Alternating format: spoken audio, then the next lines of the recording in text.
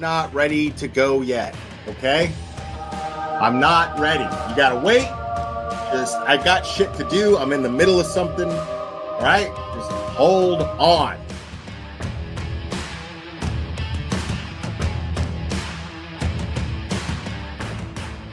Watch your mouth or don't come in here. Uh-oh. Uh-oh. Oh, yeah, people, come on, we're adults here. You know what? What is the point? Yeah, we're adults here. I got a fucking Burger King fucking thing on my head. We're all fucking adults here, guys. People in my chat, 2 words. What are they? 2 words. Let me see the chat flood. Let me see the chat flood. 2 words. Okay, next caller. Please. Let's get into the meat and potatoes, which translate in American to dick and balls.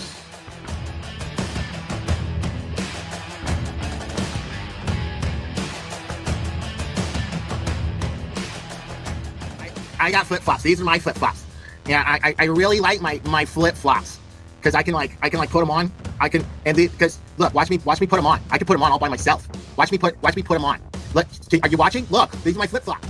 Thanksgiving Day. I remember it clearly. It was Thanksgiving Day. I was inserting myself in somebody else's fucking business as a cash grab, and you know. This channel is harsh reality. Karen jak se jodió la sucia vida. Amen. This is Jonathan Lee Riches. I have cheeseburgers. I'm gonna put cheese on them. I'm gonna make sure that I have my hamburgers because I'm a big boy now and I can make the hamburgers. My mom lets me use the stove now.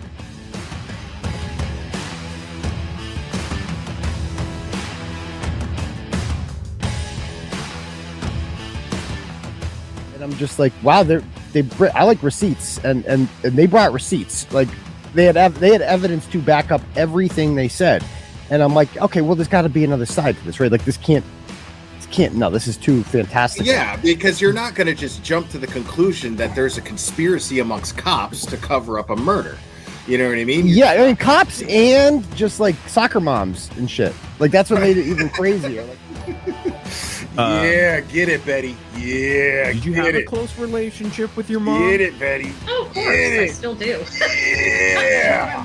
My older sister was kind of sad. She was more of the prissy girl that likes going. That is the best shit fucking shopping ever. for dresses with mommy. I was the tomboy that liked playing with the people. Shout out to Cherry for just being easily the most faithful and loyal supporter that I've ever had, man. That someone could have that tenacity with loyalty. And I'm really blessed to have someone like Cherry be part of this channel and in my life. So it means a lot. And yes, I named him after Mr. T and Rocky. Say, woman. Say, woman. Say, woman. Since your old man ain't got no heart, why don't you come down to my apartment tonight and I'll show you a real man. Oh my God, I'm so in love with this little dude. Yeah, I'm going to go ahead and wrap this one up. I love you guys very, very, very, very much. And we will do this again very soon, my friends. Oh, say bye. Say bye. Oh, I love you too. Give me a kiss.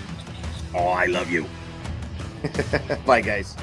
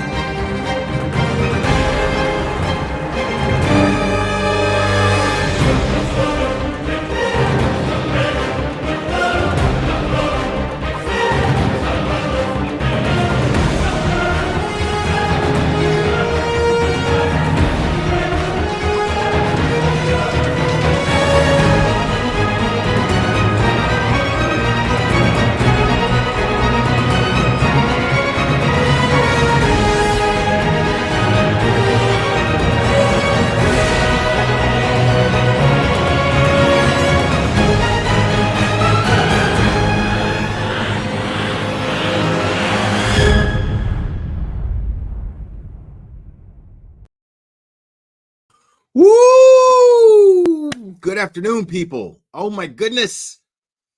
Hello.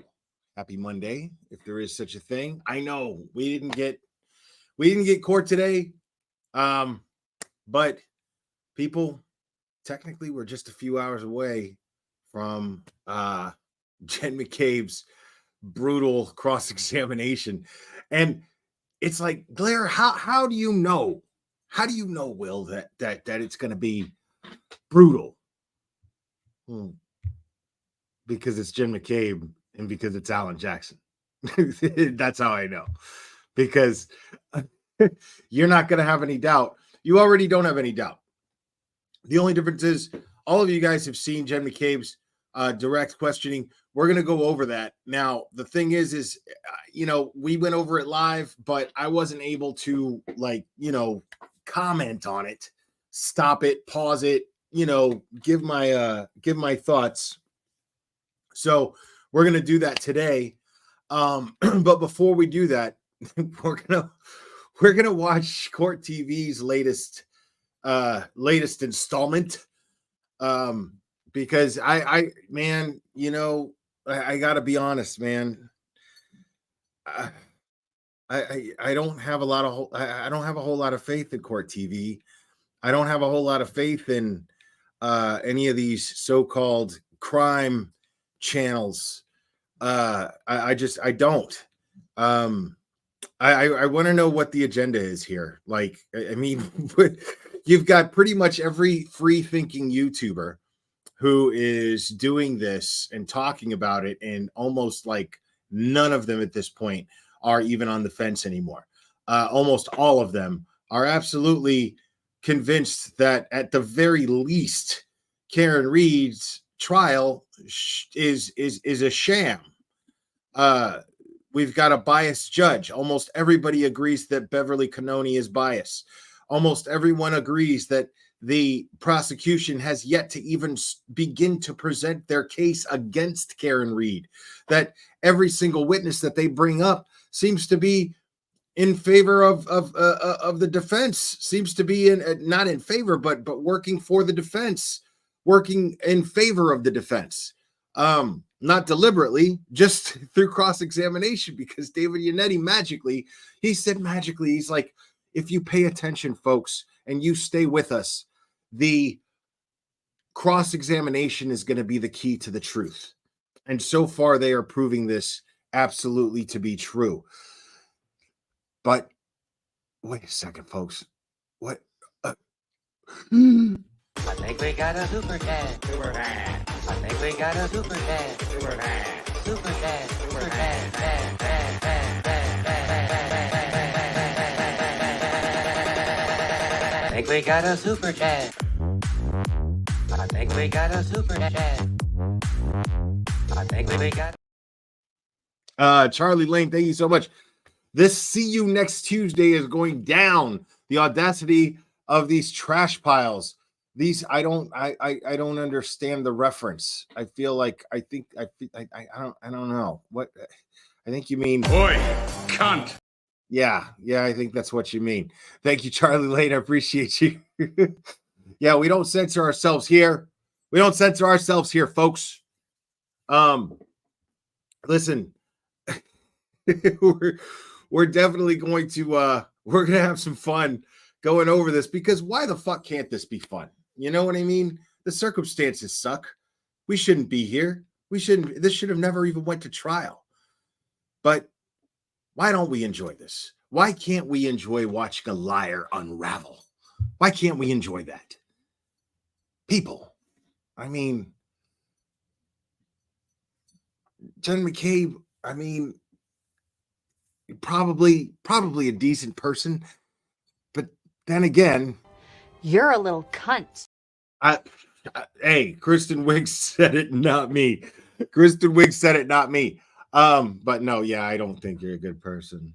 No, I don't. Not even. Nope. No, you suck. You sat there on the stand and you lied. You lied exactly how we expected you to lie, and you lied. You lied again and then again. But we're gonna go over we're gonna go over, before we get into that, we're gonna go over Court TV, their latest things. I don't understand what's going on with them. Now, I haven't even watched this yet. But there's something like when it's Vinny, I'm like, all right, because Vinny seems to be the only one on Court TV asking the right questions. This is something that I've never seen.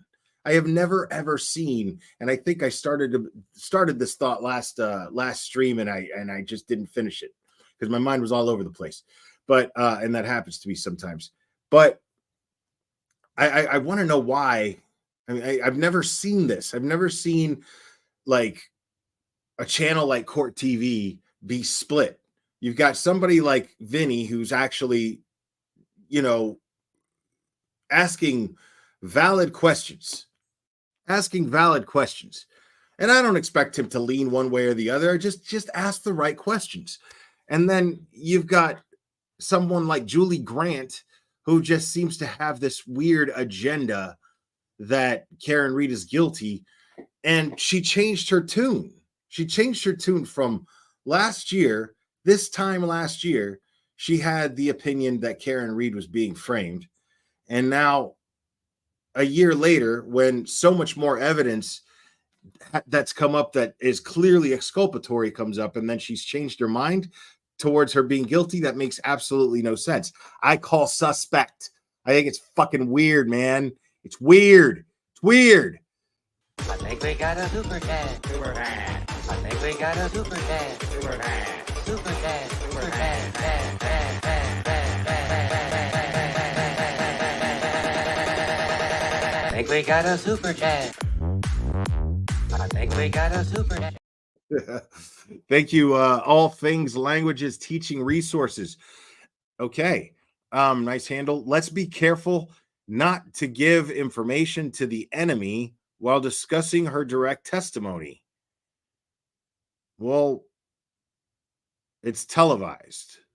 I don't know what that means. I mean, thank you for the super chat, but it's televised. Give what information? What do you mean? I don't know what that means. I don't think that I'm going to be stating anything as I go over this that isn't blatantly obvious.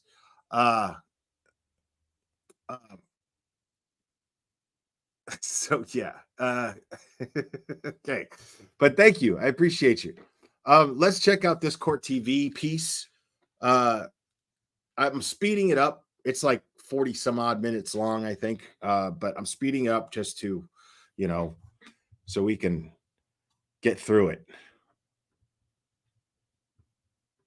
It was a hectic scene in front of Brian and Nicole Albert's home in Canton, Massachusetts on the morning of January 29th. Police, firefighters, and paramedics all responding because Boston police officer John O'Keefe was found unresponsive on the ground in the snow. Officer O'Keefe had spent the prior evening bar hopping downtown. The Alberts were hosting an after party and had invited John and his girlfriend, Karen Read. Karen never went inside. She says she dropped John off and went back to his house, then woke up early and began frantically looking for him. Prosecutors say Karen is the one who killed John. They say she ran him over with the back of her car on purpose because the relationship had soured and she was filled.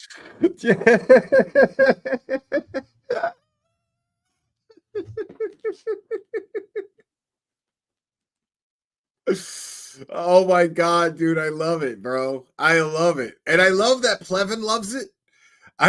Because he's eating that shit up.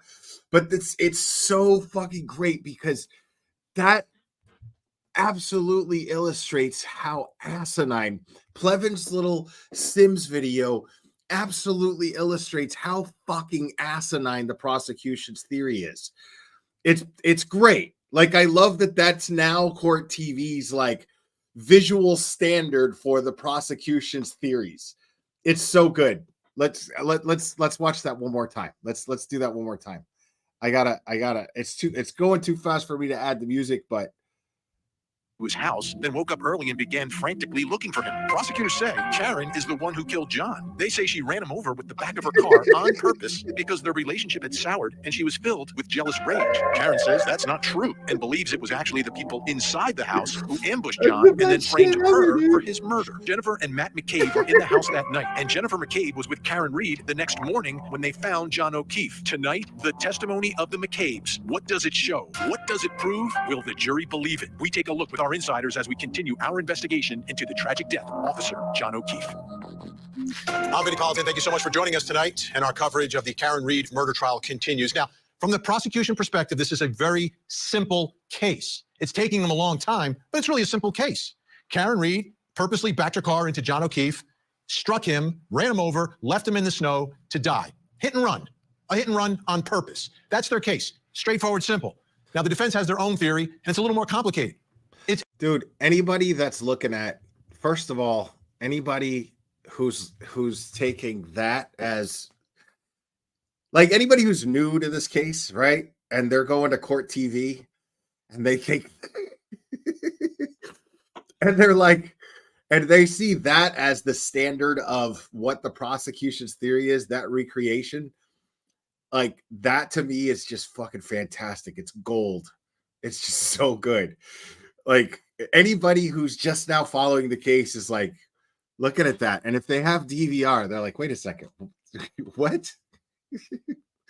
Wait a minute. So my man was bending over to pick up a glass, and then she saw an opportunity while he was bent over picking up a glass in the road, and then purposely ran him over, gunned it in reverse while his head was like, hey, is that a car coming my way? Oh, didn't happen. There's no way that happened. Nobody with common sense is looking at that and going, that's plausible. Nobody ever is going to do that. Oh my God, this is so good. It's a conspiracy. They're alleging a conspiracy. They're not saying that one other person did it and you have the wrong person, or it's a witness misidentification. No, it's much more intricate and complicated than that. So at first level, it's a conspiracy between the state and local police. So you've got the Massachusetts State Police who took over the investigation from the local police, the Canton Police Department. And they're saying that these two police departments, both seemingly part of this conspiracy to cover up what really happened, to protect the people who are really responsible, and to literally frame Karen Reed by planting evidence. Literally. Not doing interviews, writing things down in reports that weren't 100% accurate, not investigating people who were involved, according to the defense and their conspiracy, what they're alleging here. So that's one level of this, right? Not interviewing people who may be witnesses. Fuck whether or not they may be involved, Vinny. People who may be witnesses. Like, my man, they didn't fucking look at anybody. They didn't ask to look at anybody's phones. They didn't interview half the people in the house. If they did interview half those people in the house, they waited till days, even months later. My man, they didn't do shit. Like, they didn't do anything, any type of, like, there's no notes, no recordings of these interviews, no signatures on these statements, nothing. This, right, which is law enforcement. I've seen that before. Alleged, and we've seen it actually take place. Police cover-ups of crimes that they commit. Maybe it's excessive use of force or a bad shooting, and some officers cover for others, and there's sort of a cover-up, and they lie, and they say the person who they beat up is the one who actually started everything. Like, we've seen cases like that, but this is different. This is different because the conspiracy goes to another level now. The next level involves the Alberts. And there's two members of the Alberts family. You've got the ones who own the home, and then you've got the other Alberts, which are the Alberts. See what I mean, bro? Like, Vinny's all like, oh, well, it's at a new level now. No, dude. No. Like, hey, Vinny, we're over here, bro. We've been over here. You know what I mean? And I get the whole, like, hold on, because we have to see what happens in trial. I get all that. But the thing is no, some of us wouldn't be so goddamn sure of ourselves before waiting for trial. If, I mean, you know what I mean? If we didn't have evidence, if we didn't have these statements, these documents, we didn't have dates of when evidence was logged in. We have way too much that's been made public for us to sit here and be on the fence anymore. And it's been that way for a long time. It's been that way since before jury selection, dude. You know what I mean? Like, it's there's no, oh my God, this is just surfaced. that the Alberts may be no, bro. All that's happened here is that new evidence has emerged in trial. We haven't even gotten to the cross-examination of Jen McCabe. And during the cross-examination of Matt McCabe, the one thing that I found mostly suspicious about Matt McCabe's statements wasn't the 3-point turn tracks or whatever everybody's all talking about. The 3-point turn, the 3-point turn. 3-point turn means shit to me. Doesn't mean anything. What I'm saying is that they asked the simple question that I was asking the entire time. How is it that Matt McCabe saw Karen Reed's SUV do literally everything except commit the crime in question? Except do what she is sitting on trial being accused of? How is it that Matt McCabe saw all that? And how is it that Matt McCabe was able to see those tracks without seeing a body or a shoe or 40 some odd pieces of taillight laying in the snow? How is it that a 6'2", 220-pound man could have been lying in the snow and not be seen? There's no way he was laying there, 220 pounds is 6'2" of them, laying there and that much snow covered that much of him up. I mean, there's just no way. There's no way, especially if Karen was able to see him, because we already know that Karen could not have hit John O'Keefe with her car. There's no fucking way. It's not physically possible. It is just simply not physically possible. Especially if Brian Higgins' Jeep with a plow in front of it was parked in front of the mailbox.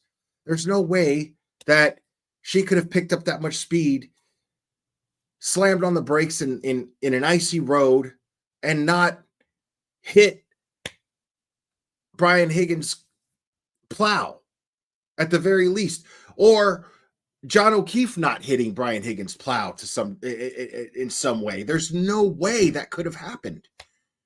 It's physically impossible that Karen Reed ran over John O'Keefe at the time that they're saying she did. There's no way.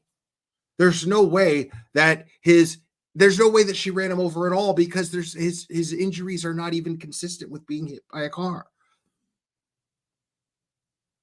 Let's wait for the experts. Fuck the experts, man. You don't need an expert.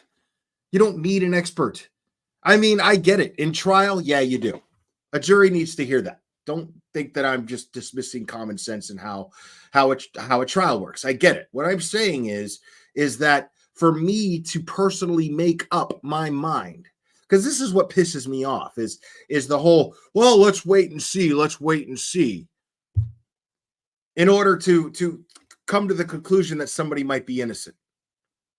But yet, for all of these bullshit true crime platforms, the bigger ones, it's real easy for them to spin a narrative that someone's guilty.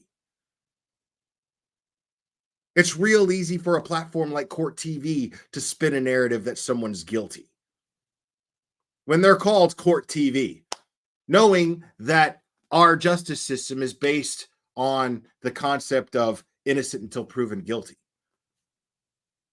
Everyone talks about Karen Reed sitting there and just looking so combative and giving the stink eye at people. Well, there's a good reason for that. It's because she's sitting in that courtroom presenting herself as though the jury is going to look at her as though she's innocent before coming to the conclusion that she's guilty. She trusts the truth that much. This is not a stupid woman. If she was guilty, she would do everything in her power to sit there, dress more conservatively, and she's dressed already pretty conservatively. That's not my point. Well, what I'm saying is dressed much more conservatively and in a more innocent fashion, like a churchgoer versus an attorney, for instance. She's not doing that. She's not wearing glasses when she's not supposed to be wearing glasses. She's not putting on this act for the jury. She absolutely is sitting there with the intention that the truth is going to set her free. And that's all she has faith in. She could sit there with a goddamn t-shirt that says, fuck the law. And the jury's going to be like, okay, let's listen. At this point, because the jury already is looking side-eyed at the prosecution, because the jury has been sitting through 3 weeks of this. We're at the top of week 4, and the jury is sat through 3 weeks of the prosecution presenting nothing of a case against Karen Read. Nothing. That means that the jury has taken the weekend. Each member of the jury has taken the weekend and gone, I remember what Yannetti said, and Yannetti said that the truth is going to lay in the cross-examination. And I'm trying to listen to the prosecution. I'm trying to understand what the prosecution's case is, but the prosecution hasn't given me a case to think about. The defense has given me a shit ton to think about over the weekend here, but the prosecution has not. That's what each juror is sitting there thinking right now. Guaranteed.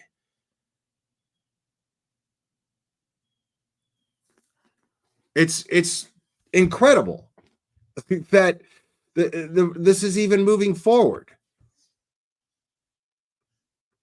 Alberts who were actually friends with the victim. You've got the other Albert who they were pointing the finger at. You've got the Alberts who own the home, and you've got Alberts who are connected to law enforcement, right? Brian Albert's a Boston police officer, and so was John O'Keefe, the victim in all of this. But the Boston Police Department really isn't involved in this investigation. It's the Canton Police, the local Canton Police, and the state police. But the Albert family also being accused of covering things up, of lying, and coordinating all of this. Again, to cover up a crime that happened in Brian Albert's home, inside the home, not on the yard, but inside the home, okay? Also involved in this, another family are the McCabes. And the McCabes lying for the Alberts, the McCabes saying things or attributing things to Karen Read that she didn't actually say, seeing things they didn't necessarily see, saying that they didn't see other things that they should have seen, right? So there's a lot to it, and there's a lot of people involved. But I think at the primary level here, you're talking about the state and local police, the Alberts, and the McCabes. So it's important to understand how everyone knows each other. So I'm going to walk you through a little bit of this, just so you have a better, because it gets very confusing very quickly. Man, you know, it would be awesome if Vinny just slipped and just called them the McAlberts. That would be fucking fantastic. Right? Very confusing. My job is to cover this story, right? Is to understand the story, and you got to keep studying it. So let's walk through that. Let's start with John O'Keefe, the victim. There's Vinny's disclaimer. My job is to know the facts. Yeah, tell that to literally everybody else on that very platform that you're speaking on to do the same, please. All this. He is friends with Jennifer McCabe because his niece, who he is raising, and Jen's daughter are friends. So there's a connection between John O'Keefe and Jennifer McCabe, and they were communicating that night via text, and they saw each other at the bar. Jennifer McCabe and Matthew McCabe are husband and wife. They are married. And Jennifer and Matthew McCabe have a daughter named Allison McCabe, also known as Allie. She testified. You saw her on the witness stand. She's an important figure in all of this as well, according to the defense theory here. Now, where are we? Jennifer McCabe's sister is Nicole Albert, okay? Again, the McCabes and the Alberts. Nicole Albert is married to Brian Albert. They're the ones who own the home. Brian is the Boston police officer. Knew John O'Keefe sort of, but wasn't close to him. Somebody else in his family actually was closer. Their children are Brian. This isn't the best way to present this. Like, if you've never followed this case, you're already lost. You're already lost. And I'm not blaming Vinny. I'm just saying, like, you're already lost. If you're sitting there looking at this fucking, you know, this person connector, this tree here, whatever. It's not necessarily a family tree. I guess it's a family tree, but there's no way that you're not already confused. You know what I mean? Like, I would have started with the owners of the home, 34 Fairview. I would have started with Nicole Albert and then went out. That would have been the much easier way to present this. In Junior, it was his birthday that they were celebrating in the house before the adults came home, even though he's an adult at this point. And Caitlin Albert is their daughter. Brian Albert Sr.'s brother is Chris Albert. Okay, Chris Albert has testified as well. Chris is married to Julie Albert, and they were not at the party. They were at the bar that night, but they didn't go back to the house. But somebody in their Except they did, actually. And you're also leaving out that he sits on the Canton Select Board. So that's important information. You're also leaving out the fact that Chris Albert killed a man. You're also leaving out the fact that Judge Beverly Cannoni's brother represented Chris Albert in said murder case. Those are important facts. Those are important things to point out here if you're educating people on these so-called characters. Somebody in their family was apparently at the house, their son, Colin Albert. Okay? Colin Albert, you saw his testimony. The defense is pointing the finger at him and his cut-up knuckles. Now, Colin is friends with Allie McCabe, and she is the one who drove him home from the Albert's home. And we saw those text messages. 12:10 was apparently the time that she showed up to pick up Colin. So you see how important Allison McCabe is for Colin Albert in this case. Right. See their and he's also leaving out Kevin Albert, who is a Canton police officer. connection. They're friends and they're like cousins. Their cousins are cousins. So they're sort of related, but not directly. Now, Colin's mom, Julie Albert's best friend is Courtney Proctor. Okay, Courtney Proctor. Courtney Proctor's brother, not her husband, but her brother is Trooper Michael Proctor. Okay, so you see where this is, the connections are. Colin Albert's mom, best friend, is the sister of Michael Proctor. Michael Proctor led the investigation into John O'Keefe's death. He is a trooper with the Massachusetts State Police. So there you have the connections. There'll be a test at the end of the program. Now, let's bring in Court TV crime and justice correspondent Matt Johnson, joining us tonight live from outside the courthouse in Dedham, Massachusetts. I say this every night, Matt. Another big day inside the courtroom, and it certainly was. Let's start talking first about Jennifer McCabe. Jennifer McCabe, in the build-up to this case, has been a very prominent name. The defense has spoken a lot about her in pre. Yeah, you can kind of say whatever you want here, but doxing, that's not abided by here. That's not at all tolerated. No doxing and no harassment, any type of that shit. We don't do that shit here. But you can say cunt all you want. Pre-trial hearings. Today was her day in court on the stand, and she described that moment when she, along with Karen Reed, found John O'Keefe on the yard in the snow. It was a huge moment, Vinny. Nice to see you. And we're rounding out week 3 in the killer or cover-up murder trial. And everybody here at the courthouse and everybody else that we talked to here in this small, tight-knit community are saying perhaps this was the biggest day of the trial yet, because you had that person that is friends with John O'Keefe and Karen Reed, the person who was called. There she is on the stand, Jen McCabe. She was called by Karen Reed in the morning. Karen Reed went to her house. She and Carrie Roberts were in the car with Karen Reed as she ran out and then ran to John O'Keefe. And she also talks about what Karen Reed was doing and saying when they found his body at 34 Fairview. Take a listen to her key testimony today. Karen, we saw you outside of my sister's. And what was her response to that? She told me that she didn't remember going there. And then she started yelling, Jen. And then she was saying, did I hit him? Could I have hit him? And then she proceeded to say that she had a cracked taillight. In the car was Carrie Roberts. Bullshit. And so she kind of rolled down the window and was like, Karen, what are you doing? And then the plow was behind her. So Carrie pulled up, and I told Karen that I was going to drive her car because I didn't want her driving because she was hysterical. So we got in her car, and then Carrie Roberts called Karen. And then Karen was screaming and, saying that she had cracked her taillight. We need to go to Fairview. Could I have hit him? Did I hit him? And then she would just scream our names. Carrie was telling her to shut up. We drive past the flagpole area, and all of a sudden, Karen starts screaming, there he is, and she's banging to get out. And banging on the door in the backseat? Yes. And at the time that she's saying this, were you able to see anything outside of the vehicle? I saw nothing. Miss Roberts looked at me and said something like, she's crazy or she's bad crazy, something like that. And when the defendant gets out of the vehicle, where is it that she goes? She just runs. And runs away? Straight to John. She straddles John and she lifts up his shirt And then she lifted up her shirt and went to lay on him. And Miss Roberts went over and she was removing the snow from his face. Oh my God, dude. More testimony. Another witness, Vinny, saying they heard, I hit him, I hit him, I hit him. And she also looked over at the jury when she said that. And she said, I heard it crystal clear. And this jury is paying close attention. Every time a witness says something that they overheard Karen Reed say in what they testified to, they write it down. You know, the description of this ride over is just, it seems Karen Reed is completely frantic, like out of her mind, even before they find him in the snow. And she's like screaming about his ex-girlfriends and other things. It really was a bizarre description of what the scene was like there. But I guess another one of the big takeaways for prosecutors from this is that no one else in that car saw John O'Keefe. Only Karen Reed did, which, you know, the implication there is that she knew he was there because that's where she had left him.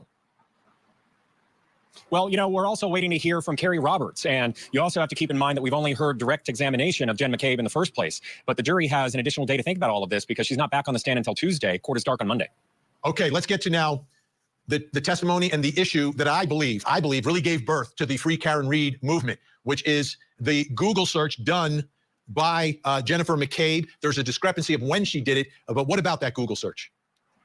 This was the moment everyone at the courthouse was waiting for. As soon as we knew Jen McCabe was going to be called to the stand, everybody started talking about what will she say about the Google search. I mean, this is the real divisive piece of evidence for everybody. If you're on one side or the other, the Karen Reed supporters, they hold signs with "House Long to Die in the Cold," because remember, she misspelled it on her phone when she says that Karen Reed asked her to do that Google search. There is even billboards on trucks in front of the courthouse before some of these court hearings about this particular search. And today she was asked about it on the stand on direct. Here's what she testified to. She grabbed my hands and she said, Google hypothermia, Google how long it takes to die in the cold. And so I had my phone out and it was cold and my hands were frozen and I have MS and I took my phone out while she was screaming and shaking my arm and Wow. She had to just throw in there the MS, even though the MS is totally fucking irrelevant to this. She had to throw that in there. See, that to me is very telling. You know, I had MS. Dude, like, stop, lady. Relax. We know you have MS. You already told everybody that you have MS. We don't need you to repeat that you have MS because Karen Reed, supposedly, who also has MS, grab your hands. What? I attempted to Google how long does it take to die in the cold. The defense is adamant that the search took place at around 2:20 in the morning, and she is going to be cross-examined about it. But we were asking, along with the other media, what Alan Jackson thought about that testimony today and what we can expect. Here's what he told us outside the courthouse. That Google search was at 2:27 in the morning. That's when the Google search happened, and you'll find out why we know that. Again, we're waiting. We have to wait an additional day. That Google search absolutely happened at 2:27 a.m., bro. For that cross-examination to begin. And the defense attorneys also told us that they don't think that it's a bad thing that the jury, the 17 that are hearing the case, have an extra day to think about that direct examination and that answer. Yeah, it's always nice if you, as you know, when you're trying a case, if you finish before and you finish on a note that you think is positive before there's some time off. But they'll be back Tuesday. That means you have some time to rest up, Matt Johnson. Great reporting out there in Dedham, Massachusetts. Thank you so much, sir. All right, when we come back, we're going to bring in our trial insiders, take a closer look at the testimony of Jennifer McCabe, crucial witness for the prosecution and perhaps even more crucial potentially for the defense. Also, coming up next hour. Madeline Soto's 13th birthday party was on Sunday, February 25th. Murdering her police. It smells suspicious. An innocent woman. She didn't. Being interviewed by police. This is an innocent woman. She didn't do it. It's a controversial case that's divided a community. Karen Reed is accused of murdering her police officer boyfriend. Prosecutors say she ran him over on purpose and left him to... The community's not divided, though. I think we got a super dad. Super dad. I think we got a super dad. Super dad. Super dad. Super dad. Dad, dad, dad, dad, dad. I think we got a super dad. I think we got a super dad. JFK. When do you think John went into the house? You think that she dropped him off, spun back, spun the block, and that's why kids in truck didn't see him go in, went directly to basement? Now, okay, see, that's a great question. Thank you, JFK. I appreciate it. When do I think John went into the house? I think he went immediately into the house. I think once she dropped him off, he went right in the house and everybody's fucking lying about it. That's what I think. Why do I think that? Is because nobody saw him get out of the car, supposedly, and everybody's like, he didn't go in the house. That's the story we're sticking to. Based on the group text that was revealed between Matt McCabe, Brian Albert, Jennifer McCabe, and Chris Albert, and who knows who else. I'm gonna skip the super chat dance once in a while here, just because I want to get through my thoughts. Karen didn't remember even going to Fairview, but remembers exactly where John was. Okay, Jennifer McCabe, pretty insane. Thank you so much. I appreciate it. Karen didn't remember even going to Fairview, but remembers exactly where John was. Okay, yeah. Right. And well, I mean, that would make Karen look more suspicious, but I just don't believe. I know what you're saying. I don't believe Jen when she's saying that. I don't believe anything Jen McCabe's saying. Everything about Jen McCabe is shady. Everything that she's done, even prior to testimony, has been shady. That's why everybody was dying for her to be called to the stand. Nobody could wait for this shit. You know, like, I want to hear what she says on the stand under oath. I'm dying to hear this. This is where I've been for months. And most of you guys too. Now, what just bugs me about that is now, when do I think John went into the house? I think John went immediately into the house. Now, I have a few working theories because I don't know what happened to him when he went into that house. I'm sure he went into that house. But the only thing that I could think of is that whatever happened as soon as he walked in. If Karen Reed and John O'Keefe were arguing just before he went into the house, and this is just one theory, one speculative possibility. Based on Brian Higgins, and what we know about him now, Brian Higgins had the hots for Karen Reed. Allegedly, John O'Keefe, Karen Reed walked into the waterfall, blew Brian Higgins off. And I mean, everybody was standing in the same basic vicinity right there. When you see the video footage of all of them, one would think, if that's true, that's pretty, it's pretty ego bruising to someone like Brian Higgins. Everybody says hello, everybody introduces each other to everybody, and then Brian Higgins is completely and totally blown off, ignored, right? At least by Karen Reed. Now, then he texts her while they're all standing around right next to each other, allegedly texts her, well, douche. And then on top of that, he apparently somehow coaxes John O'Keefe via text message. He ends up texting him and ends up texting him and trying to coax him to coming to 34 Fairview. Now, considering the time frame as to everything that happened and when she supposedly hit him, I'm going to assume that what happened inside the house happened pretty quickly. And if I had to guess, if I'm entertaining the idea that John O'Keefe and Karen Reed got into an argument, it would make sense that Brian Higgins was probably a subject of that argument, if not the subject, a subject of said argument. Possibly. I don't know, but possibly. John O'Keefe, like I said, this is just one of many theories that I fuck around with in my head. Then John O'Keefe, pissed off, annoyed, enters the house, sees Brian Higgins there, makes some sort of comment, and shit gets aggressive. And then once it gets aggressive, the people who already have a problem with John O'Keefe intervene and jump in. Chloe jumps in, right? Chloe jumps in the situation. They end up dragging him downstairs. And then anybody who had an issue with John O'Keefe jumps into the situation, such as Colin Albert. So this is just me trying to make sense of what happened in such a brief period of time. But if I'm trying to entertain the idea that something happened to John immediately as soon as he walked in, it would make sense to me that if it happened as soon as he walked in, it's because some beef took place between him and Brian Higgins as soon as he walked into the house. Somebody said something smart ass and it set somebody off. I'm not saying that Brian was set off first. I'm not saying that John was set off first, but I think the beef started with John O'Keefe and Brian Higgins. It sparked, and then other people got involved, considering that there are what we believe to be dog bites and scratches on John O'Keefe's arm. Maybe Chloe attacked John.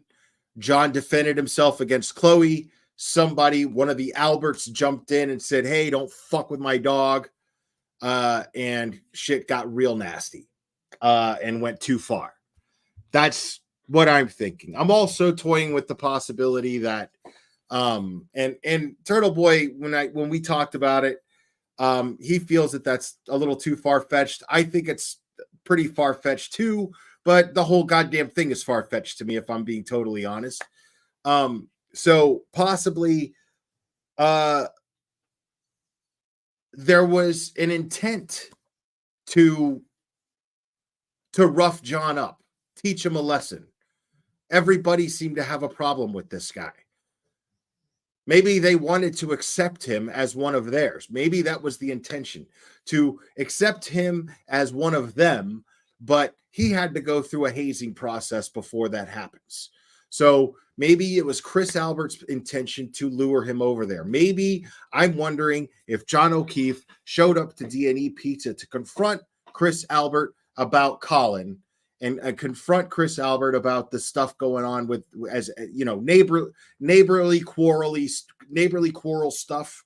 And then Chris Albert was like, you know what, man, you know, maybe we need to teach this guy a fucking lesson.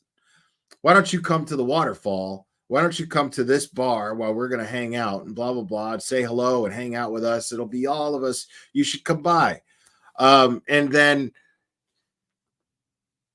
Chris Albert gets there, brags to everybody that John might be coming by. They start to get all hyped up. Brian and Brian start fucking playing grab ass with each other because they're getting all hyped that some shit's about to go down. Maybe, you know, they getting in the mood to fight. And maybe that's why Chris Albert is texting John, "Hey, you better get down here. If you don't get down here, I'm going to fuck up your lawn. Ha, ha, ha." You know, that kind of shit. Still hazing him. So Chris Albert was part of this hazing process too. It's not too crazy to think that, because Chris Albert, the only text he sends him is some sort of hazing text, after we already know that they sent bullshit texts to him and pictures of them fucking around on his lawn and on his fence. Like, who, we're on your property, ha ha. You know, that kind of shit. So I'm not, and this is just working theories. I don't know what happened. I'm just trying to make sense of what could have happened. So I'm not, I definitely believe Chris is part of that cover up, but do I think that Chris was part of the plan to get John back to 34 Fairview? And was it premeditated to rough him up in some way, shape, or form, and then it went too far? What I do not think is that the intention was to kill him. I don't believe that at all. I think that the intention was to teach him a lesson, more or less, and say, hey, if you're going to hang with us, you're going to have to deal with this kind of shit, because this is how we get down. You know, we fuck with each other. You know what I mean? And you have the opportunity to be friends with the most powerful family in Canton, and possibly Boston, and one of the most powerful families in Boston, you know, if you're going to hang with us, then you better be willing to take the shit. That's the vibe I'm getting so far overall from everybody, as far as some sort of motive for what could have happened to John O'Keefe. I don't know. I wasn't there, but I'm just entertaining all possibilities right now. To deny Nicole, but Reed claims that she's being framed. It smells suspicious. After years of legal fireworks, will the truth finally be revealed? The end game is to figure out who killed John O'Keefe and hold these people responsible. The Killer or Cover-Up Murder Trial. Live coverage weekday mornings, only on Court TV. The storm door. Now, that's a great question, Jim Cox. Will anything come from federal grand jury? The feds are awfully cozy with the Canton PD.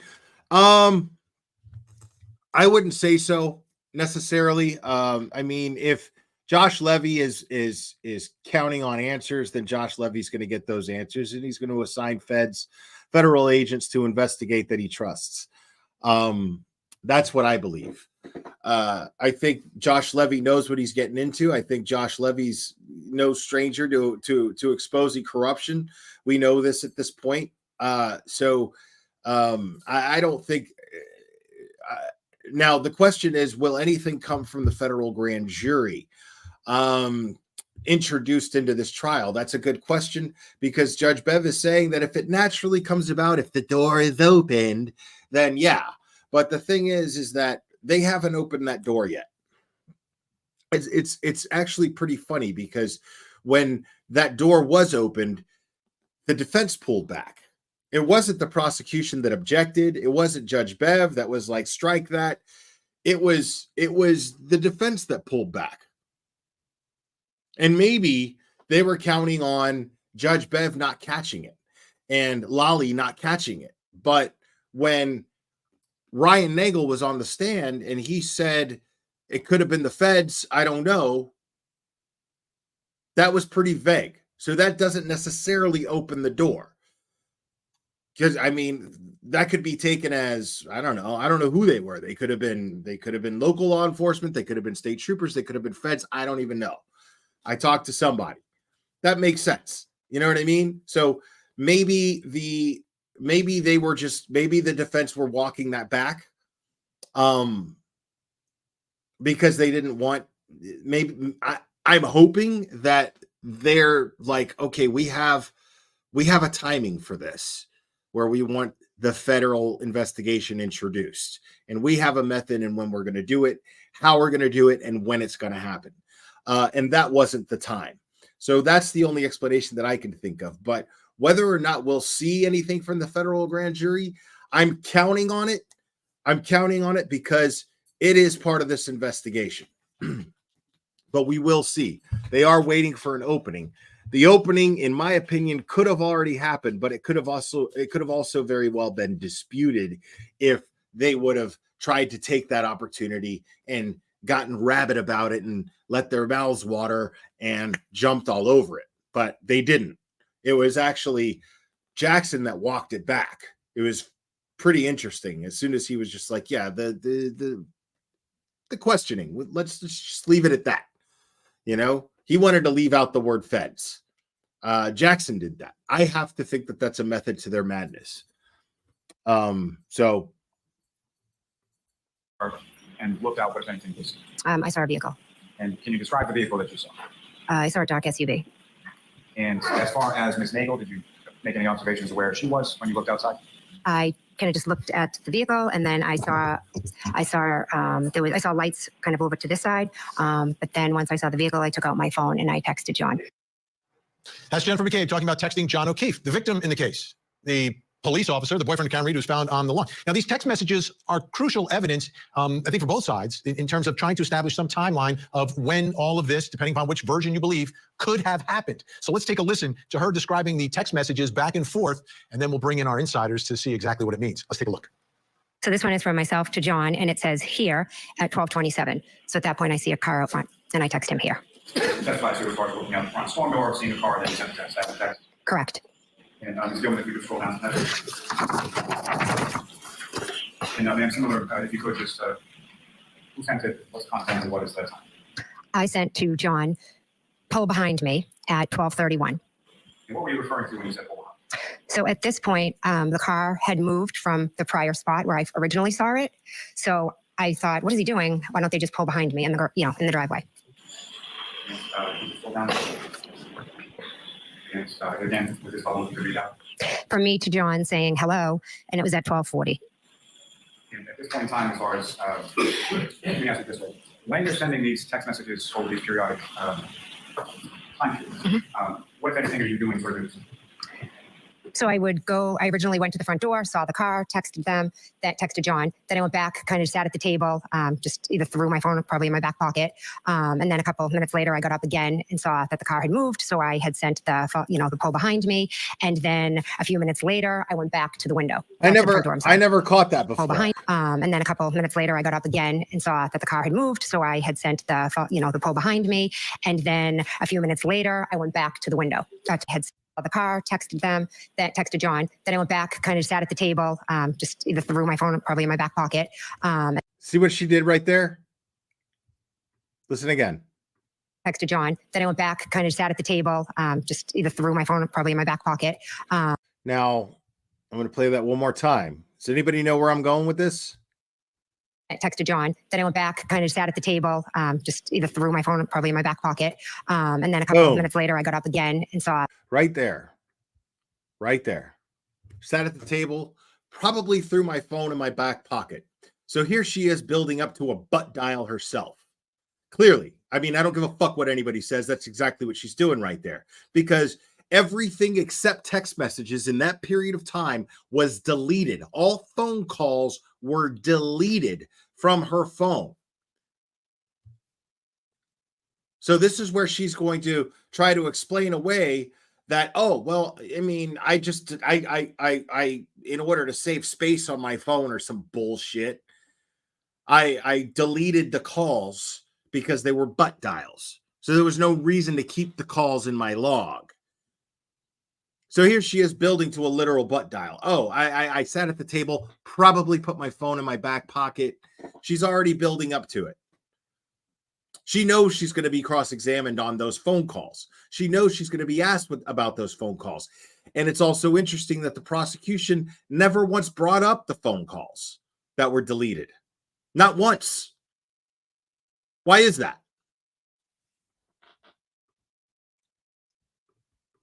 Saw that the car had moved, so I had sent the pull behind me, and then a few minutes later, I went back to the window, to the front door. I'm sorry. And when you went back to the front door, what if anything did you see that? So at this specific point at 12:40, when I say hello, I cannot be certain whether they were still out front or if they had left. And from any of these text messages that you sent, what kind of response did you receive from Ms. O'Keefe after Liberty? None. And similar to the prior ones. Sure. Jen to John, where are you? And that was at 12:42. She's completely and totally omitting any actual phone calls versus texts. She's acting like the phone calls didn't even fucking happen, which I find interesting. Why is she acting like the phone calls didn't happen at all? Because there's a lot of them. There's quite a bit of them.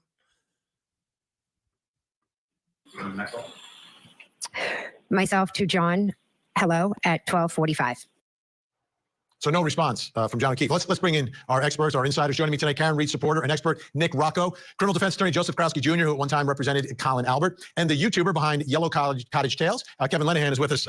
Great to see everyone. Okay, I have a couple questions, important ones, okay? All these times are being thrown out. We've heard from all these witnesses. Wait a second. Great to see represented Colin Albert, and the YouTuber, supporter and expert Nick Rocco, criminal defense attorney Joseph Krowski Jr., who at one time represented Colin Albert, and the YouTuber behind Yellow Cottage Tales, Kevin Lenahan, is with us.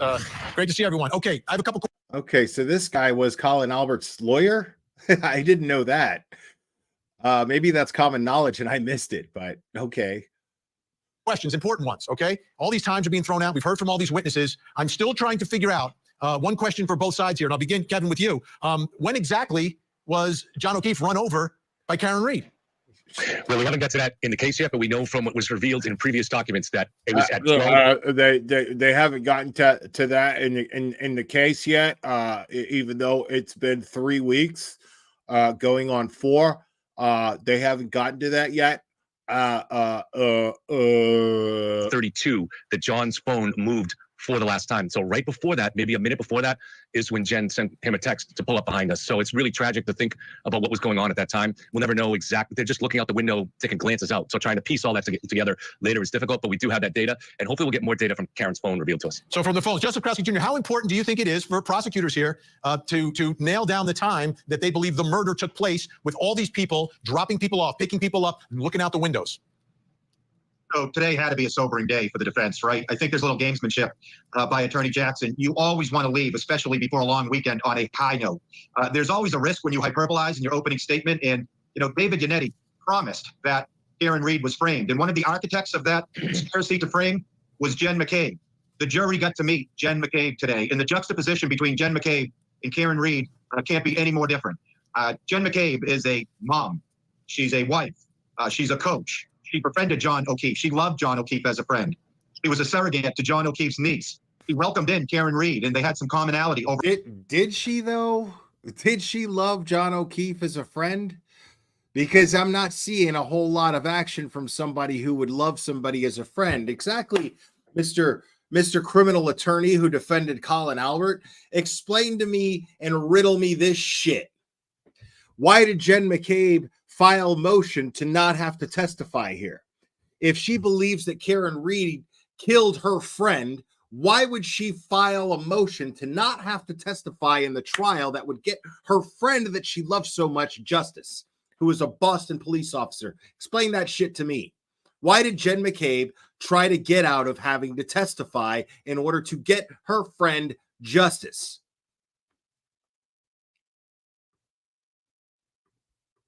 Over a medical condition. She took the witness stand today, and I was there, and the camera doesn't do it justice. And she was clear. She was concise. She was believable. What she said was plausible. What she said was backed up by those texts. Now consider the juxtaposition with Karen, who was described as irrational, perhaps intoxicated, argumentative, jealous. We've now first heard about the woman Ashley that John had dated. Described by all who have been proven to be liars on the stand, except Jen so far. Now, to the jury, she hasn't necessarily been proven to be a liar if they didn't catch certain things, but she will. It's just a matter of hours. Dated before, which might explain why John O'Keefe and Karen never go into that party. So this was a really difficult day for the defense. And I have to, it's not funny, so I don't laugh, but with each passing day, it's more and more ludicrous. We were promised the gaudy crime syndicate, and you see the McCabe family walking across that crosswalk. So this was a really, really difficult day for the defense. Nick Rocco, I can let you can respond to all of that, but I also want you to tell me, when did John O'Keefe it wasn't go in the house? Well, John O'Keefe went in the house the minute Karen got there. He got out of the car. Jen's SUV was parked, the last car. She has a huge SUV. So the reason why Nagel and the rest of them wouldn't see John O'Keefe going in the house is because the minute he opened the door, he was being blocked by that SUV. And possibly Julie Nagel might be stating that she didn't see Karen Reed's vehicle outside, because that means that would have been the same exact time John was coming inside the house. But as far as what Kevin said, when John's phone stopped moving around 12:32, Jen McCabe sent another text around 12:40, and she stated that she was looking outside the door at that point. So if she was looking outside the door at that point and John's phone wasn't moving, let's say Karen hit him at 12:32 and the phone stopped moving, that means he was lying dead on the lawn at that point. Right. And Jen didn't see him. Nobody saw John O'Keefe on the lawn. Nobody saw a taillight or a shoe or a hat, because John was not on the lawn. I mean, that text message right there at 12:42. Where are you? Well, he's not on the lawn, is he? Let me ask you, Kevin, about another big part. I want to get to one more issue. Go ahead. I think someone saw, unfortunately and tragically, John O'Keefe on the lawn, and that was made abundantly clear today, and that was, tragically, Karen Reed. Kevin, let me ask you about the Google search. Well, let's not forget about old Julie Nagel, who saw not John, but a black blob 5 to 6 feet long on the lawn. Okay. How long to die in the cold? The 227 search is about as real as Slender Man. I guess if enough people believe in it, maybe it starts to dawn a little bit of reality. The paramedic on the ambulance heard Karen asking for the exact same kind of thing that she asked Jen to search for. That should put to rest, but if it doesn't, you have the... I love how he keeps sticking to that. Blevin just keeps sticking to that. It's already been established that she lied. that she perjured herself. What's up, Nick Rocco? It's good to see you. I see Olivia in chat too. What's up, Olivia? She lied. She straight up fucking lied. She perjured herself on the stand as to her relationship with Caitlin Albert. The very EMT that you're referring to, Plevin, lied. It was proven. It was proven. So, yeah, nobody credible has stated so far that Karen Reed said, I hit him. Nobody credible has stated that so far to the jury. Yeah, I don't know how the fuck you do it, Nick. I don't know how you do it, buddy. The creator of the software, the executive forensic data expert from the Celebrate, the software that was used to find that search. I'm not even sure if I would have the patience with Vinny, if I'm being honest. I don't know. Like, man, I'm still like, I want to like Vinny. I do. I want to like Vinny. I do. But sitting on that panel, like, I feel like there's moments where I'm going to be like, Vinny, what do you mean? What are you talking about, dude? Like, did you not see the same thing I saw? What are you talking about? I feel like I would lose my shit. Yeah, well, why can't, okay, great, Nick Rocco, but why can't he show favoritism, but Julie Grant can on the same fucking platform? Explain that shit to me. That's where I get annoyed and frustrated. He's going to testify for the prosecution. He's already explained it. Jessica Hyde, an elite forensic data person, independent, is going to testify for the prosecution. All the defense has is just, I mean, this is a dangerous thing we're getting here where data streams are all, they're surrounding us and they're getting so sophisticated that even the people that create them don't always predict what they're going to do. And it's all it takes is a defense to find some random thing and people are going to seize on it when you really need to look at the totality of the data. Nick, is this the most important piece of evidence from your perspective? This search that the defense is alleging is at 2:27 in the morning? Yeah, I mean, the Google search at 227 is going to be crucial. Now, I don't claim, nor am I a digital forensic expert, but what I can say is that digital forensic data is used every single day in prosecutors' cases, and it's happening daily in Massachusetts currently, right now, in some pretty high-profile cases.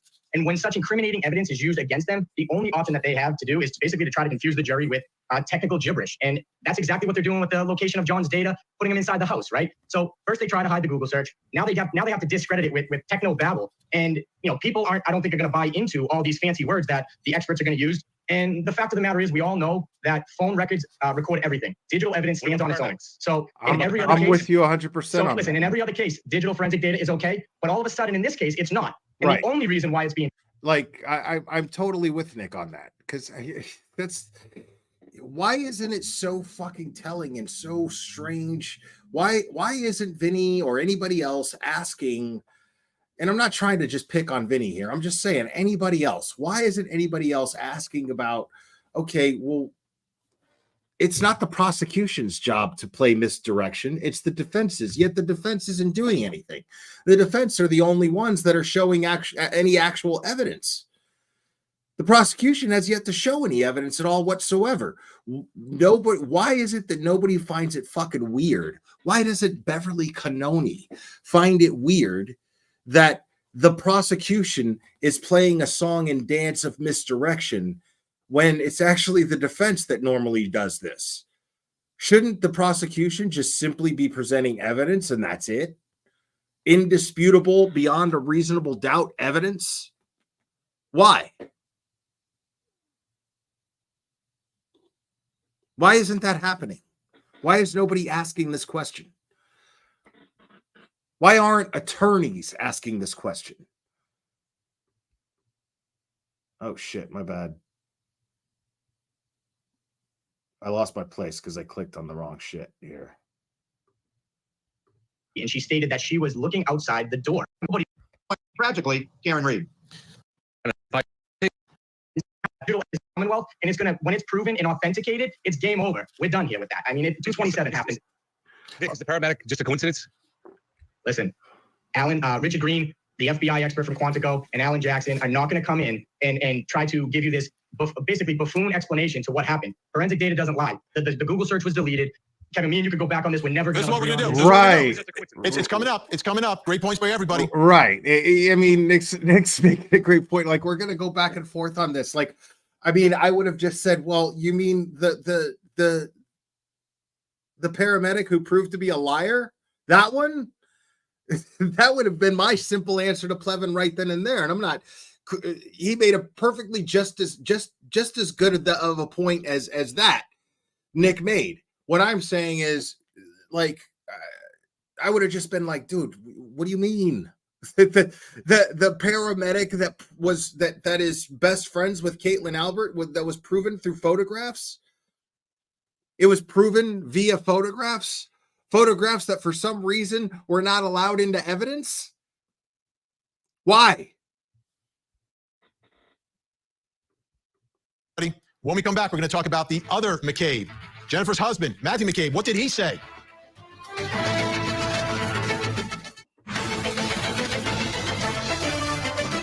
Welcome back. At the top of the show, I was talking about this alleged conspiracy by the defense. That's what this trial seems to be about, more so than the case that the prosecutors are trying to prove. So what that means for the jury, I don't know. That's another discussion for another time. Yeah. Two paramedics said that she said, oh, okay. All right. Thank you, Nick. But even still, isn't that the fucking guy that said that John was wearing a puffy coat? There goes his credibility too.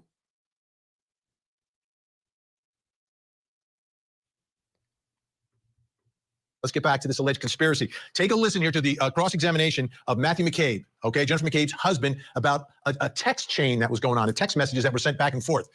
Really interesting. Is it evidence of a conspiracy? Take a listen. On February 1st of 2022 at 12:51 and 49 seconds, you texted the group chat to say, ask Chris to ask some questions, correct? And I'm not, Yep, I'm reading right now. and I'm not criticizing anything you said on there. I'm just like imagining myself in that situation and what I might have said. But the truth is, like, I would probably just be all over the place. I would have brain fart after brain fart if I was sitting on Court TV. If Court TV asked me to fucking be on panel, I'd probably say no, because the chances are I'm gonna have a brain fart and make an ass of myself. I'm talking all big and bad on my own channel, but if I'm on Court TV, I'll probably shit myself. Right now, yes, that's correct. And who was the Chris you were referring to? That would be Chris Albert. Brian's brother, correct? That is correct.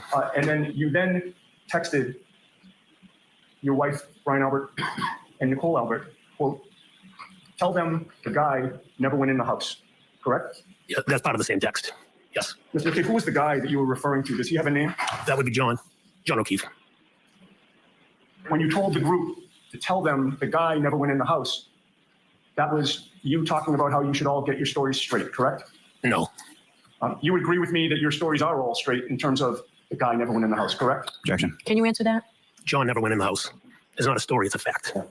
Well, when you said, tell them the guy never went in the house, Brian Albert was on that exchange still, was he not? He was still part of the group text? Yes, Brian is on the exchange. And Brian Albert I was couldn't the one to respond, handle it. wasn't he? Let me switch pages here. 12:51. He responded, did he not?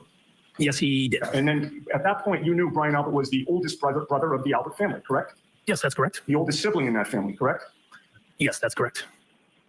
And in his response to your instructions that his younger brother, Chris, should say that John O'Keefe never went in the house, or the guy never went in the house, you would agree with me that he responded with one word, correct? Yes, he did. And in response to you saying the guy never went in the house, Brian Albert's response was, exactly, correct? Yes, that's his response. We're done here. All right, Joseph Krasky, He is that a said- problem for prosecutors? He said, we're done here. Now, it wasn't until day before yesterday, because, I mean, I wanted to really analyze that. That's what we're going to do with Jen McCabe's testimony after this, is what we did with Matt McCabe's testimony. And the context is really important there, because that could be, I mean, if that's all the jury heard as far as what that group text was saying, then you could just determine that as, okay, well, John never went into the house. But the problem is the context that happens in the group text before that. The context that the text before that put those texts in is what matters. And they were clearly showing some sort of interest in the investigation, but there was no interest in the investigation that was in the interest of getting John justice.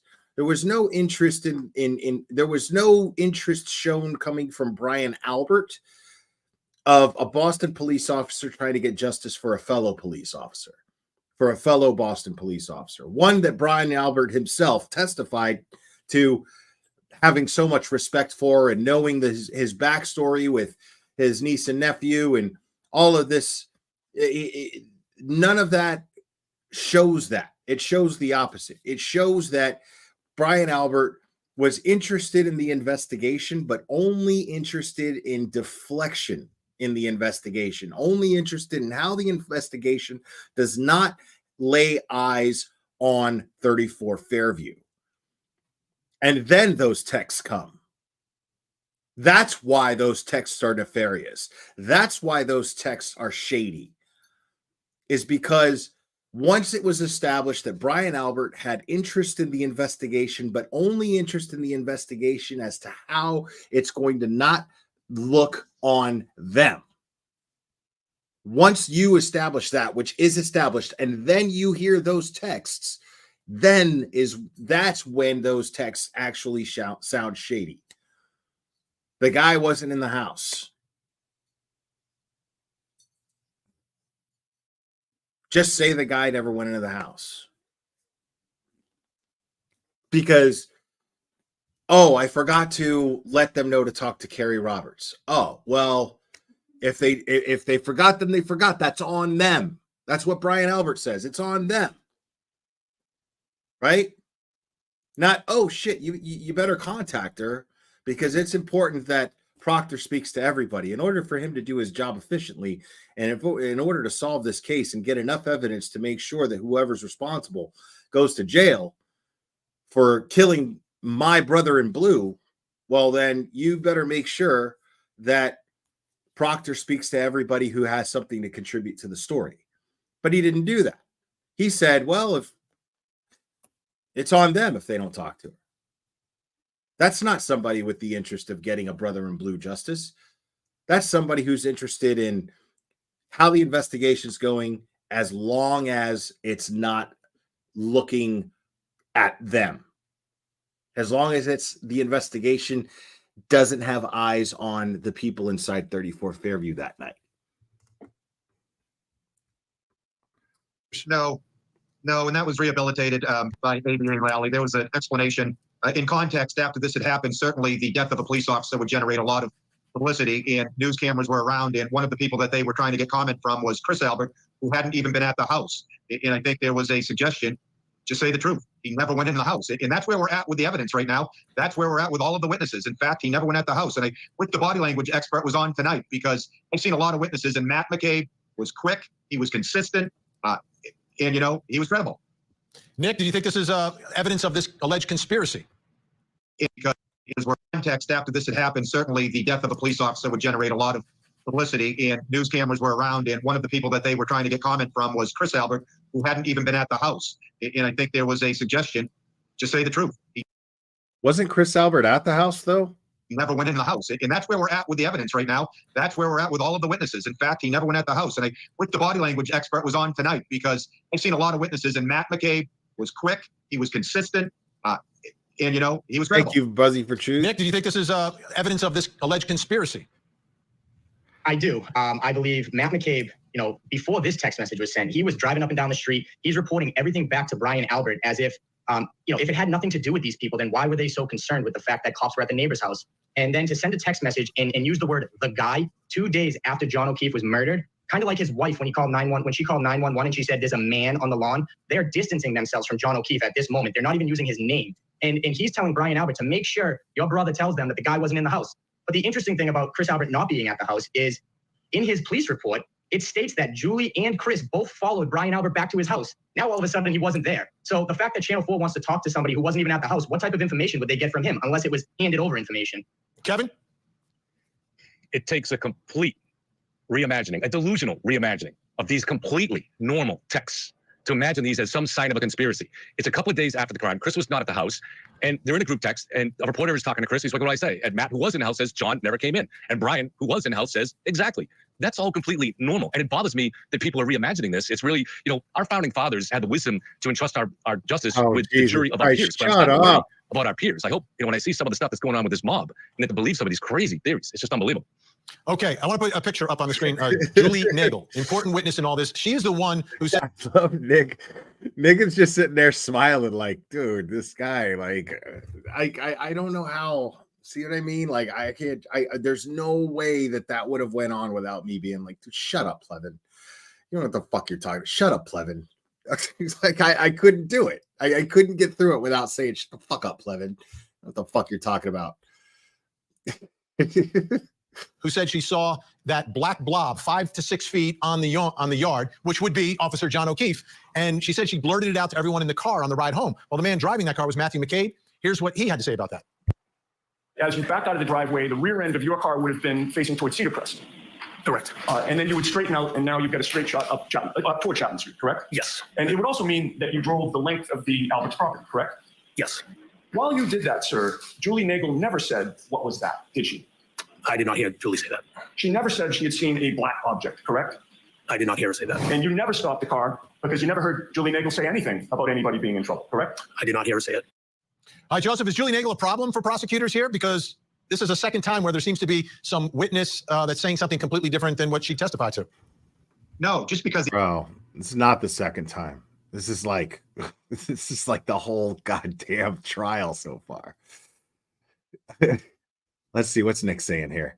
They try to get me and they want me to go off so they can put a label on the supporters.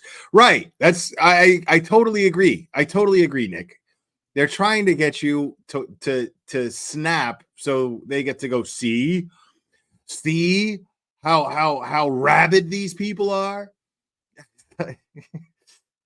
And Nick's not doing it. That's why I'm glad he's up there saying what he's saying and being the one to speak up. I love because he didn't hear it doesn't mean she didn't say it. They're leaving in a snowstorm. He's driving, and that bolsters his credibility. Would have been easy for him to say if he wasn't a truth-telling person. I'm sure I heard that. He answered truthfully. Didn't hear it. But again, and he definitely tried to insinuate that it hadn't been said. It just means he didn't hear it.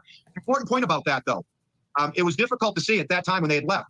The jury was able to see the conditions when Karen Reed allegedly for the first time saw John O'Keefe. It was almost whiteout conditions and it was dark, and it would be almost impossible to see John O'Keefe. Yet Karen Reed said, there he is, there he is, there he is. Started slapping on the windows. They stopped the car and she ran out to John O'Keefe. The implication being that she had already been to the house and knew where he was. So, again, you cherry picked a little part of it, but in context, I think that's actually helpful to the prosecution. Hey, Nick, what did you think of that testimony that she's the only one in that car who was able to see John O'Keefe that morning? Well, it's interesting how it's okay that she was able to see John O'Keefe, but when Karen Reed saw John O'Keefe, it's a big problem. But one problem about everybody's story is that there was a dusting of snow on the lawn. So if John O'Keefe was hit, when they're saying John was hit by Karen's car, there would have been a dusting of snow. So most likely from his body temperature and his body heat, it would have melted that dusting of snow. But when they found John O'Keefe's body, there was at least 2 inches of snow underneath his body. And the biggest point is, where is the blood? They found 6 drops of blood outside. This guy lost 3 liters I saw the blood was in the it was in the solo cups. In the solo cups. He lost half of his blood in his body, and it's nowhere to be found because it was on the basement floor. We're out of time for tonight and this week, but big thanks, Nick Rocco, Joseph Krasky Jr., Kevin Lenahan. We'll see you again next week. Yeah, it's as though. Comedy Politician, thank you for joining us. Get ready, get set. It's a big hour. It's a big hour. We're starting big. Now, I'm going to preface this once again. Every time I do this story, I have to say it. Oh yeah, this is too. My soul. All right. Sorry, Vinny. Quiet. So. I mean, so I don't like that Vinny cut you off there. I mean, the time ran out, but it was right when he was about to say 3 liters, right when Nick was saying 3 liters of blood, right? 3 liters of blood. That's important. That's really important. Found 6 droplets of blood, but he lost 3 liters. And Nick was like, you're not shutting me up. It was on the basement floor. It was on the basement floor. Basement floor that he didn't get to say got replaced. got replaced right before they rehomed Chloe and right before they sold the house for $50,000 under market value, even though my brother got a good deal on his house, and so he sold his. So we thought, it'd be a good. The market's good, so let's sell our house for a good deal. You sold it for $50,000 under market value, though. Why? Because you sold it in a hurry. That's the only explanation. Because you sold it in a hurry. Why are you selling your house in a hurry? Why are you reflooring the house? Why is the dog gone? I mean, come on now.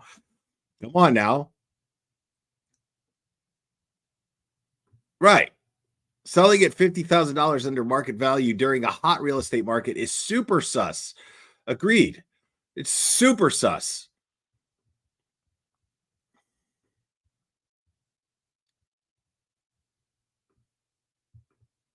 All right. Now,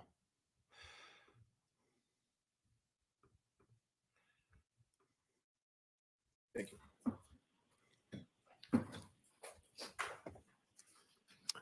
All right. So, Mr. Lally, just before you begin, folks, I neglected to tell you before or during the testimony of Mr. McCabe, and I don't want to keep repeating instructions, but I do want to remind you when it comes to electronic communications, before you can consider them in your deliberations, you must first find that it's more likely true than not that the person who authored or sent the communication was, in fact, the person identified as doing so.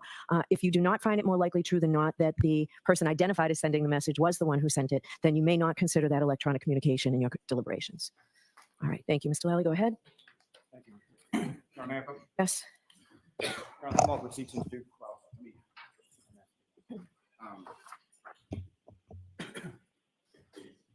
Those pages that I've just placed before you, do you recognize the content of those? I do. What do you recognize those? They are text messages between myself and John. And from sort of specifically that time period of the early morning of January 29th to the morning of January 29th? Yes. And what's contained in those, is that an accurate portrayal of the content of those text communications? Yes. Now, with reference to Mr. O'Keefe, this is someone that you knew and you had his information put into your phone as far as contact? Yes. And on prior occasions when you had contacted, or specifically that morning when you had left the waterfall and you talked to him on the phone, you called him and who answered? You called the contact that you had as John O'Keefe, correct? Yes. Okay. Who answered the phone? John. Okay. And then the contact that you had put in as John O'Keefe called you and you answered, and who was on the other line? John. Your Honor, may I approach? Yes. I'll seek to introduce in a minute. No objection, Your Honor. Thank you. This is subject to what we talked about in sidebar? Yes, understood. Thank you. That's exhibit 89. All right, thank you. Your Honor, with respect to what's now been marked as exhibit 89, if I could have a court commission publish that. Sure. Yes. Now, before this goes on, let me show you guys a little something here. Before this goes on. Now, this is Sleuthy Goosey's spreadsheet. Big shout out to Sleuthy Goosey. This is the call log.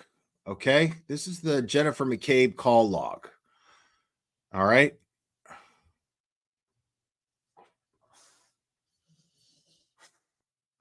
Now, this is interesting because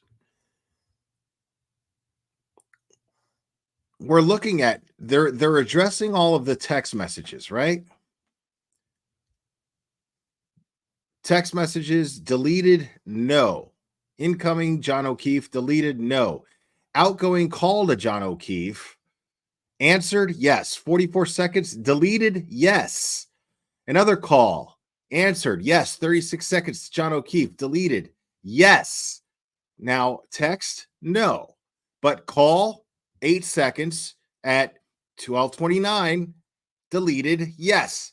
Basically, my point is all of these are taking place at the same time that all of these text messages that she's talking about are taking place, but the calls are never discussed. They're never even brought up. They're never brought up. The calls themselves are never brought up. They're all deleted, right? But they're never brought up. Just the texts.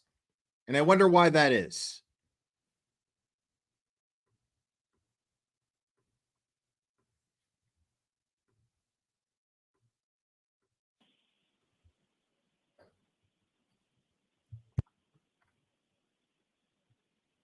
McCabe, what's up on the screen? Is that what you have before you as that exhibit?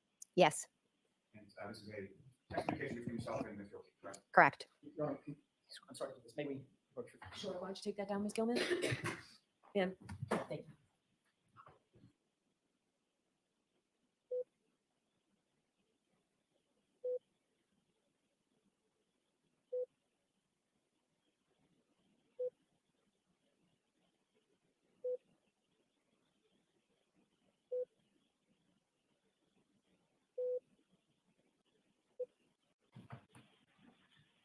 Thank you, Ms. Gilman.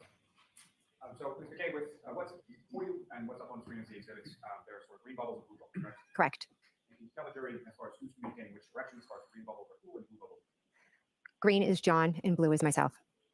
And so the first text from this particular date, if you could just read to the jury as far as from whom the message is sent, what the content is, and then what the time is.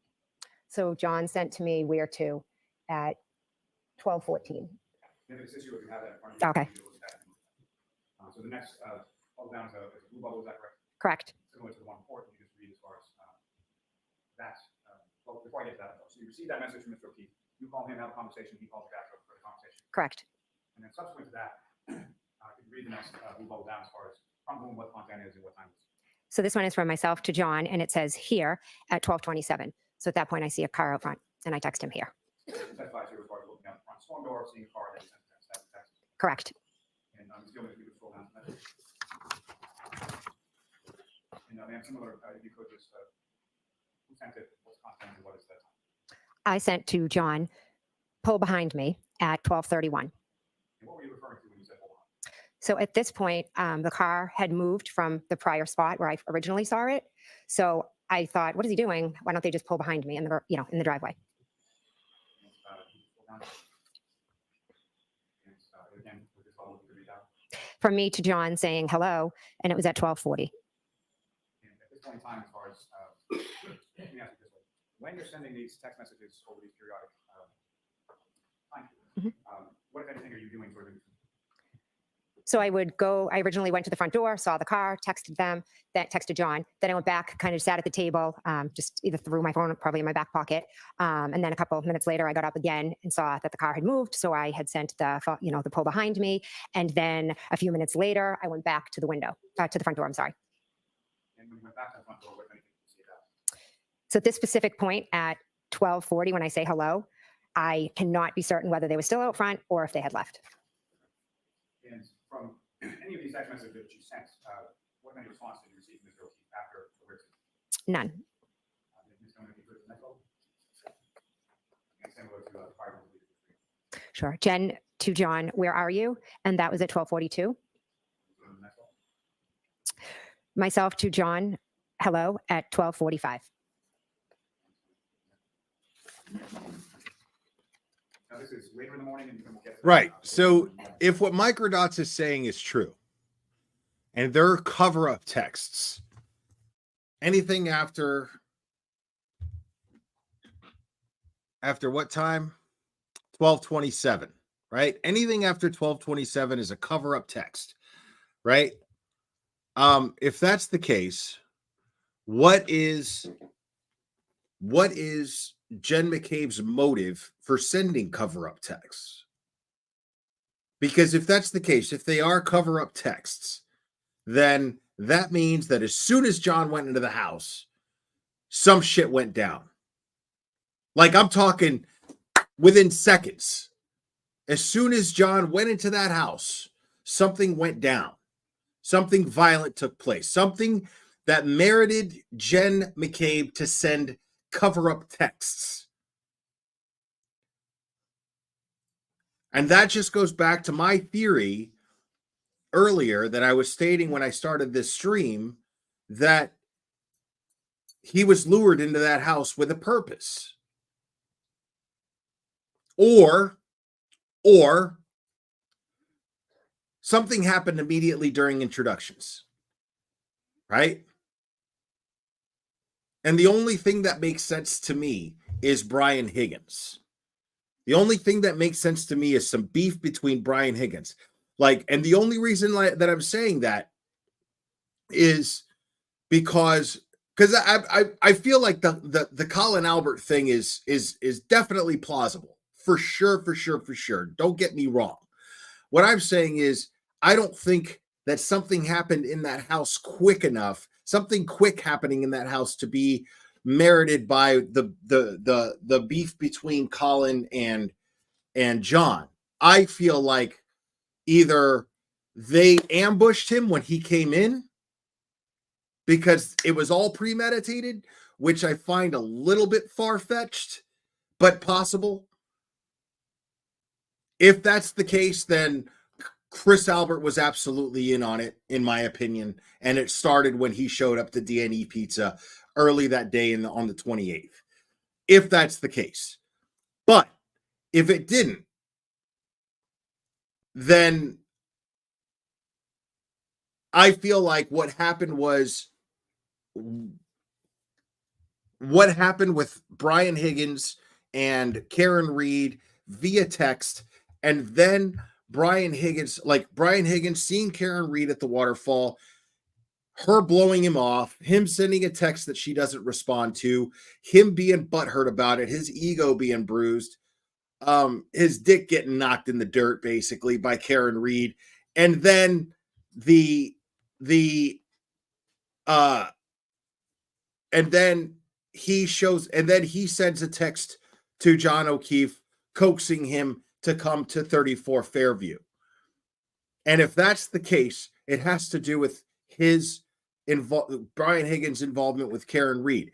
And when he first walked in, either he was ambushed or John said something because he and Karen were arguing before he went inside the house. Maybe it was established that he was going to go inside the house and confront John O'Keefe. But if that were the case, I believe that would be part of Karen Reed's defense. I believe that Karen Reed would have stated this. I believe that Karen Reed's attorneys would already be saying something about this.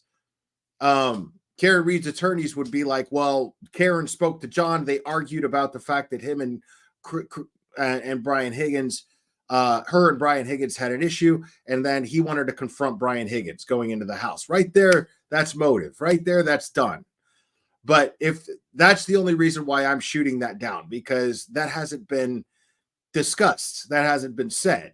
Why wouldn't Karen Reed and her attorney say this already? But maybe John O'Keefe saw something that was going on, decided, all right, you know what? I'm going to keep this shit to myself. I know about this Brian Higgins motherfucker, and it's annoying me, and this woman has already pissed me off. So I'm not going to tell her nothing, but when I walk into that house, I'm going to say something to this motherfucker for texting my girl, right? And then he walks in, he says something, makes some snarky ass remark, or worse, and then what motherfucker? Yo, don't come in here. You're coming in here all wrong. And then they grab him and then teach him a lesson. But I don't know. I feel I'm leaning more towards he was ambushed. I'm leaning more towards that they had an intention to get him back to 34 Fairview, considering the fact that Brian Higgins and Brian Albert were gearing up and playing grab ass, and Chris Albert is texting John O'Keefe while they're playing grab ass saying, hey, come to Waterfall Grill, or at least talking shit and being all hyped up. I don't know if they started playing grab ass before or after John and Karen showed up, but he says, yo, Chris Albert sends him a text saying, hey, if you don't show up to the waterfall, then I'm going to fuck up your lawn. Ha ha ha. Right. But right. The tension built at the bar. And I think if the tension built at the bar, Microdots, what I'm thinking is if the tension built at the bar, it has to do with Brian Higgins and his history with Karen Reed.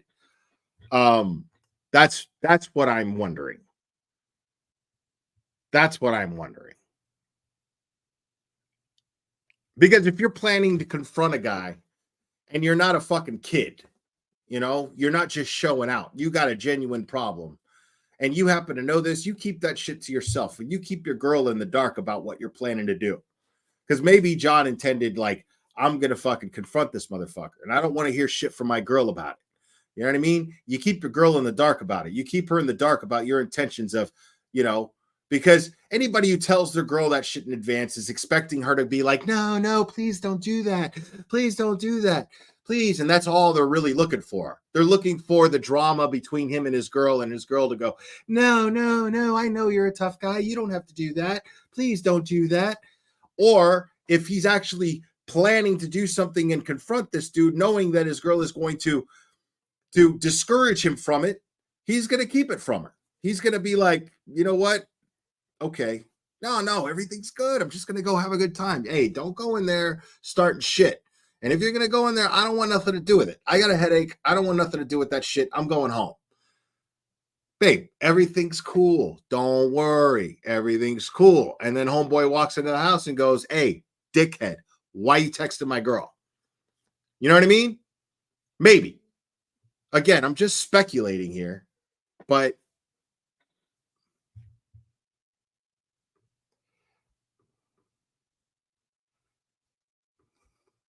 At some point, you left residence of Fairview, you went home, and you were woken by something, and then at some point, you texted John later on that morning, 29th. Yes. You know, the next couple of those text messages that you sent at that point.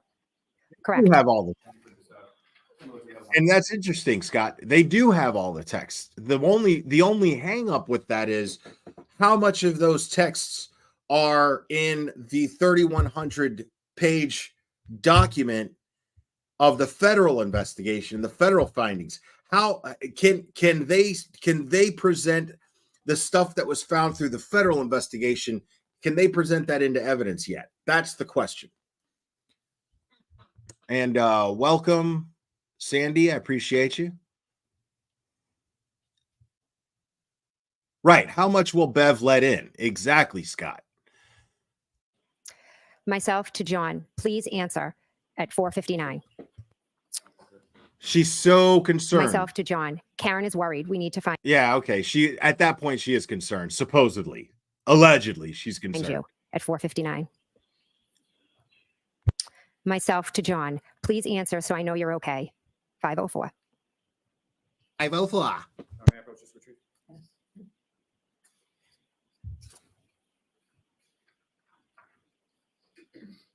Now, Mr. McCabe, I can take you back to at the house on Fairview. Again, you're sending these text messages. Oh, you're not saying why is she begging? Back to the table and then going back to the window. Quit begging. To the front door. To the front door. Yes. And at any point in time, do you see anybody exit from the dark? I mean, but just to play devil's advocate, like I would be doing the same thing. Like if a friend came to me or somebody came to me saying, "Hey, I can't find this person and I'm frantic," and they're all frantic or whatever, and then I'm like, okay, well, you know, let me try to text them. I'm gonna be like, "Hey, please answer." You know, please. You know, your girl's worried. It's fucking 5 a.m, man. I'm trying to sleep. Like, please answer. You know. No. And at any point in time, John will keep coming to that. No. And at any point in time, John will keep responding to your text messages. No. At any point in time, John will keep call. No. Now, at some point subsequent to this, have you had occasion to look at your phone or at your call history? Yes. And through review of that, Wait. At any point in time, do you see anybody exit from the dark SUV or black SUV in front of the house? No. And at any point in time, John will keep coming to that. No. And at any point in time, John will keep responding to your text messages. No. At any point in time, John will keep call. No. Okay.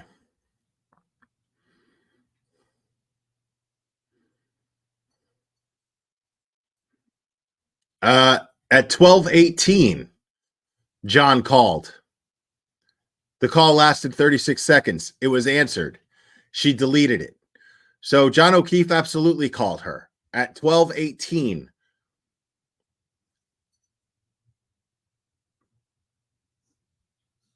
Now, maybe he wasn't parked in front of the house yet. Now, at some point subsequent to this, have you had occasion to look at your phone or at your call history? Yes. And through review of that, were you able to see phone calls that your phone made to John O'Keefe's phone around that same time frame that you were texting him and going to see? Yes. May I approach Ron? Yes. All right. So here are the calls that she's talking about. I want to know what her answers are for these calls.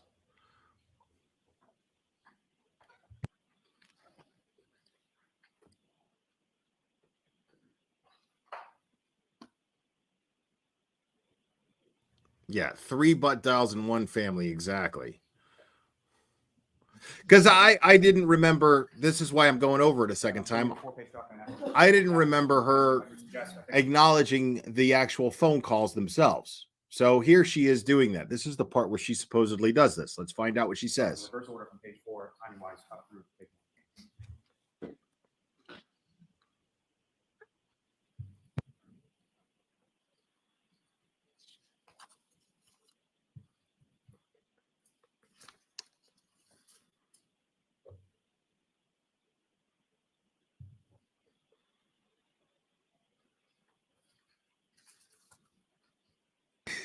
I hate you, ass mom. Oh my God. Just generally speaking, ma'am, do you recognize what's contained in that full-page document? I do. And what do you recognize? The calls between myself and John O'Keefe. And am I correct that it starts in sort of a ascending order as far as the earliest calls are on page 4 and then the most recent are on the first page? Yes. And the phone calls that you were testifying to about before, as far as talking to him on the way from the waterfall to residents of Fairview, do they appear in those? They do. Okay, but why were they deleted?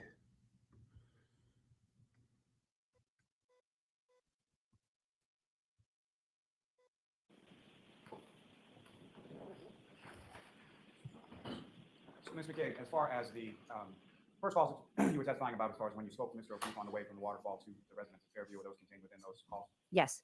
As far as, is there a time that's associated with those calls that you observed in those full-page documents? Yes. And what else? 12:14 and 12:18. And turning your attention to page 1, that would be sort of the last in line there. What time is the last call between yourself and Mr. O'Keefe, and who's calling? I'm calling him at 5:25. May I approach him? Yes. Almost 60 minutes. Next. Is there any objection? So the calls are acknowledged, but at no point is it acknowledged that she deleted the calls, which will come up in cross. I promise you that. Now, Ms. McCabe, you had mentioned that during the course of the evening, shortly after you arrived at the residence of Fairview, you observed a vehicle outside of your sister's house, correct? Yes. And Your Honor, with court's permission, I would ask to publish this witness, Exhibit 71, 72, and 73. Okay.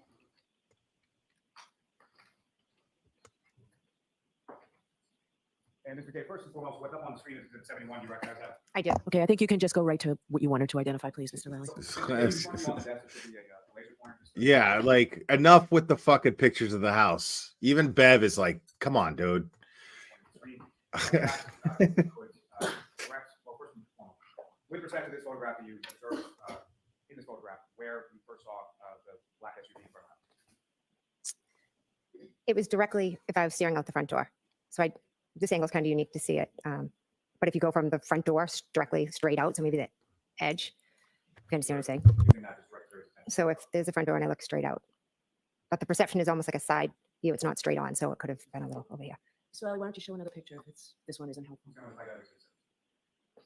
Is it visible in this photograph? Yes, so just follow this and then come straight. And lastly, now, Mr. Gabe testified that another point you come to the front door and you observe the vehicle in a different spot, correct? Correct. If you could, again, using the laser pointer, just direct your attention to where this photograph could go, you observe where the vehicle is set. It was right about right near the flagpole. Okay. Just coming to that. Thank you, Chrissy. Welcome.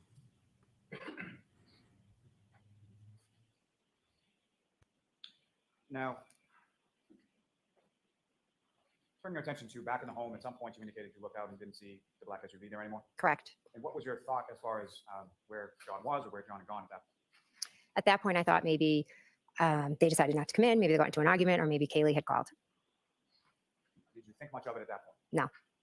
Now, you leave the home around what time? Approximately 1:30, between roughly 1:30, 1:45. And when you leave, who, if anyone, goes with you? So it's myself, my husband Matt, and I had offered when Julie Nagel's brother had come to the house earlier, I had offered Julie and Sarah Levinson a ride home because we had just gotten there and they had wanted to stay later. So I also drove home Julie and Sarah. Well, my husband drove them home. And so you exit the house, go out to the vehicle, correct? Correct. And your husband, Matt, was driving? Yes. Where are you seated? And the front seat. And do you recall where Ms. Levinson and Ms. Nagel were seated in the car? They were in the back seat. Do you recall which one was on which side? I do not. And when you come out of the house and you're starting to go home, what, if anything, had changed as far as the weather from when you had gone in to when you had come out? The snow had accumulated more.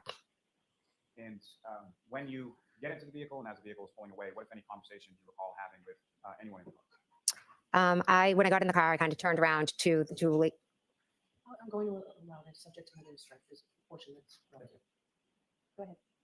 I turned around and was facing them and talking to them. And I believe Sarah Levinson had laughed or made a joke because I had bread or something in my car. And we made a joke about that. I had had my niece earlier that week for the week. Bread or something. And so I had brought stuff in the car because I was dragging her from one of my kids' sporting events to the next. And as do you recall which direction, or did you observe which direction your husband Matt exited from residence in Fairview? And I think we got a super dad. Super dad. I think we got a super dad. Super dad. Super dad. Super dad. Dad. Dad. Dad. Dad. I think we got a super dad. Jen Del Rio, thank you. Will, I would pay hundreds to hear a Google Analytics person speak on the 227 search and John's 3 flights of stairs. Doesn't someone know a guy who knows someone? I don't think Google Analytics would help so much with that. Thank you, Jen Del Rio. I appreciate it. I don't think Google Analytics would help so much with that. I think the best that we can hope for would be an expert, a Celebrite expert, as well as a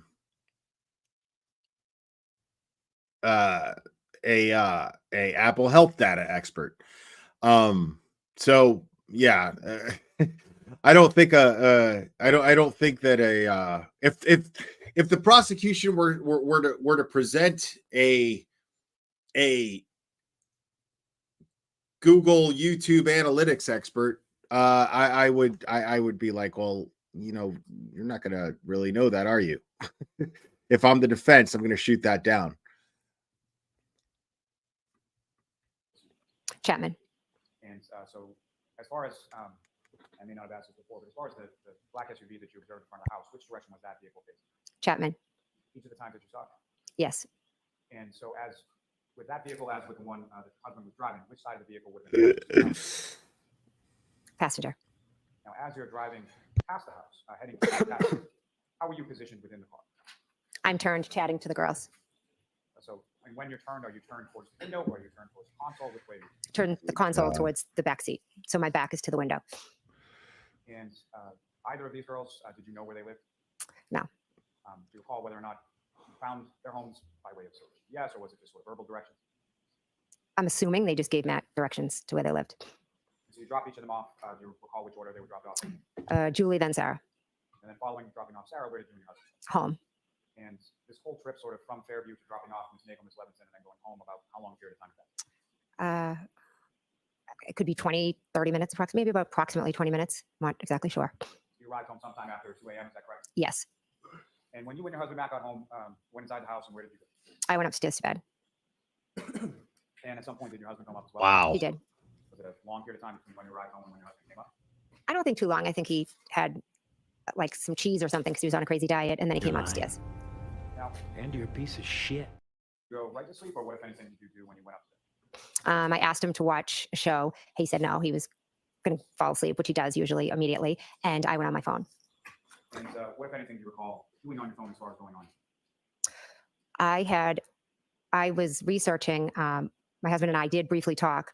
My daughter. So, like, I don't have it in front of me, but I know that her health data tells a different story than what she's saying right now. Because apparently she was walking around all over the house. I even defended that. I was even like, well, I mean, that doesn't mean anything, because everybody was like, oh my God, she was walking around nervous in the house. She was walking around. She was pacing because she knew what happened. And so everybody's picturing this dramatic scene in their mind of her Googling how long to die in the cold and pacing back and forth. And I'm like, well, that doesn't necessarily mean anything. Like, as far as a jury goes, I'm going to look at that like, okay, well, pacing, not necessarily. She could have went and got a bowl of cereal. She could have done this. She could have done that. She could have watered her plants. She could have, it's all kinds of shit she could have done. You know what I mean? She could have went to get laundry out of the laundry room, and been like, oh, my nighty's in the laundry room. And, that's what I like to sleep in. All kinds of reasons why somebody would walk all around their fucking house. You know what I mean? So I'm not going to sit there and jump to the conclusion, oh my God, she's pacing like a nervous, crazy person that's guilty. I didn't jump on that. But the fact is that her Apple Health data absolutely proves that she was moving around. And now that she's saying that she was laying in bed when she was making these searches is absolute and utter bullshit. That's now I know she's lying. She could have came up with some story as to why that should happen. So what's your explanation? That you fucking tied your phone to the dog or your Apple Watch to the dog or whatever the fuck? You know what I mean? And then the dog started running around, or the dog stole your phone and went running around the house with your phone? Is that what happened? What happened? Why was the phone moving around? If you were laying in bed making these searches, why was the phone moving around? And that's what sucks is like, I'll play devil's advocate and be like, that didn't mean anything. Now that she's lying about it, I'm jumping to the conclusion that she was probably pacing nervously and frantically because she was Googling how long to die in the cold.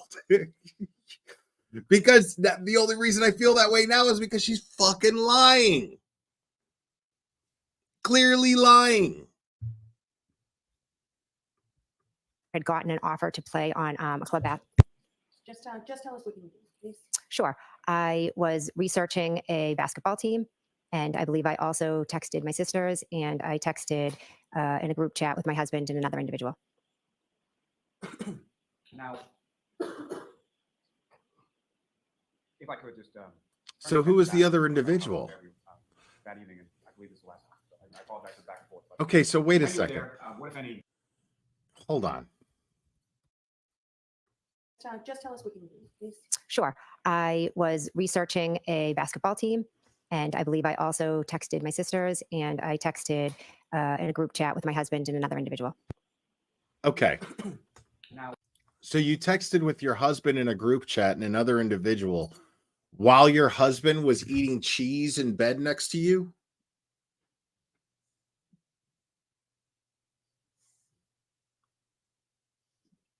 I mean, that's what she said, right? That her husband was already in bed and he was eating cheese because he was on a diet, which is not what you do when you're on a diet, by the way. Cheese is just all fat. So Matt's fucking splash of crystal lights ass is laying in bed next to you, just fucking with his fucking greasy ass belly laying in bed, and you're fucking texting with him right next to you. I don't understand. That makes no sense. That doesn't make sense.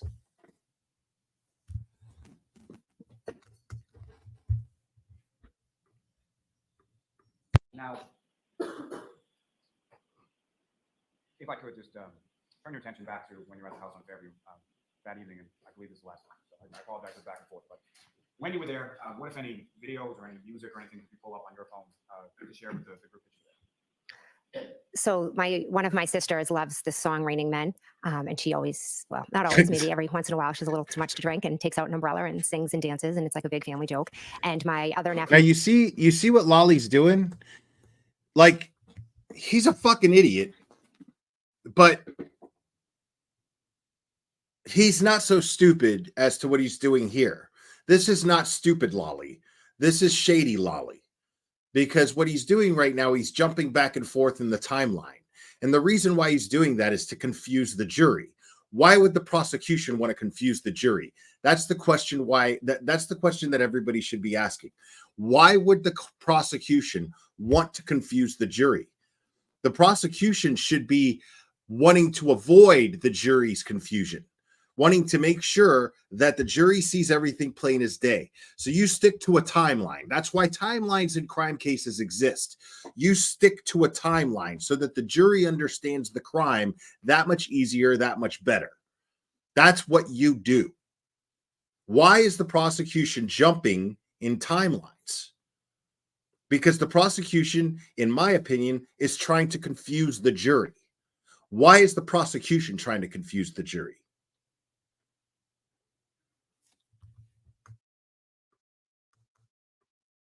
Because now she's talking about she went from laying in bed next to her fucking greasy cheese eating fucking splash of Crystal Light husband. She went from that to going back to 34 Fairview at the party and picking music and showing off the Rain and Men bullshit that nobody gives a fuck about. Why did Lolly jump from her laying in bed and texting to going back to the party and playing some disco song? Makes no sense. Nephew had previously been over and showed me the video from whenever, I don't know if it's the 1970s, of It's Raining Men. So I just was playing it, showing my other nieces and nephews, and we were just like laughing because they all have umbrellas, and it's just something, it's like an inside family joke. Yeah. So I played that, I think, a couple of times. If I'm on the jury, I'm going to be like, well, wait a minute. This was all happening while you were laying in bed with Greasy Cheese Eater? Yeah, I'm on a diet, babe. I'm going to get a block of cheese and eat it like George Costanza in a Bachelor. Babe, can you give me a block of cheese? Because I'm George Costanza. Remember when George Costanza was eating a block of cheese because it was a Bachelor paradise? Remember that? Babe, I need a block of cheese. Like, oh, by the way, can you play It's a Raining Men for the girls? Wait a minute. What's going on here? Are you in bed eating cheese, or are you at the party? Like, I don't understand. Are you in bed with the cheese eater, or are you at the party playing It's Raining Men? Which I don't understand what's going on here. If I'm on the jury, I'm going, what the fuck's going on? Where are we at now? Are we back at the house now, or are we in cheese eating bed? What's going on? And so after you get home and you're looking at the basketball program and things of that nature, what, if anything, else did you do before you went to bed or went to sleep? Nothing. I possibly could have gotten up to go to the bathroom. I do that almost every night. Now, at this time, you had an iPhone, is that correct? Yes. Did you also have It's up to go to the bathroom, I did, yes. y'all. Did you recall whether or not you were wearing the Apple Watch that evening or when you went to bed or anything like that? I do not recall. As far as the Apple Watch is concerned, is that something that you routinely or always take off before you go to bed? I mean, mostly, but not. What the fuck, lady? I got up to use the bathroom because that's what I normally do, because I'm not keen on bedwetting. You know, my cuck husband, he likes it when I pee on him, but I don't like to lay in my own pee. So, you know, wow. But not always. I mean, there are times I go to bed with it on. More often than not, I take it off, but there are times that I do sleep with it. And with respect to this particular evening, do you recall whether you had it on or whether you took it off or even had it on at all? I don't recall if I had it on that night. Now, bring back to that last exhibit as far as the phone calls were concerned. Were there certain phone calls that you made to Mr. O'Keefe's phone around the time that you were observing the vehicle outside? Yes. Do you recall making any phone calls to Mr. O'Keefe at that time? I don't. Say that at no point while you saw the vehicle outside, did you have any conversation with Mr. O'Keefe? I didn't. Now you go to sleep, and at some point later on in the morning, you wake up, correct? Correct. And what is Okay, so we're we time traveled, bro. We time traveled. We went from fucking my greasy cheese eating husband to It's Raining Men with the girls at the party to going to sleep. What? Okay. I am woken up to my phone ringing. And do you know what time it was? 4:53. And according to your phone, who was calling you at 4:53? John's niece. So that would be John's niece, Kaylee, is that correct? Correct. And how old was she at this time? I believe she was 14. And she had just gotten into Bishop Dean, correct? Correct. She was in 8th grade going in, finishing up her 8th grade year of middle school, correct? Yes. Yeah. So her call logs are fucking memorized because she remembers at exactly 4:53, John's niece calls her. But, you know, she wasn't prepped for this. No. She's not expecting questions about her call log. No. Because she just remembers at 4:53, John's niece called her. It's tattooed on her brain. 4:53. Okay. Is that a normal thing that Kaylee would be calling you at 4:53 in the morning on Saturday? No. So you answer the call, is that correct? Yes. When you answer the call, who, if anyone, is initially on the other Initially, it's Kaylee. end? And what, if anything, did Kaylee say to you? That John didn't come home and Karen wanted to talk to me. And even in that initial call when you're speaking to Kaylee, what So I'm making fun of Matt McCabe for eating cheese in bed. Like, I just did that last night. I'm not even trying to lie. I did that shit last I did that shit last night. And I did it the night before that, and I think the night before that, I ate cheese in bed. I straight up did. I love cheese. I can't help it. I fucking love it. MB is a member for 3 months. She has a photographic memory. Right. Thank you so much, MB. I straight up ate cheese like the last fucking 3 or 4 nights in a row in bed. Totally did. Karen screaming. String cheese, fucking spray cheese is my She was just favorite. screaming. Fucking spray cheese, bro. That's my shit. Okay. Listen, I'm not even trying to front people. I'm all about it. Dude, I'm getting to the point where I'm doing tricks with spray cheese, bro. Okay. I'm doing tricks with it. Okay. I'm like, I've got a wheat thin, you know, because I'm trying to watch my weight. Because I actually tell myself I am, but I'm not. I'm Matt McCabe. Totally, I'm Matt McCabe when it comes to dieting. I'm totally that guy. And I've got my wheat thin and I've got my spray cheese and I'm doing tricks with that shit. I'm like, whoa, watch that shit balance. That shit is like silly string, but you eat it. It's fucking fantastic. I love it. I love spray cheese, bro. Like, it's cheese and you can spray it, bro. Like, how is that not a step closer to heaven? Seriously. And Jen, Jen. Fairly loudly, is that correct? Extreme screaming. Jen. You know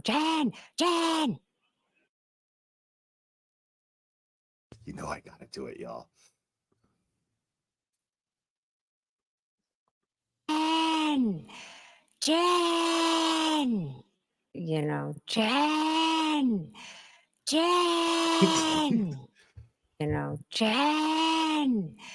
Jen. Oh my God, bro. I can't help it. She just sits there like dead face, bro. Jen! Next question, please.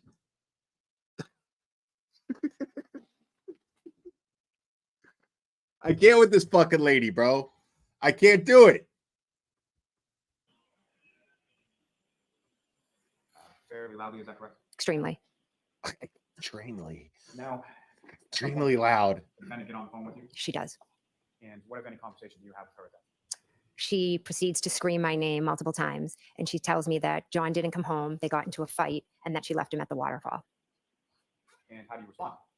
I had just woken up. I was confused. I didn't know what she was talking about. I was like, what are you talking about? And then she, told me that they had gotten into a fight and she left him there. And now where is he? And she was just kept screaming my name over and over.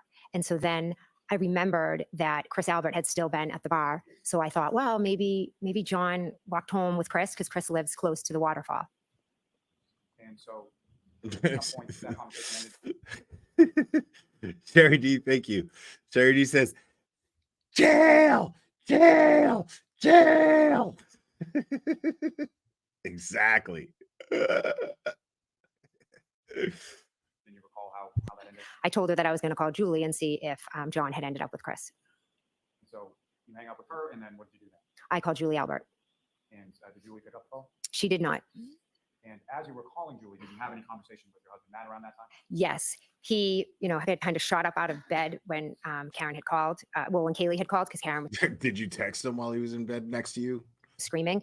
And then he was, what's going on? And I said, well, I'm calling Julie because Karen, they got into a fight and I was trying to explain it to him. And he said, what are you talking about? We saw them outside of your sister's house. And at that point, I hung up. And when you hung up, Julie had not answered yet. Is that correct? Correct. Now, as far as Miss Reed is that someone who had your phone number? Did you have her plugged into your phone as a contact before that date of January 29th? No. You never had any kind of conversation with her over the phone as far as a text or phone call or anything. You didn't even have her information. Correct. And so after hanging up while calling Julie, what if anything did you? Wait, what? Did you have her plugged into your phone as a contact? Now, as far as Miss Reed is that someone who had your phone number? Did you have her plugged into your phone as a contact before that date of January 29th? No. You never had any kind of conversation with her over the phone as far as a text or phone call or anything. You didn't even have her information. Correct. And so after hanging up while calling Julie, what if anything did you do then? And then I'm not sure if I called Kaylee back or if Microdot says her micro expressions are so revealing. I see what you did there. It's glaringly obvious what you did there, Microdots. or if Kaylee called me back. At some point, you get back in touch with Kaylee or leaves the phone, correct? Yes, I get Karen. I get in touch with Karen again, and I say, Karen, we saw you outside of my sister's. And what was her response? She told me that she didn't remember going there, and then she started yelling, Jen, and then she was saying, did I hit him? Could I have hit him? And then she proceeded to say that she had a cracked taillight. And this is while you're still in your home and you're in your bed, correct? Correct. And what was your response to that? I thought she was honestly like just talking crazy. And then she said, oh my God, I left him there. Like she was extremely irrational. She said that it told me again that they had gotten into a fight. So now she was just kind of all over the place, just screaming. She was very hard to understand. So my brain started going, okay, well, if she left him there, where could he be? Who could he be with? As you're going through that sort of process, what did you do next? So then I love it. in the night, I love it. She's such a fucking detective. I wonder who could he be with? I don't know. there was another individual who we had been in contact with, or my husband had been talking to. Bro, like, you know what's fucked up? It's like this whole time I've been looking at her like she's got a tooth that's sticking out, but really she's just missing one. And I don't like to take jabs at people's personal appearances, but when they're a fucking straight up liar, I don't really give a shit. I have no moral issue with it. But dude, that's clearly, people. I don't know what. Yes! I like it.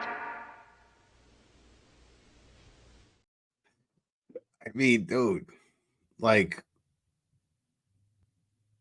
they do well, right? You can't get that tooth fixed. Get that shit fixed. Dude, if I had money, dude, I would get my whole fucking, my whole grill, redone. Like, just pull every fucking tooth out and give me new teeth. I would totally do that. Totally do that. But I can't. I don't have the money for that shit.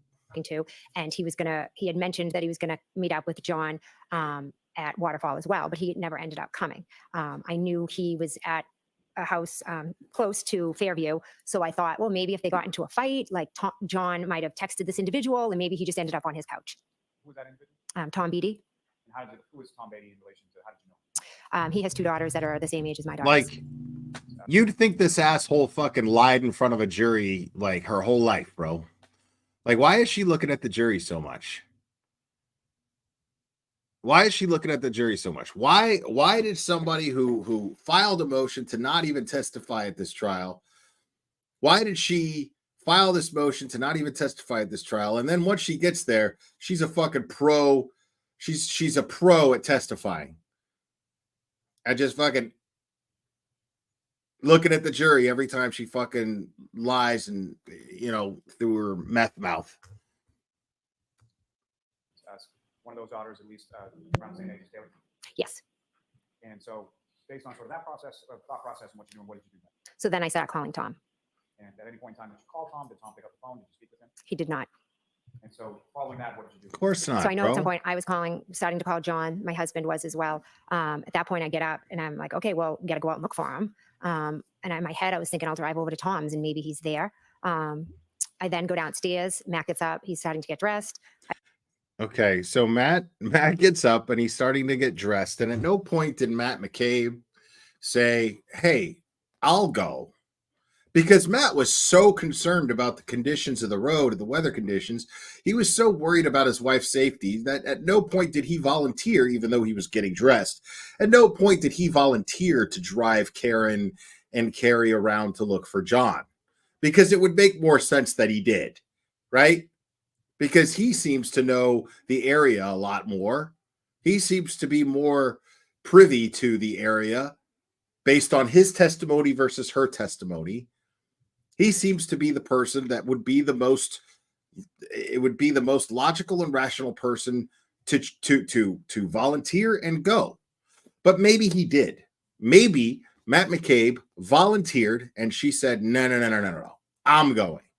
Because it was real important that Jen McCabe be the one to drive these people around.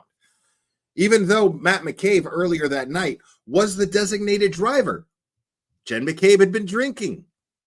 Why was it so important for Jen McCabe to be the one to get in the car and drive her around, to drive Karen around to look for John? Why wasn't Matt McCabe, who was the designated driver that night, be the one to get in the car and be the one who would be the most alert, right? The most alert. He would be the logical choice. Wouldn't he be the logical choice? I mean, he's got a stomach full of cheese. He's good. You know what I mean? Soaked up all, any booze that he might have had, but he didn't really have much booze. Right?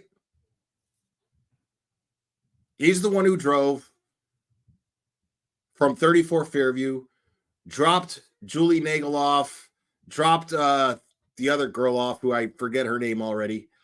And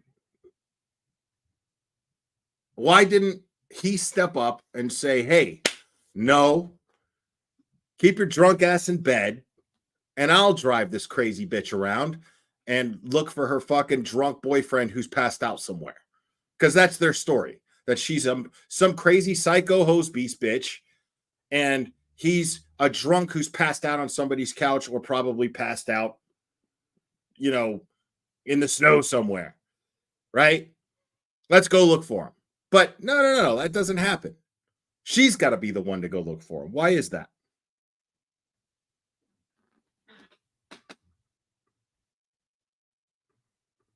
I go downstairs, I make a coffee, and I'm not sure how much time passed, but then all of a sudden I hear screaming out front.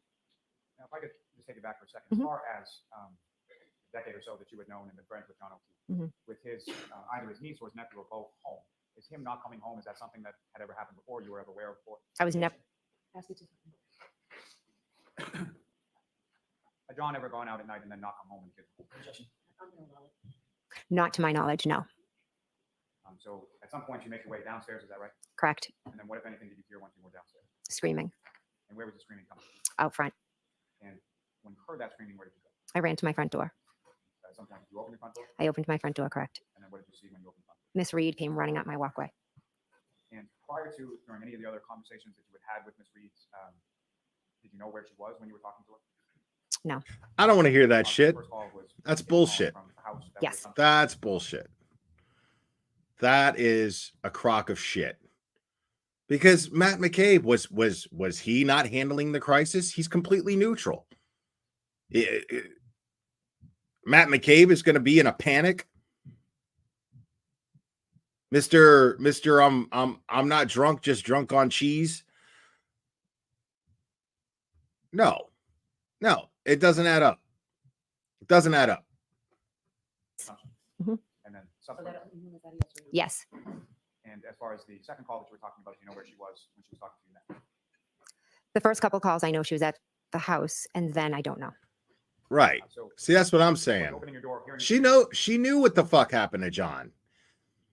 She knew what the fuck happened to John. And she wanted control of the situation. I don't think she trusted Matt to handle that situation. We know that because Matt's the one who fucked up on the stand more than anybody. He tried to play it cool, but I mean, come on, man. The jury saw right through Matt sitting there. I don't know. What do you mean? I mean, that's my impression of Matt McCabe's entire fucking testimony.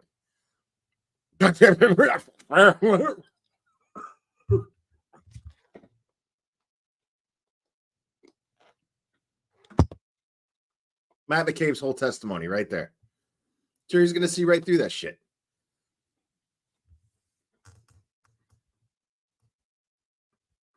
Screaming from out front, was that something that's private? Yes, And when you hear the screaming, if you could just explain to the jury, how loud was the screaming that you heard? very loud. Thank you, Jams Grill Sloth from It Goodies. was more of the, It's worth a Google. did I hit him? And then she would yell, did I hit him? Could I have hit him? And then she was very Hold on. You know I gotta do it. I gotta do it every time. very loud. And what, if anything, was she saying? It was more of the hit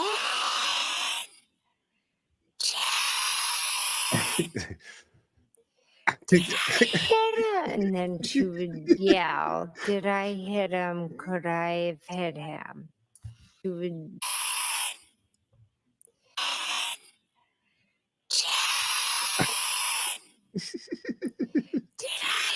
him. And then she would yell, did I hit him? Could I have hit him? And then Get the she fuck out of was my face yelling, with "We have to that." go to Fairview. And in addition to Ms. Reed, what, if anything, else did you see when you opened up the door? Just Ask in a better way. Did yeah. you see a vehicle? Yes, And where was the vehicle and what did the vehicle look it was in my driveway. I believe the driver door was left open. like? And what kind of vehicle was it? A black Lexus. Consistent with what you had seen outside of Fairview the night or earlier in the morning? Yes. And But- so as she's coming up your walk. But she didn't know cars. I don't know cars. I mean, I saw a black car. It looked like an SUV. Running, yes. But now, she's an expert on Lexuses.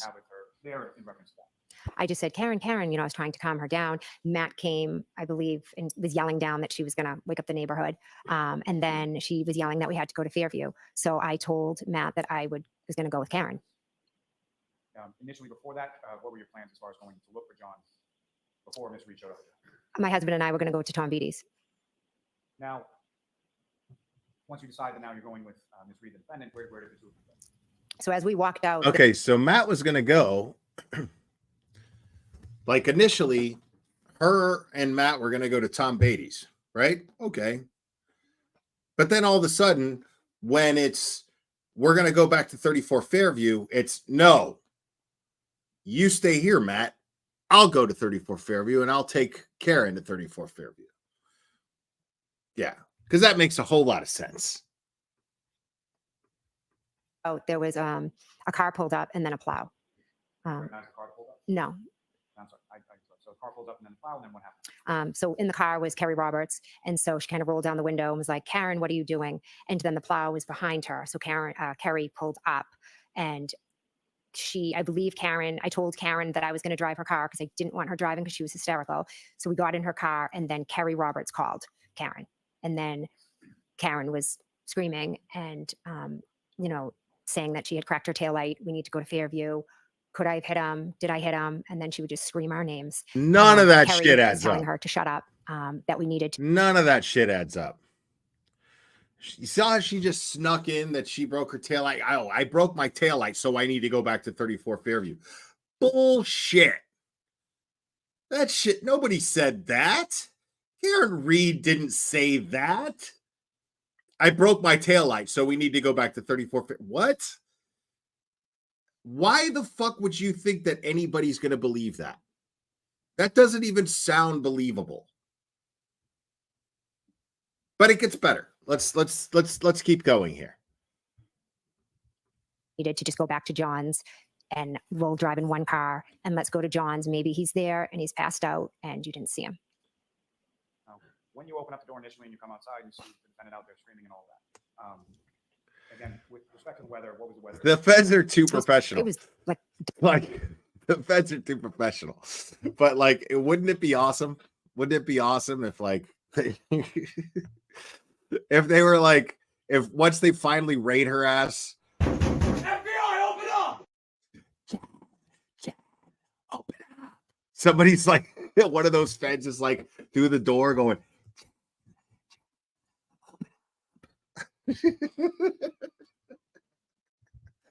that would just be fucking fantastic. I would love that. I would love that, but that's not going to happen. They're too professional. Feds are too professional. I think we got a super dad. Super dad. I think we got a super dad. Super dad. Super dad. Super dad. Dad, dad, dad, dad, dad. I think we got a super dad.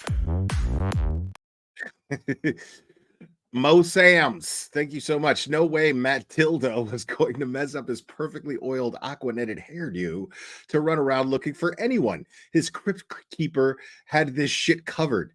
She was slee stacking around waiting for the call. That's like the best super chat I ever got. Thank you so much for that, Mo Sams.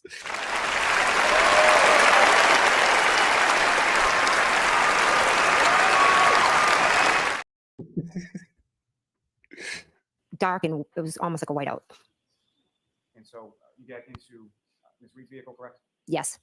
And you're driving that vehicle from your house to Meadows Ave, is that correct? Yes. That's Mr. O'Keefe's house? Yes. You're familiar with that residence? You've been there plenty of times before? Yes. Now, with respect to Kerry Roberts, did you know Kerry Roberts prior to this morning of January 29th? I had met her once before. And can you describe to the jury sort of the circumstances of that or how you knew her prior to January 29th? Way back when, after John's sister and brother-in-law died, I would have Kaylee a lot, and Kerry would have Patrick. And one day, John said, I get a discount at Reebok. I'm going to take you guys for sneakers. Get all your kid sizes. So he took Kerry and myself, and we went to Reebok and bought sneakers for all my girls and me. And then he took Kerry and I to the hillside for lunch just to thank him for, helping, because that's what he did. Now, was Kerry Wow. Roberts, someone that you had as contact saved in your phone? Had you ever texted her or called her, talked to her over your phone before? No. So you indicated that Mr. Roberts then calls Ms. Reed's phone while you're in Ms. Reed's car, correct? Yes. Now, as far as that, Ms. Reed's phone, was that similar to your phone that earlier in the morning? Was that hooked up in any way or matched or paired? Wait, what? Yes. So your phone for The thing, Reebok, I'm going to take you, Kayla. Yes. And it was almost like a whiteout. And so you get into Ms. Reed's vehicle, correct? Yes. And you're driving that vehicle from your house to Meadows Ave, is that correct? Yes. That's Mr. O'Keefe's house? Yes. You're familiar with that residence? You've been there plenty of times before? Yes. Now, with respect to Kerry Roberts, did you know Kerry Roberts prior to this morning of January 29th? I had met her once before. And can you describe to the jury sort of the circumstances of that or how you knew her prior to January 29th? Way back when, after John's sister and brother-in-law died, I would have Kaylee a lot, and Kerry would have Patrick. And one day, John said, I get a discount at Reebok. I'm going to take you guys for sneakers. Get all your kid sizes. So he took Kerry and myself, and we went to Reebok and bought sneakers for all my girls and me. And then he took Kerry and I to the hillside for lunch just to thank him for, helping, because that's what he did. Now, was Kerry Roberts someone that you had as contact saved in your phone? Had you ever texted her or called her, talked to her over your phone before? No. So you indicated that Mr. Roberts then calls Ms. Reed's phone while you're in Ms. Reed's car, correct? Yes. Now, as far as that, Ms. Reed's phone, was that similar to your phone that earlier in the morning? Was that hooked up in any way or matched or paired with the vehicle that you were driving? Yes. So fair to say you could hear both sides of the conversation as far as Ms. Reed talking next to you and then obviously on the other end. Yes. The conversation that we're talking about, as far as Ms. Roberts, I see what you did there. going to Meadows Ave and all that, you could hear Ms. Roberts saying that. Yes. Now, the vehicle, when you get into the defendant's vehicle, she pulled in straight into your driveway, is that correct? Yes. So fair to say you had to back out of the driveway, correct? Correct. Now, when you were operating Ms. Reed's vehicle in reverse, what, if anything, showed up in sort of the center console area of that vehicle? I do not remember. I don't know. Do you recall anything as far as the camera or anything like that? I don't remember. I don't remember. You back the vehicle out of the driveway, Mhm. you proceed to Meadows Ave, correct? Yes. And about how long a drive is it from your house to Mr. O'Keefe's? Approximately 5-6 minutes. And when you get to Mr. O'Keefe's house, where do you park? I pull in the straight in the driveway. And after you pull into the driveway, at some point you all get out, correct? Yes. Do you recall who pulled in first as far as who was in front of who on the way to Meadows, yourself or Ms. Roberts? I believe I was in front. You would have pulled in the driveway and parked, and Ms. Roberts would have pulled in and parked behind, correct? Yes. And so after the three of you get out of your respective vehicles, what happened? Karen brings us to the back of the car and she says, look, see, I have a cracked taillight. And where on the vehicle was she directing yourself and Miss Roberts' attention? The back right. So passenger side, rear part of the vehicle. Yes. And when you looked at that area of the vehicle, what could you see at that? I saw that there were missing pieces, but there was also snow covering it. And Karen was screaming, look, look. And then Kerry was screaming back at her. It was very chaotic. So I didn't stare in depth, but what I can tell you is I saw missing pieces from All the right, taillight. hold on. You pull into the driveway. Mhm. I don't remember. I don't remember. Back door, camera or anything like that. I don't remember. I don't remember. Back the vehicle out of the driveway. Mhm. You see to Meadows Ave, correct? Yes. And about how long a Okay. driveway from your house to Mr. O'Keefe's? Approximately 5-6 minutes. And when you get to Mr. O'Keefe's house, where do you park? I pull in the straight in the driveway. And after you pull into the driveway, at some point you all get out, correct? Yes. Do you recall who pulled in first as far as who was in front of who on the way to Meadows, yourself or Miss Roberts? I believe I was in front. You would have pulled into the driveway and parked, and Miss Roberts would have pulled in and parked behind, correct? Yes. And so after the three of you get out of your respective vehicles, what happened then? Karen brings us to the back of the car and she says, look, see, I have a cracked taillight. And where on the vehicle was she directing yourself and Miss Roberts' attention? The back Oh right. my God, lady. Rear part of the vehicle. Yes. And when you looked at that area of the vehicle, what could you see at that? I saw that there were missing pieces, but there was also snow covering it. And Karen was screaming, look, look. And then Kerry was screaming back at her. It was very chaotic. So I didn't stare in depth, but what I can tell you is I saw missing pieces from the taillight. Wow. Wow. Of course, in your statement, well, in the initial report, you state that you and Kerry Roberts say that the taillight is cracked. Mr. O'Keefe's driveway looking at But we haven't even that's not even the big lie here. We'll 'Cause get then to we're- that. Kerry's, yelling at her, telling her she's crazy and that she was driving around drunk and she could have hit anything, and kind of rushes us to go into the house to look in there for Uh-huh. With the permission, I would ask if I could publish on the screen what's been marked as exhibit number 2.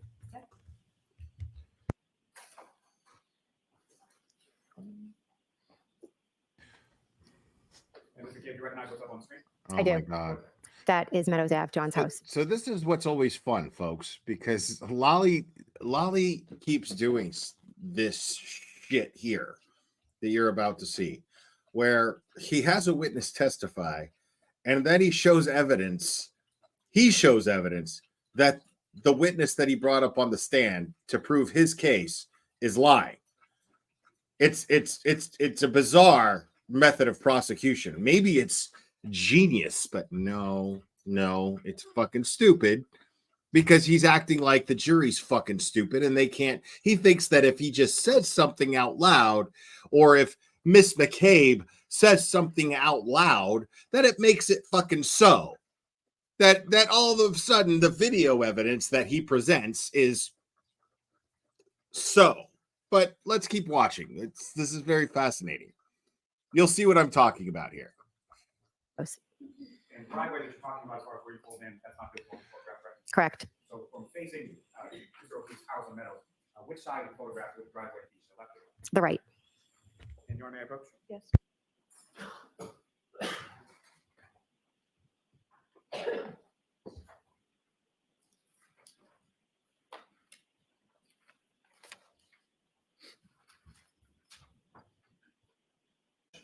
That's John's car.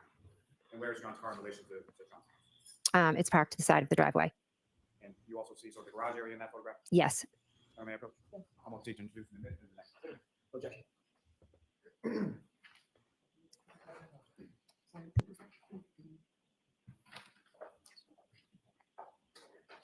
With the court's permission, if I could publish that to the jury now as well. Okay.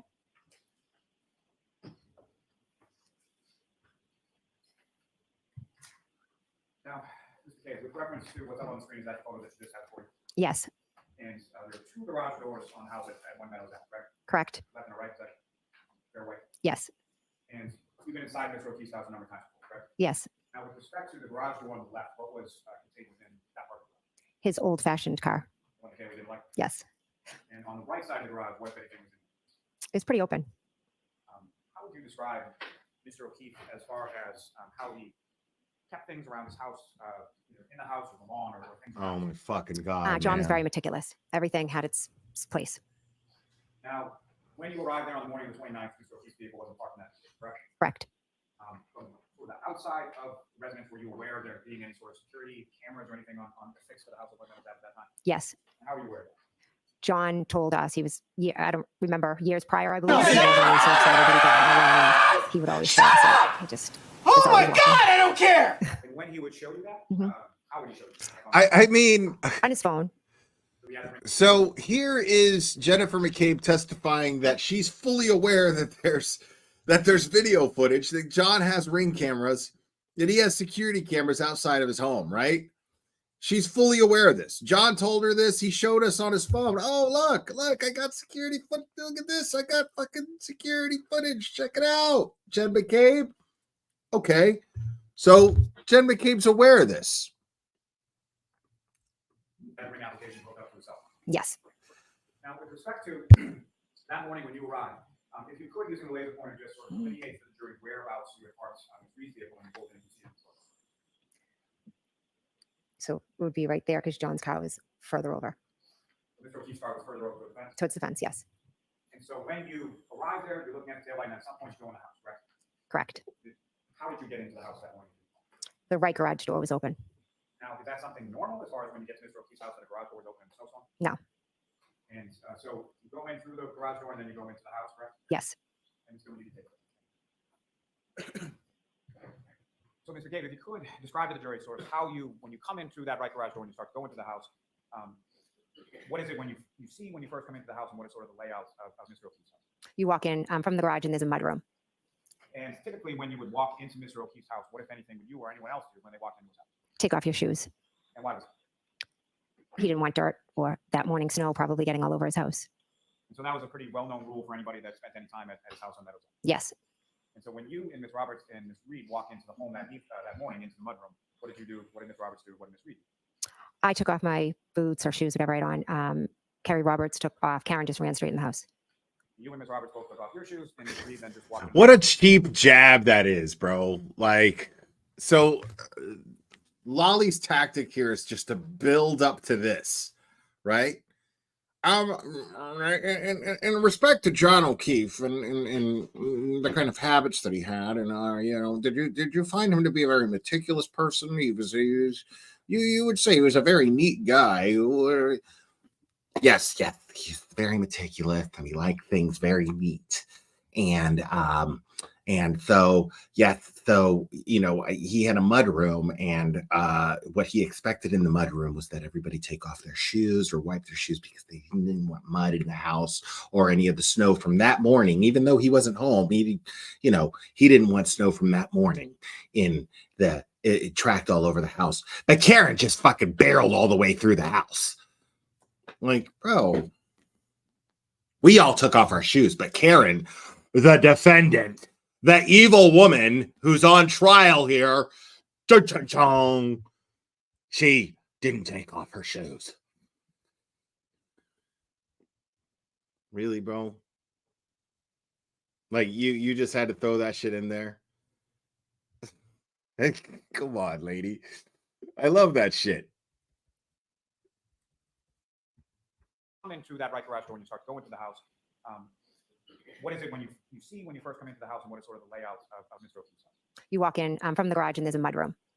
And typically when you would walk into Mr. O'Keefe's house, what, if anything, you or anyone else do when they walked into his house? Take off your shoes. And why was it? He didn't want dirt or that morning snow probably getting all over his house. And so that was well-known house on Meadows. Yes. So when you and Ms. Roberts walked I took off my boots or shoes, whatever I had on. Carrie Roberts took off. Karen just ran straight in the house. you and Ms. Roberts both took off your shoes, and Ms. Reed then just walked in the house with her shoes or whatever She just walked into the house with her shoes? Oh my God. You went respectively once you got it.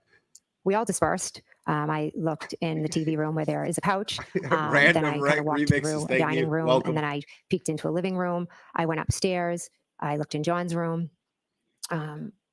Carrie was also running around different rooms, and then I went into Kaylee's room. And during this time when you and Ms. Roberts are sort of going around room to room, what was it then? I'm not sure. You see her doing the same thing that you were doing. No. Now, with respect to when it at least peeked into John's bedroom, is that right? Yes. What, if anything, did you know about the bed when you looked? It was made. And so then you go into Kaylee's room and check on her, right? Yes. And at any point in time, did you see Patrick at any point? No. And were you aware of where Patrick was, or did you know at that point? At that point, I believe Kaylee told me he was at a sleepover. So you have some conversation with Kaylee, is that right? Yes. And about how long There you go. conversation did you have with Kaylee? Probably about a few minutes. And when you left from Kaylee, what is it that you said to her as you were leaving? Objection. Oh, God. I promise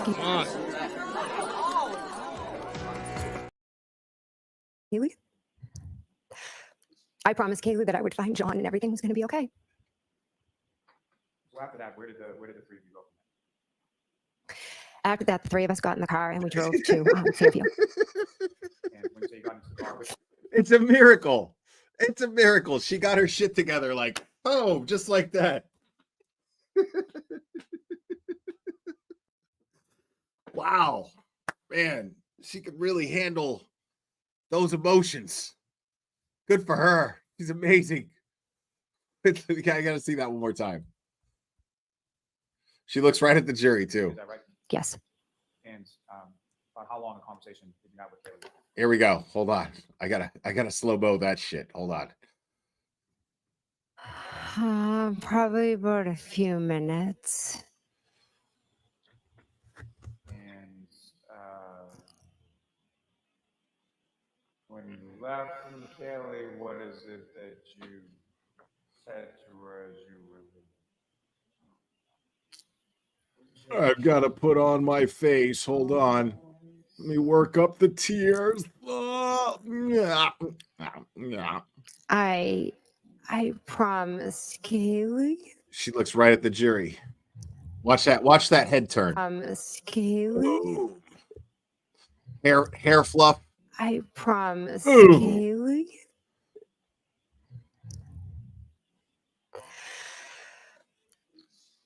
I promise, Caleb, She's like, come on, tears. Come on, tears. that I would find John and everything was gonna be okay. Come on, tears. Come on, tears. I get one tear out. Come on and get one tear out.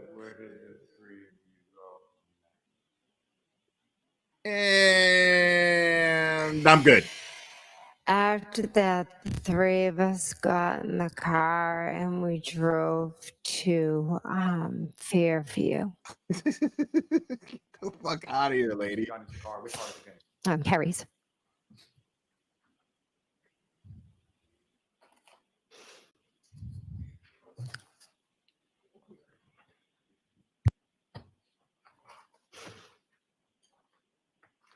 Look at Karen. Like Boston 10. Boston 10 saw that shit. Boston 10 was like, bruh, I gotta see how Karen's reacted to this shit because this brilliant fucking performance right here was amazing. I gotta see what Karen's reaction to this brilliant performance is. Everybody's gonna see this shit. That's exactly what Boston 10 does. It's like, oh my God. Are you fucking kidding me? I got to see what Karen's doing right here. How does Karen react to that bullshit? And look at Karen. Stink eye like a motherfucker. I'm telling y'all, if looks could kill, Carol would be catching another charge right here.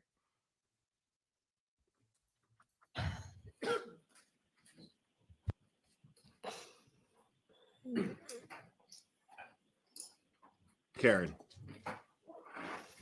Yanetti's all worked up. Yanetti's like, I can't even look at this bitch. Do you recognize what's in those photographs? Yes, And what do you recognize those? the defendant's vehicle. And, may I approach? Yes. You want to call them up to introduce themselves to the next exhibit? Objection, Your Honor. Yeah, dude. Like the Boston 10's not taking the camera off of Karen Reed right there.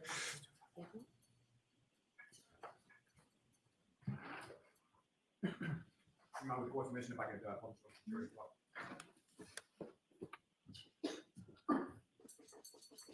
Oh man, I wish I was a fly on Taking this photograph is the Jackson's shoulder right Correct. there. And in sort of focus here is the right rear passenger side of that vehicle, correct? Correct. And the tail light, if you could, with laser pointers, just direct your attention to where you observe that. Now, and with respect to what's depicted in this photograph as far as any damage that you observed to this taillight area on the rear passenger side, is that consistent with what you observed in the driveway at one of Meadows Ave when this event was showing? Correct. No, Minus the that was smoke, et actually cetera. Jackson, but yeah. I'm just going to find that the next two.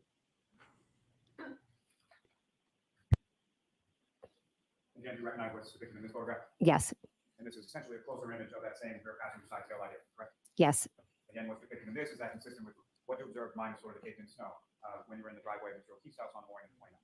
Yes. Okay, but correct me if I'm wrong, but wasn't that already removed? Vanessa Banicia. Thank you so much for the super stick. I appreciate you. Gentlemen, you can take that down in your arm. With the court's permission, I would ask to publish this. But I'm probably wrong. Yeah. Actually, I'm sorry. If I could publish a portion of what's been marked as Exhibit 6, which is the ring camera from the driveway. Okay. Ms. Gilman, if I could have video number 154 from the driveway. All right. So Ms. McCabe, direct your attention up to the screen. What's been marked as Exhibit 6 or video from Exhibit 6? Do you recognize what's depicted in this video? I do. What do you recognize? That's myself getting out of the car at Meadows Ave. Is that essentially where you parked Ms. Reed's vehicle when you pulled in? Yes. If you could, just direct the jury's attention with the laser pointer as to where Ms. Reed's vehicle is that you parked and if you see Ms. Roberts' vehicle. That is Miss Reed's, and that would be Miss Roberts. all right. As far as the right. So just earlier, Jennifer McCabe testified that as soon as they get out of the vehicle, Carrie Roberts gets out of her vehicle and Karen Reed and her get out of Karen Reed's vehicle. And she says, look, my taillight's broken, right? Look, my taillight's broken. Carrie Roberts says, no, you're crazy. You could have hit anything because you were drunk, right? Okay. Right garage door that you mentioned in the house, if you could direct your attention to whereabouts that was. I know it's not on video, but where would it be? Walk straight.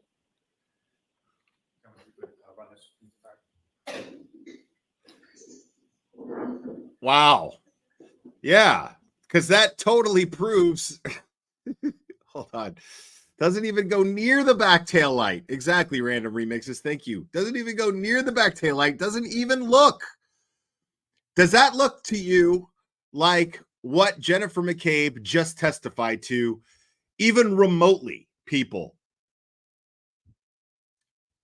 Supposedly, they stopped, they looked at her taillight, and they were like, oh my God, my taillight's broken. Look, you guys, my taillight's broken.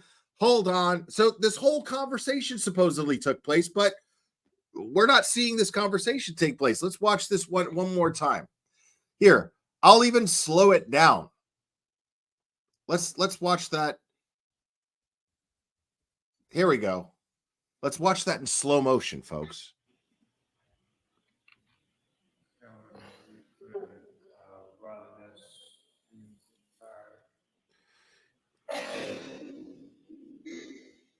Even in slow motion, nobody looks at the tail light. Nobody even, not even Carrie Roberts following behind. Not one fucking acknowledgement of the back of that vehicle at all whatsoever. Not even the slightest acknowledgement. Watch that one more time.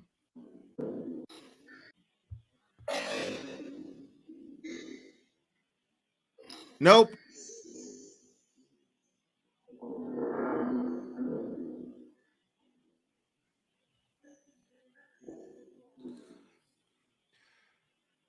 People.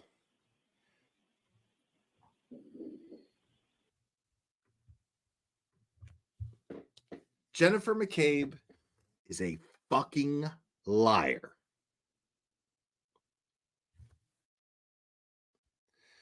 Street Squirrel, thank you so much. Appreciate you, buddy.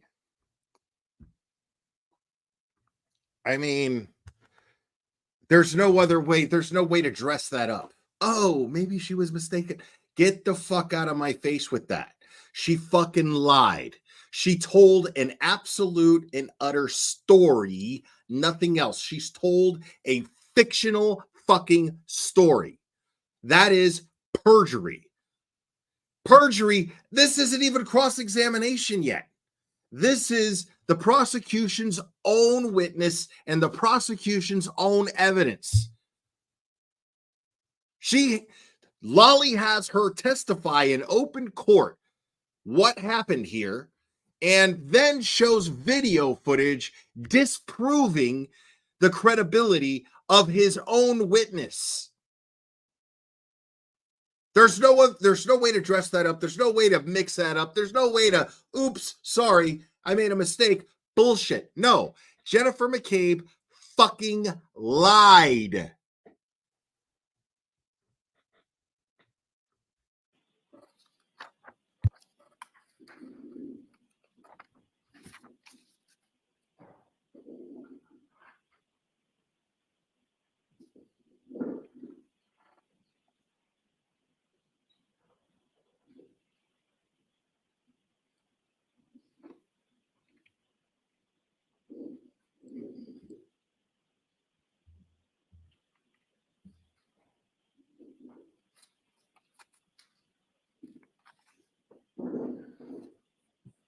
Mr. Cade, what was depicted in that video, is that consistent with what you observed, the weather conditions to be around the time that you arrived at Mr. O'Keefe's house? Yes. Wow, the weather conditions? And lastly, in this line, The weather conditions. Got it. Very short portion of what's been marked as Exhibit 41.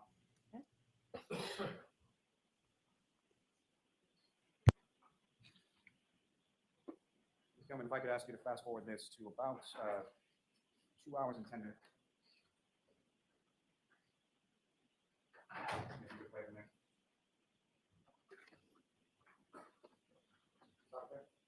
Again, what's in this video? So when you hear people, Yes, I do.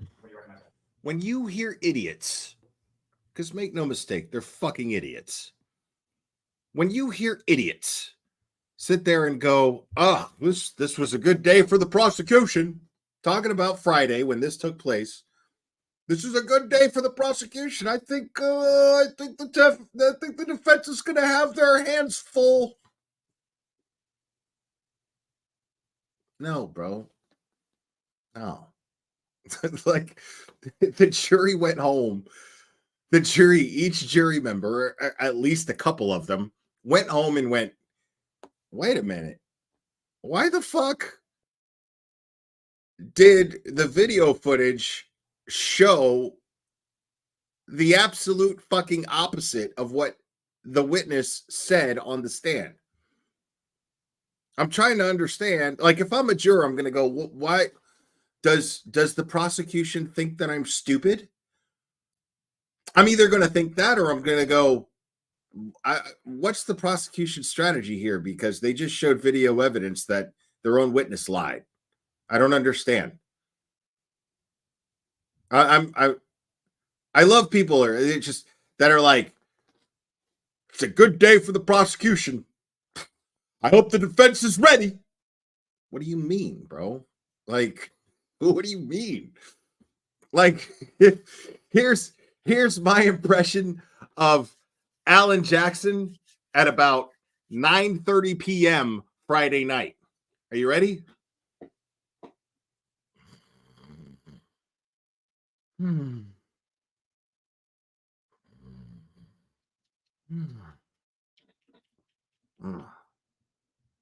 That's my impression of Alan Jackson, David Yannetti, Eliza Little, Friday night.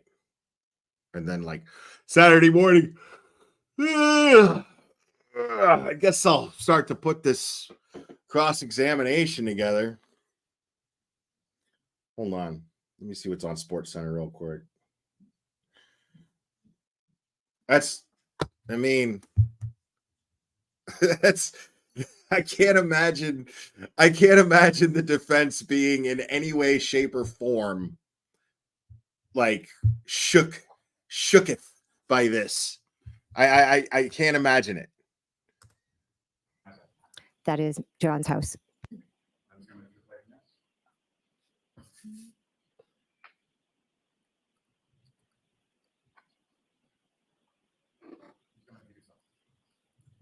Now, what's depicted in this video, sort of the screen directly in front of you, do you recognize what that is? Yes, What do you recognize that? John's driveway, As far as what, if anything, do you observe in John's driveway? John's car and Karen's car.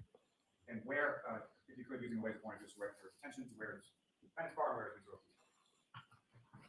O'Keefe? Mr. O'Keefe's car. Oh my and the God! defendant's. Shut up, Jen McCabe. I think we got a super dad. Super dad. I think we got a super dad. Super dad. Super dad. Super dad. Dad, dad, dad, dad, dad.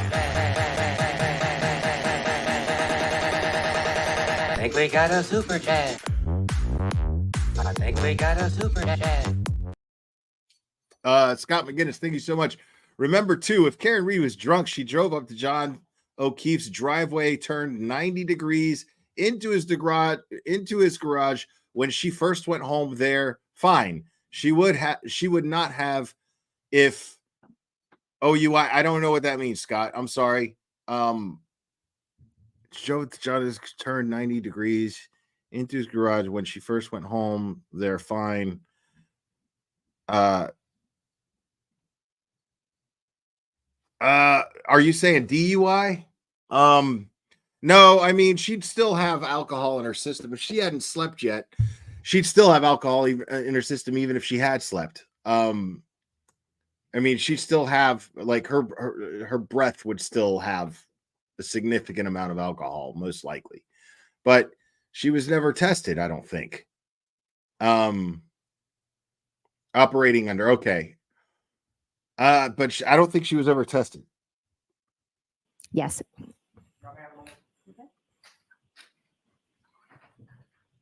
That's what Massachusetts calls a DUI. Got you. Okay. Gotcha.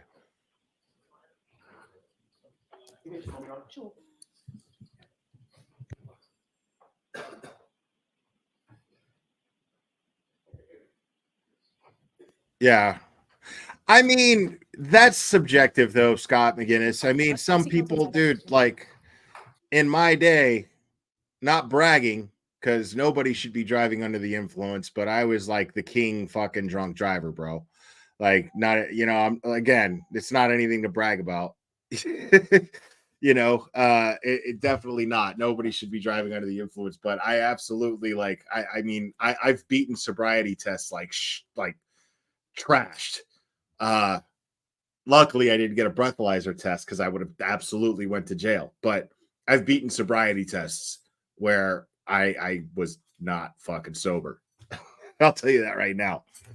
So it could be, I mean, it's, you know, depending, I mean, if they're saying that she slammed 7 drinks, that means that she kept drinking after slamming those 7 drinks, which I call bullshit. Do I think that Karen Reed was drunk? I still think Karen Reed was drunk. Absolutely. Do I believe that Karen Reed was drunk? Yes, I do. I stand by that. But I don't think she hit John. There's no evidence to indicate that she did. There's evidence to indicate that she didn't. So I think she's absolutely innocent, but do I think that she's guilty of an OUI? Yeah, absolutely. Personally, yes, I do. That's just my opinion. But it doesn't matter because it's irrelevant. It's fucking irrelevant.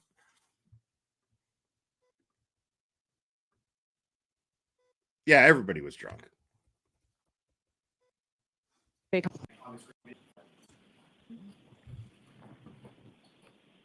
Now, Ms. McCabe, you then yourself, the defendant.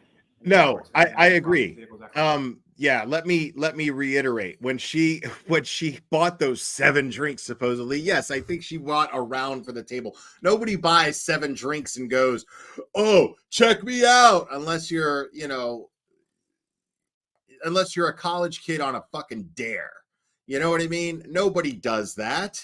You buy 7 drinks at a time. You assume it's a round for the table. Of course, she bought a round for the table.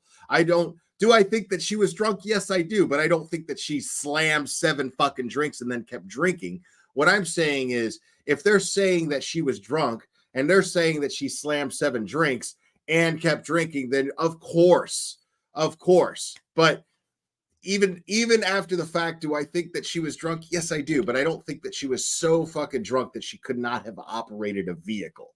I think that she was frantic, and I think that she was frantic probably because she thought that John could have been up to something else. I think that she felt insecure about where they were in their relationship that evening, considering that they left on a bad note. And I think that her emotions got the best of her due to the fact that that they were arguing and that she had a lot to drink. But I don't think that she no. There's no proof that she was drunk. I'm saying it's my personal opinion. A lot of people might disagree. That's fine. But I personally believe that she had enough to drink like anyone else, and that's it. But I don't think that she's I don't think it matters as far as like what she could have done or couldn't have done driving the vehicle. I mean, you know what I mean? Like, I don't think it's proof that she wasn't drunk because she was able to operate the vehicle properly, in my opinion. Let's see. Solomon Grundy, thank you so much. Yellow cottage cheese and other chump on their hardest not to cave. They know the case screams cover up. They do. They're just sticking to their guns because they're dummies.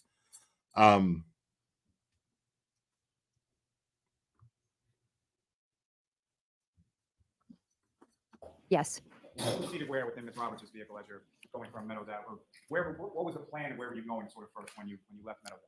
We were going to Fairview And why were you going there? because Karen kept screaming, we need to go to Fairview. Now, who was seated where within the vehicle when you did? Carrie was driving. I was in the passenger seat and Karen was in the back. And what were the lighting conditions at this point that you're driving over there? It was hard to see out the window. You really had to be kind of staring out. It was dark. The snow was coming out the car. And as you're making that drive, or as Ms. Roberts is making that drive from Meadows Ave to Fairview, about how long a drive is it? Approximately 10 minutes. I mean, with the weather, the lights, the street lights, I would say about 10 minutes, give or take. And as far as during the drive from Meadows Ave to Fairview, what's going on inside the car over the course of that ride? Karen is in between us, like from the back, kind of pushing up in between Carrie and myself. And she's just screaming, Carrie, Carrie, her name over and over, my name over and over, and repeating certain phrases. Could I have hit him? Did I hit him? Carrie is yelling at her to shut up, to sit back, to buckle up, to look for John.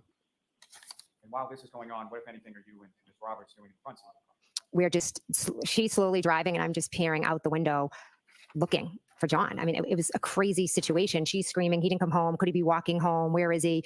So we're just looking out the window, looking for John. Right. As one would, if they're looking for somebody, they're going to speculate out loud, especially in a panic, where is the person that they're looking for. They're going to speculate out loud. That's not suspicious. Now, during the time that this is going on, Ms. Reed is sort of screaming and beating you, was that continuous, or what, if anything else, did you see her doing in the backseat while you were going from Meadows Ave there? I didn't see her doing anything. She just continuously screamed that. And then as we got by different landmarks, she then started, screaming, asking if John could be at certain people's houses. And whose houses was she asking if John could be at? If she could be at Bella's house. Referring to the directions that you had provided the night before? Correct. And so that would have been, Bella was a child who was around the age of Kaylee and your daughter, correct? Yes. And there have been some years in the past dating relationship between Mr. O'Keefe and Bella's mother, correct? Yes. And so Ms. Reed is saying that in the car that morning as you're driving over to Fairview? Yes, she asked, could he have been with Ashley? And I looked at her and said no, because to me that was a crazy idea. And then Carrie had mentioned, do you think he could have called somebody else that lived on a street over? And she started screaming, who's that? Who's she? And you recall who Carrie referred to? Yes. And who was that? A woman that John had previously dated. And was that anywhere recent in time when you're driving around on January 29th when they had dated? Totally irrelevant. So similar to Bella's mother would have been years before. Correct. And so when Ms. Roberts said that, what, if anything, did it happen? She was just spiraling, yelling about Ashley, who was Bella's mom, and just talking what I thought was very irrational about John maybe being with her.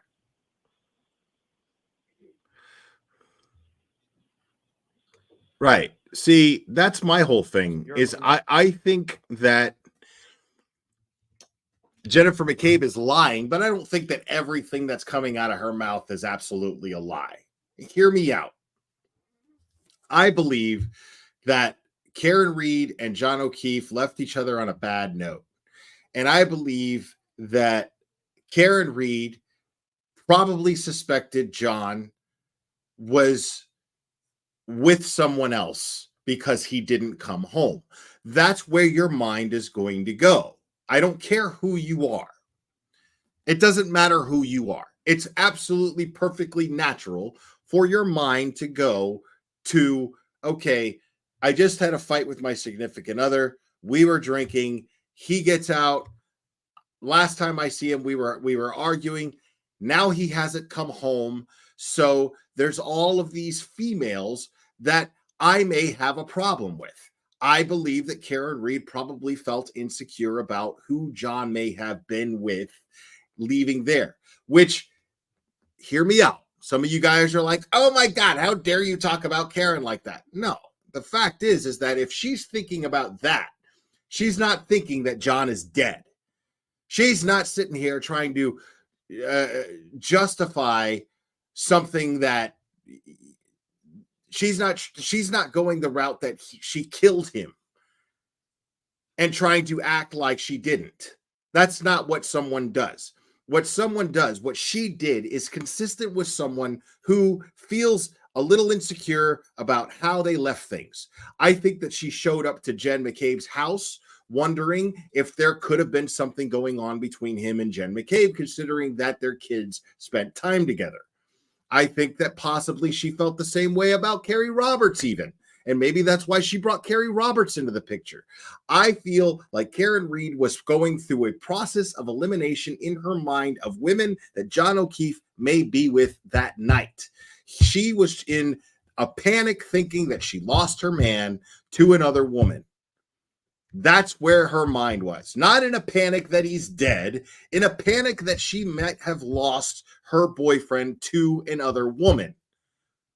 Because there were other women that he was platonically involved with that she may have had suspicions about. Anybody's going to, not just women, but men too. Like I've caught a woman with somebody, I knew it. I knew it. It was a very similar situation, except nobody ended up fucking dead. But I had a really good friend who I was with somebody, and I was home, and I don't want to get too detailed about my personal life, but I remember this night very well. And this person was supposed to come home. I had my kids. This person was supposed to come home. I fell asleep. I woke up 6 a.m, realized she wasn't home yet. But my intuition, my instinct knew exactly where the fuck she was. Got in my car, went right over to where I thought she was. Lo and behold, there was her car at my friend's house. And I did everything I could to not beat the two of them to death with a boat oar that was in the corner. Everything in my power to not do that. Luckily, I was sober. They weren't. They were passed out, hugged up, naked with each other. And I was like, okay, I'm standing over the bed. And I'm like, I could just fucking beat these two to death right here, right now. But I didn't. I didn't. But I thought about it. I absolutely thought about it. And then, of course, I kicked the bed and was like, yo, get the fuck up. We're leaving, blah, blah, blah. And then homeboy like pretended to be asleep like a bitch. And I was like, it's not even worth it. But it happened. It absolutely happened. I knew, my instinct was like, this is where she is. Guaranteed. And it wasn't just instinct. It was just common sense. It was like, okay, I was suspicious because there was something there between them that could have just been my mind. Could have just been, there was no actual evidence that they would do anything together. I had no real indication of it. I just had a suspicion. Call it an insecurity. Call it just me being insecure and being like, fuck, you know, if she's not home, where am I going to go look? I'm going to go over here because I didn't like the way these two were. I didn't like the vibe between these two. And sure enough, now, again, I wouldn't call it intuition. I'll go as far as to say insecurity on my end. Pure insecurity. Pure, unadulterated, absolute insecurity. It just turned out that I was right. But I have no doubt in my mind that this is probably what went on with Karen Reed. Karen Reed felt insecure. She's not jumping to the conclusion that her husband or that her boyfriend is dead. She's jumping to the conclusion that we left on a bad note and there were other women that I did not like their dynamic or I had doubts about, and I'm going to eliminate through process of elimination. I'm going to go to this woman's house and then I'm going to call this woman, get her. He's not around. He's not with them. So I'm going to call the ex who I may suspect that he might be with. That is not consistent with someone who thinks that her boyfriend is dead. That is not consistent with somebody who just killed her boyfriend. None of this behavior is consistent with someone who thinks that they might have killed their boyfriend. None of it. It's all consistent with someone who doesn't know where her boyfriend is and is thinking the worst thing in her mind is that he's cheating on her. And she's going through a process of elimination of people who he might be cheating on her with. And she's looking to catch him. But upset about it because that would mean that their relationship is over. Because Karen Reed does not come off to me as the type who's going to put up with being cheated on. That's just my personal instinct on her. The vibe I get from her. I don't know anything about Karen Reed. I have no idea what type of a woman she is. What I'm saying is it makes sense to me considering the bulldog that she is and fighting against this bullshit sham against her. I would say she's not the type of woman to just sit there and take being cheated on. So I feel like she was looking to catch him. And if she was looking to catch him and the idea of him cheating on her would have been it. That would have been the end of their relationship. And she was afraid of that happening. And she was hysterical about this happening. Or she was putting on this act of being so worried about him to justify, like basically coming off to Jen and coming off to Carrie Roberts as I'm worried about him and his physical well-being to cover up the idea that she is suspecting him of cheating on with one of them. That would make sense to me. But do I think that she thought that John was dead somewhere genuinely? Fuck no. Not at all. I think that she was afraid of finding out. She suspected, but was afraid of being right. She suspected he was cheating, and she was afraid of finding out that she was right.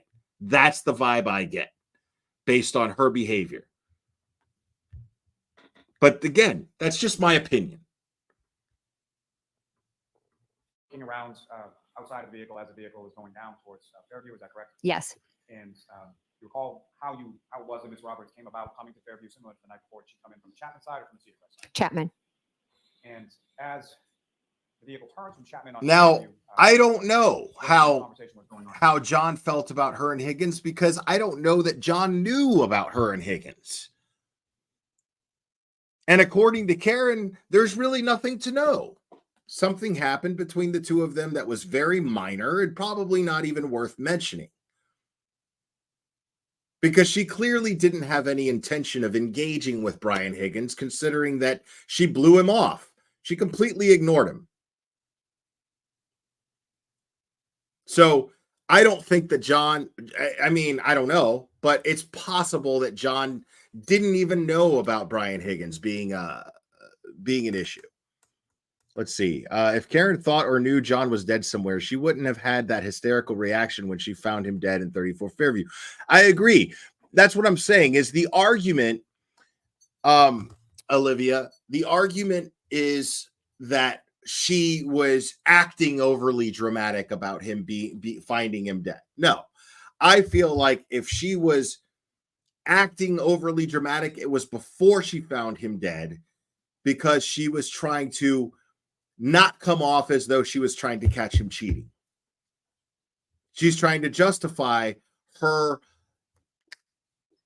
going for every single person that she might suspect John of cheating on her with. But she can't just go and do that. She can't just go and be like, oh, I know John's in here when she has no proof. She can't just be like, show up to Jen McCabe's house with Matt McCabe there and be like, I know John's in here, because that's kind of outrageous, right? So she has to be like, well, I'm worried about him, and I think that he could be hurt. Unfortunately, it makes it easy to frame her when when she's saying this.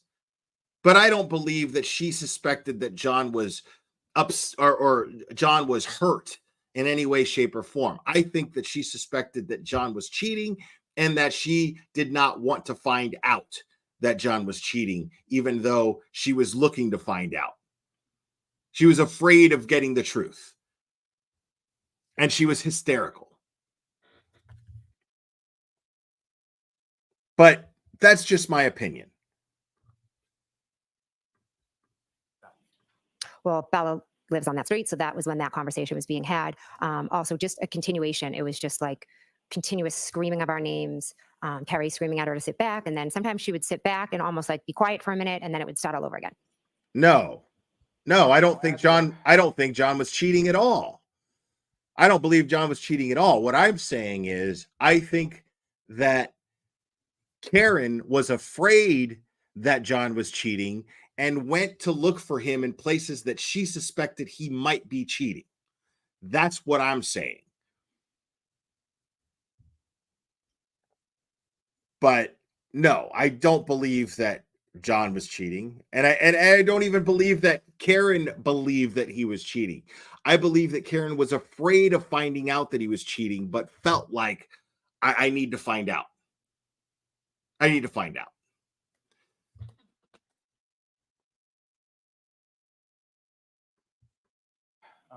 Coming down Fairview Road, what, if anything, were you saying to Miss Roberts, did Miss Roberts know where she was going as far as where your sister lived? No, I told her that my sister lived at the bottom. And then as we got closer, I said, just past, see where those trees are? Just past the trees is my sister's house. As you got in that area of sort of trees, from the residence of your sister at 34 Fairview Road, trees that you're talking about, where are they in relation to the property? They're at the start of the property is the trees, and then their property begins.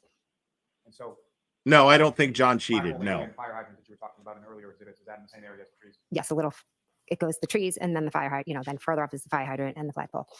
As you're coming down Fairview now, approaching 34 Fairview, the house would be on which side of the vehicle? On the driver's side or the passenger side? The driver's side.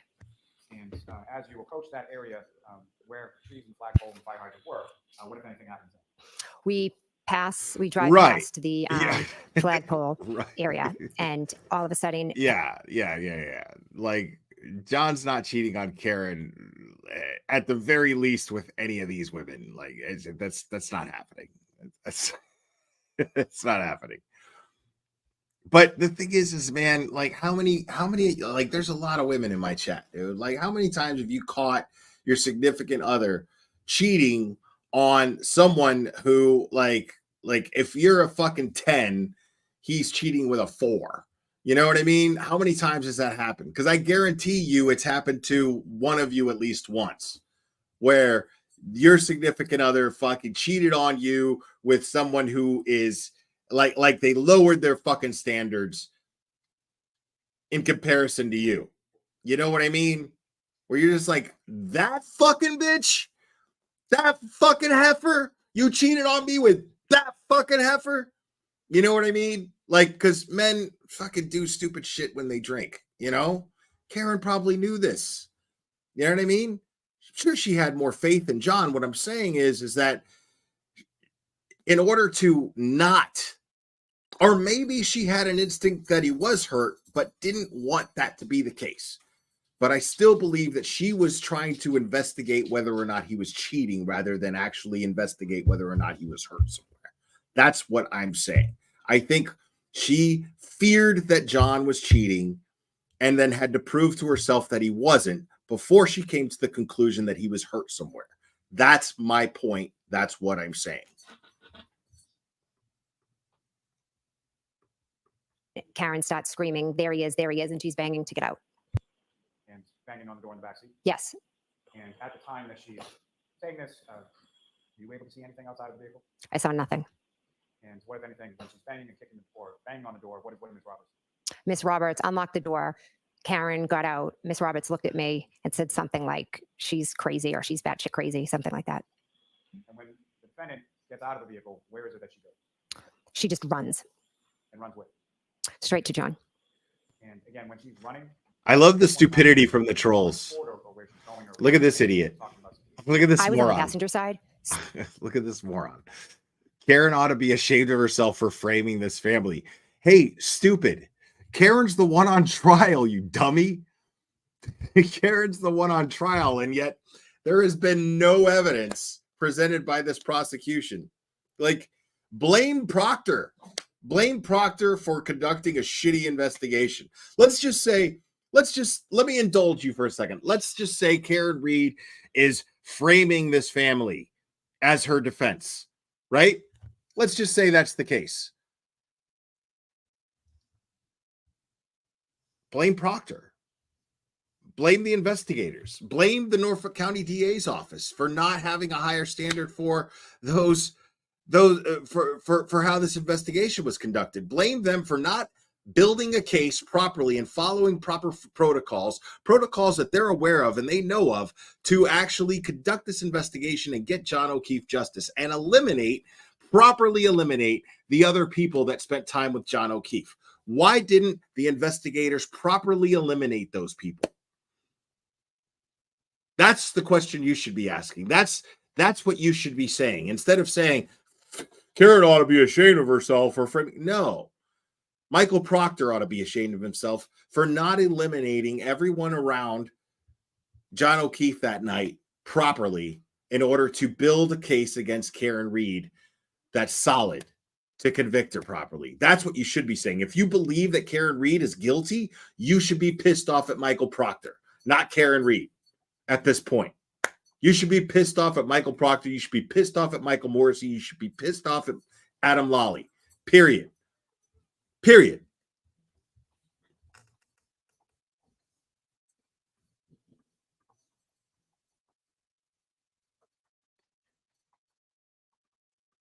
So as I got out, she was already at John.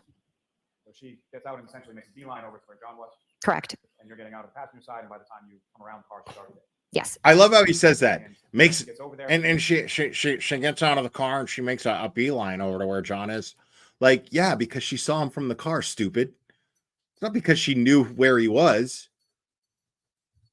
Because all that comes off to be is that fucking Jen McCabe was sitting there acting like, doop, doop, doop, doop, doop, doop, doop, doop. I don't know. And then Karen Reed was like, what do you mean? Look at him. He's right fucking there. What? I don't know. And then she runs over to him to try to save his life. Where this asshole just sat in the car and never gets out. How do we know this? Despite what she says. How do we know this? Because we heard the 911 call that John O'Keefe's voicemail picked up. We heard it. They even played the 911 call direct from the 911 dispatch.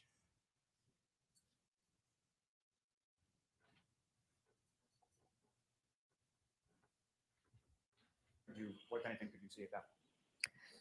She straddles John and she lifts up his shirt and then she lifted up her shirt and went to lay on him. And Wow. Miss Roberts went over and she was removing the snow from his face. Let me take a step back from that. In Your Honor, with court's permission, I would ask to publish this portion of what's been marked as Exhibit 12. Mr.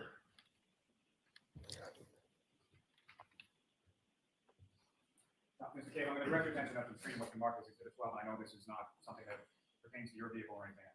But what I'm going to ask you as it plays through is if what you observe in this video is Right. consistent with what you observed during the last compared to that. They're not even good at lying about this.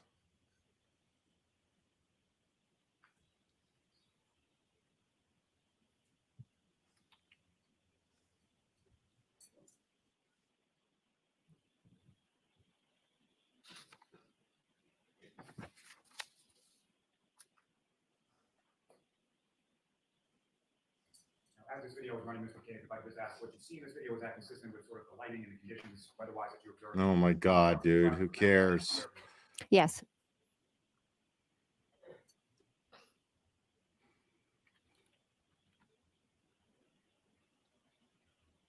FBI, open up! Oh. How do you like them apples? I think that's for you. Scared you, didn't it? It should. It fucking should. Mr.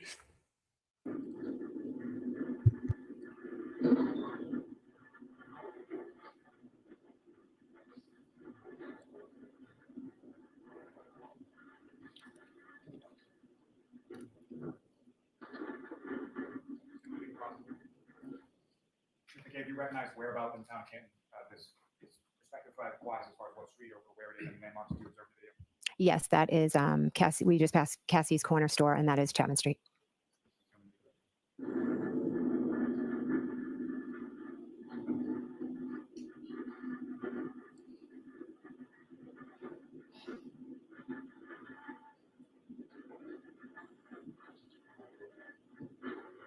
Did you just fucking call me pal? Did you just call me pal? Mob don't rule, pal. Facts do, pal. Bruh. That's right, pal. Mob don't rule, pal. Nobody talks like that. Nobody talks like that.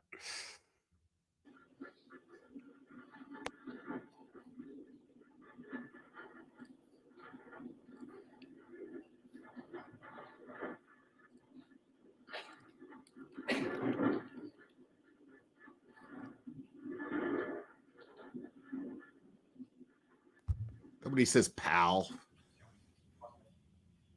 Again, Ms. McCabe, do you recognize whereabouts in the town Canton we are in this portion of the video? Yes. Where? This is the top of Fairview. So this will be from Chapman coming on Fairview, is that correct? Correct. And prior to that, along that ride along Chapman, is that the period of time you're looking out the window and trying to see if you can see John on the side? The only way. Yes, but we didn't drive that way. The only way that verdict comes back guilty is if that jury is intimidated or tampered with in some way. That is the only fucking way. Because the facts, as you state here, the facts dictate that the prosecution has no case against Karen Reed. Period. Like forget all the everything. Let's just forget. Let's just forget Turtle Boy. Let's forget all of the stuff that we know about everybody here. It doesn't matter. If we're looking at this from a trial standpoint, right? If you're thinking about this as a juror, period, as a juror,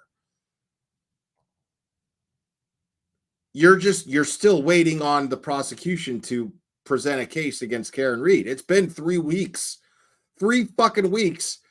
And what they've done is sit people on that stand, call people to that stand who have lied, who have done nothing but lie. I mean, the jury sees this. Ex-Muffin Man, thank you so much. In the video where Jen is at John's house with Karen, look at how little snow the tires make. That is the clearest picture of the snow at the time. Agreed. Agreed. I pointed this out way, way before that. I pointed this out early on in the trial. That's not fucking 6 inches of snow. There's no way you wouldn't see John O'Keefe laying in that lawn. Explain to me why you,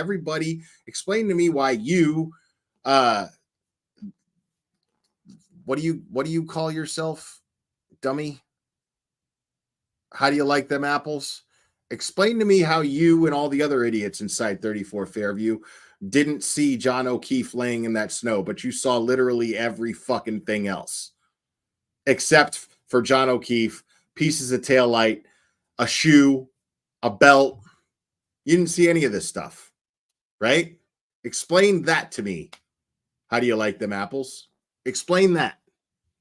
How did you and all you other fucking idiots inside that house, when you guys were putting together your story, think it was a good idea? Why did you guys all think it was a good idea to testify that you saw Karen Reed's SUV do literally everything except hit John O'Keefe, and you managed to see beyond the yard but didn't see what was in the yard when you left? Everybody shuffled out, group or individual by group by individual. Explain that shit. Like, you should have done better. You should have done better. Way. You came from the other direction? Yes. You would have taken instead of right onto Fairview, you would have taken left on Fairview? Yes. And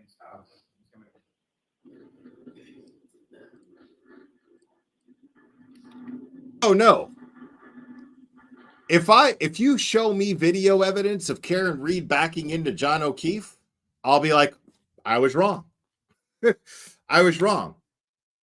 But until then, prosecution has absolutely no case.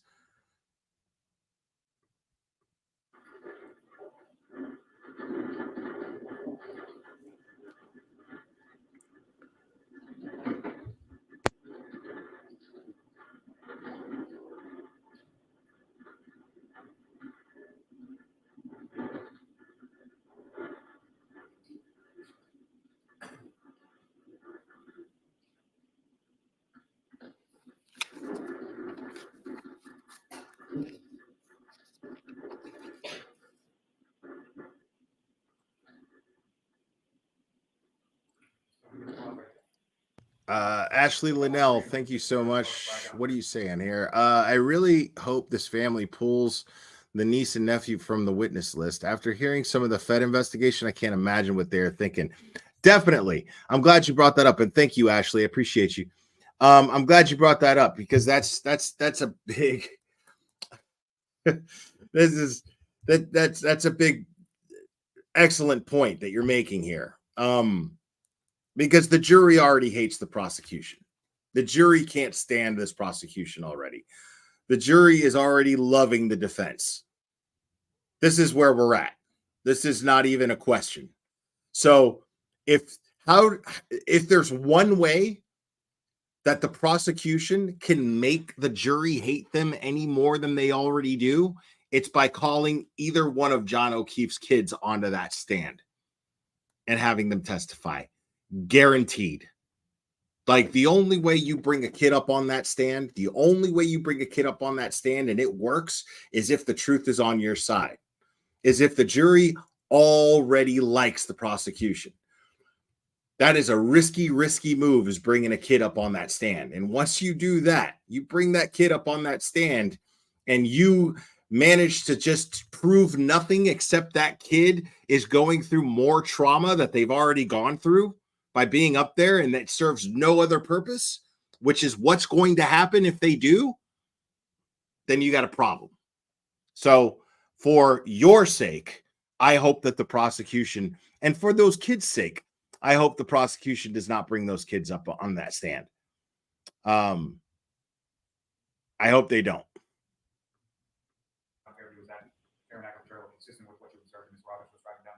Yes. And at this point in time, it's coming sort of downhill from Fairview. Is this a point that conversation occurs as far as Bella's mother and prior dating relationships and things like that? A little bit more towards the top of the street.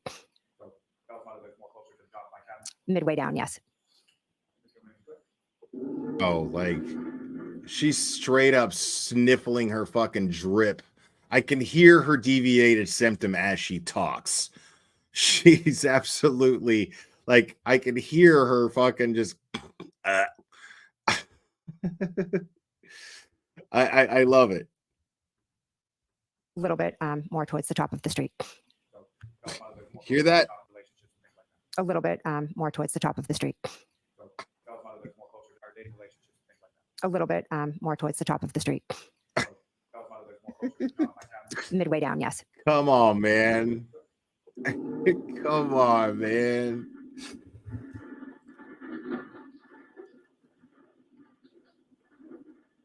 Disgusting.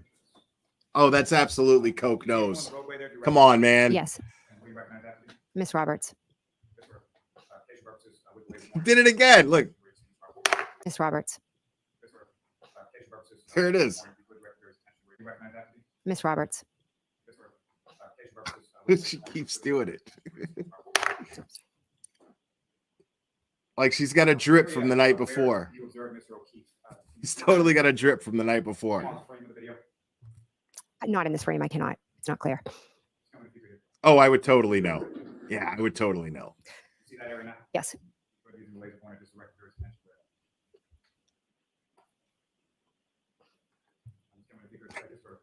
He keeps doing it. It's all I hear now. Drip, drip, drip.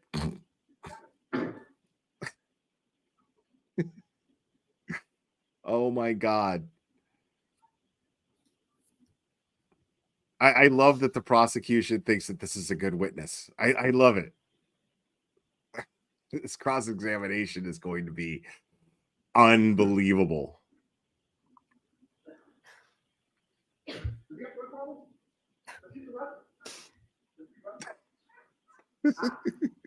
It's all I hear.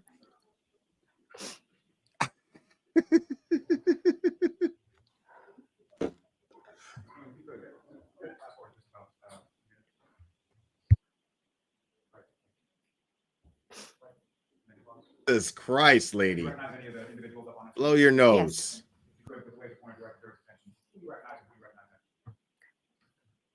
Carrie Roberts, myself, Karen Reed.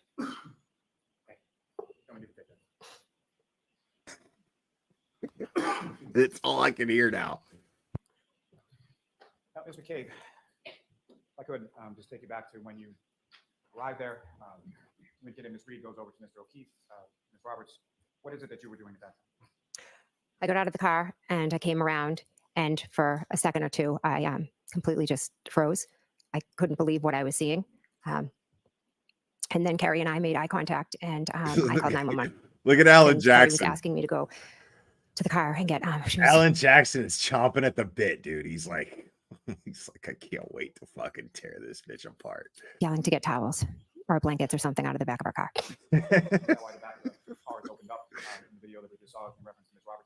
Yes. Did she direct you sort of where to go within the vehicle to find the blankets, towels, whatever it was? Yes. Now, you called 911, you spoke to the operator and told them essentially where you were, correct? Yes.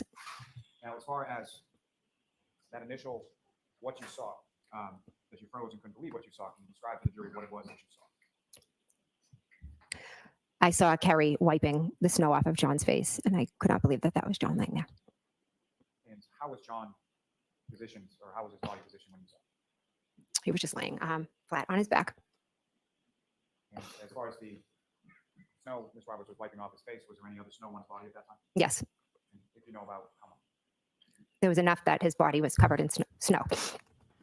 Jesus Christ, woman. Could you tell at that point how far? Okay, because I found this really, really interesting because we happen to know that she was not outside seeing all this. She's testifying as though she was witnessing all of this firsthand, but yet she was sitting in the car the entire time. We know this because we heard a recording of it. We've had this recording for months. She was sitting inside the car the entire time.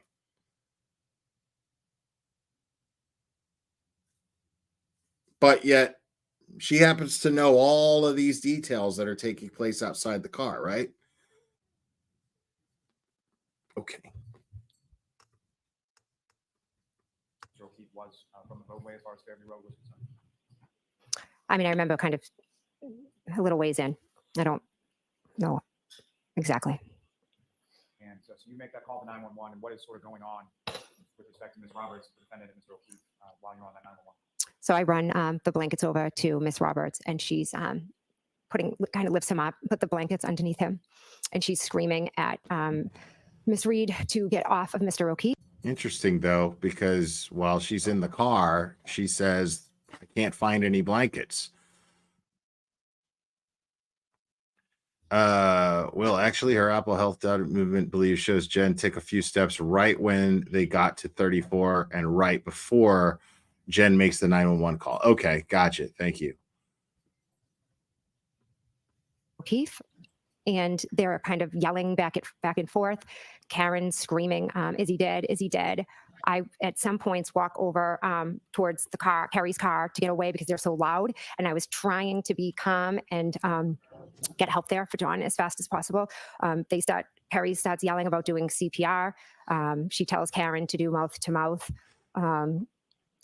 Okay, but here again, given what Olivia just stated, she's still talking as though she was outside of the vehicle when she was actually inside the car. We heard the recording of her inside the car. How do we know this? Because John's cell phone was inside the car and his voicemail picked up her talking to 911 and then Nicole Albert.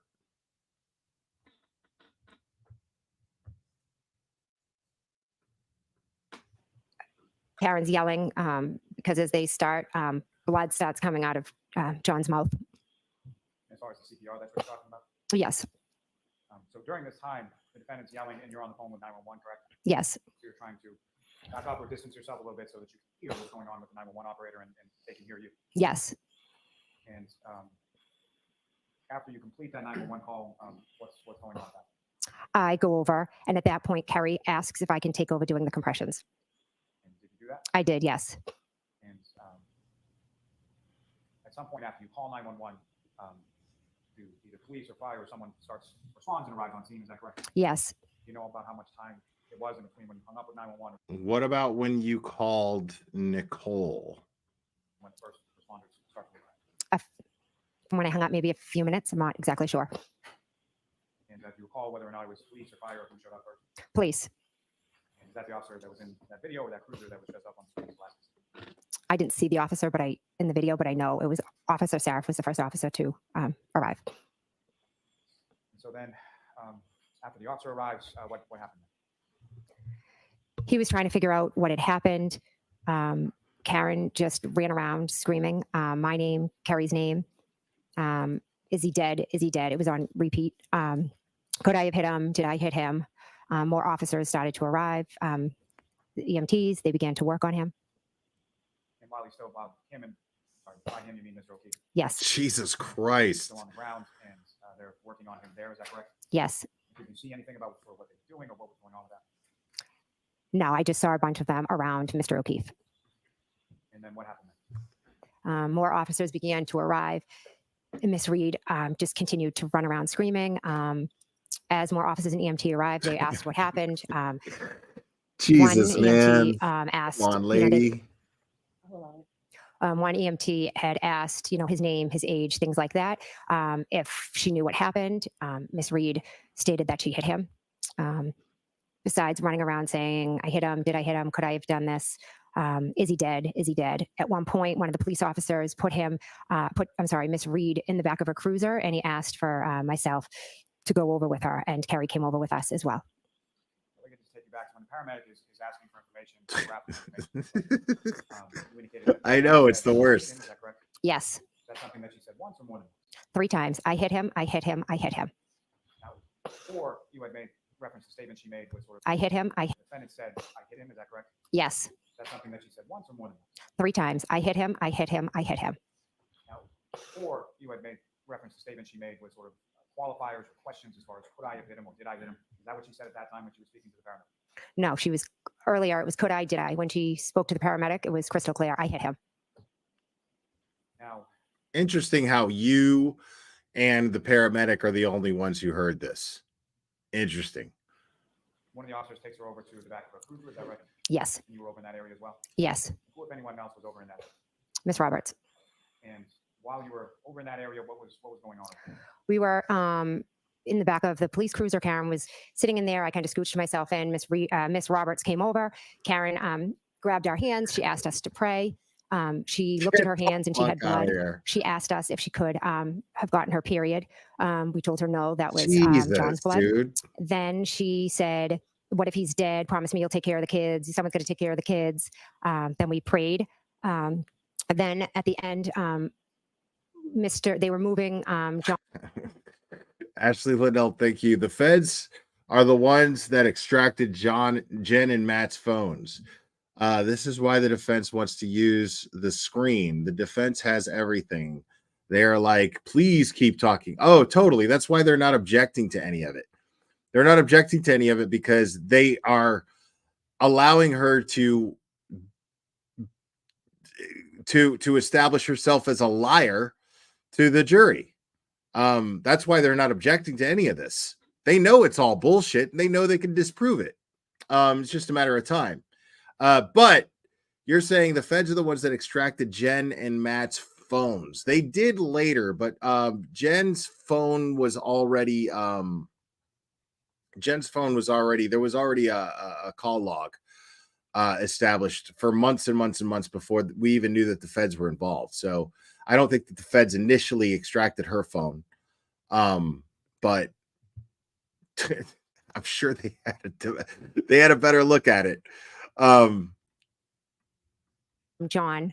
And at that point, Karen told Carrie, go over, look, is he dead? Is he dead? Is he dead? Over and over. And Carrie said, I'll go over and check on him. And she was yelling, are they working on him?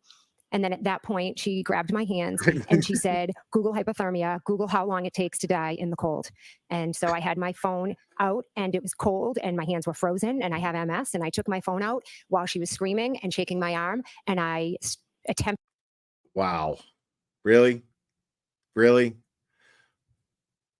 And I have MS and I took my phone out while she was screaming and it was cold and my hands were frozen and I have MS and I took my phone out while she was screaming and shaking my arm and I attempted to Google how. So here she is trying to explain away why it was misspelled, why it said Haslong to die in the cold. But sorry, your phone doesn't have a flux capacitor. Doesn't go back in time when it hits 88 miles per hour. Doesn't do that. There's no way to explain away the 227 search, no matter what kind of bullshit the prosecution tries to say. Because it was really good. It's going to be funny. Even the expert that the prosecution is going to bring up is going to shoot down that expert. Because I mean, it's not going to be that they make the expert out to be a liar. They're going to shoot down the prosecution because the prosecution is going to want to cherry pick what that expert is going to say. Because that expert is going to say that search absolutely happened at 6. What was it here? Let me see here. At 6:23 and 6:24. Right? At 6:24 and 18 seconds. That expert is absolutely going to say yes. Jen McCabe Googled how long to die in cold at 6:24 and 18 seconds a.m. No doubt about it. Right? They're absolutely going to testify to this. And then Lolly's going to say, no further questions. But that expert is not going to testify during direct testimony that she did not Google how long to die in cold at 2:27 a.m. That's going to be the key. That's going to be the deal sealer right there. Is once they're cross-examined, they're going to ask either Jackson, Yannetti, or Little are going to go, so did Jen McCabe Google at 2:27 a.m. how long to die in cold? And that expert is going to go either, I don't know, or they're going to say, yes, she absolutely did. One of those answers is going to happen. And if it's the former, where they say, I don't know. Guess what that does? It creates doubt. How do you like them apples? How long does it take to die in the cold? And when you conducted that search, that was at the defendant's request on scene sometime after 6 a.m. on that day, correct? Yes. You recall whether or not that came up as far as your search in Google? Is it something that you typed once or more than once? If you I believe I did it multiple times because as I was typing it, I don't know what else was coming up. She was screaming. My hands were shaking. And do you recall anything as far as what the search results were, or did you click on anything, or did you get an answer to the question the defendant posed to you? I don't even think I got an answer because as I kept Googling and she kept yelling and then they were Thank you, moving Jim John. Cox. And the next thing Appreciate I knew we were kind of moving because she wanted to see if they were working on him. Apple fun. Yes, we kind of just moved to see what was going on. When you moved over, what did you see then? They were just putting him in the back of the ambulance. Now, after Mr. O'Keefe was put into the back of the ambulance, I don't know if Karen R-E-E-D will be found guilty, but Karen R-E-A-D will be found not guilty. Guaranteed. Guaranteed. Guaranteed. where did you go then? What did you do? At that point, different police officers, I believe, were arriving and they were asking questions about what happened. And did you speak to those officers? I did, yes. And at that point, did you know what happened? No, to be honest, it was like I was there, but everything was just going on. And I was completely just in a state of shock and disbelief. And that sort of period there, how long did that go on? So I talked to a few officers. We tried to just give them, he didn't come home. We went out looking for him, kind of just the brief overview. And then one of the police officers asked me to go into the house and to wake up my sister and my brother-in-law. Now, here's the $1 million While question. you were outside, Here's the $1 million question, Jen McCabe. Why didn't you do that immediately? Why didn't you do that when you knew that your brother-in-law was a trained first responder? Why didn't you do that immediately when you have access to your own sister's house? Why didn't you do that immediately when you knew that there were blankets inside that house instead of frantically looking for them in the back of Carrie Roberts' vehicle? Why didn't you do that? Why didn't you do that initially? Why didn't you go into your brother-in-law and sister's house to try to get John O'Keefe, your friend, saved, to try to save his life? Why didn't you do that? That would have been my instinct. That would have absolutely been my instinct. Why did she tell 911 there's a guy passed out on the lawn? Why did she not identify him as a police officer? I mean, she's cool and calm. She wasn't in shock. What are you talking about? She wasn't in shock. She's cool and calm, and she handles crisis with a cool head.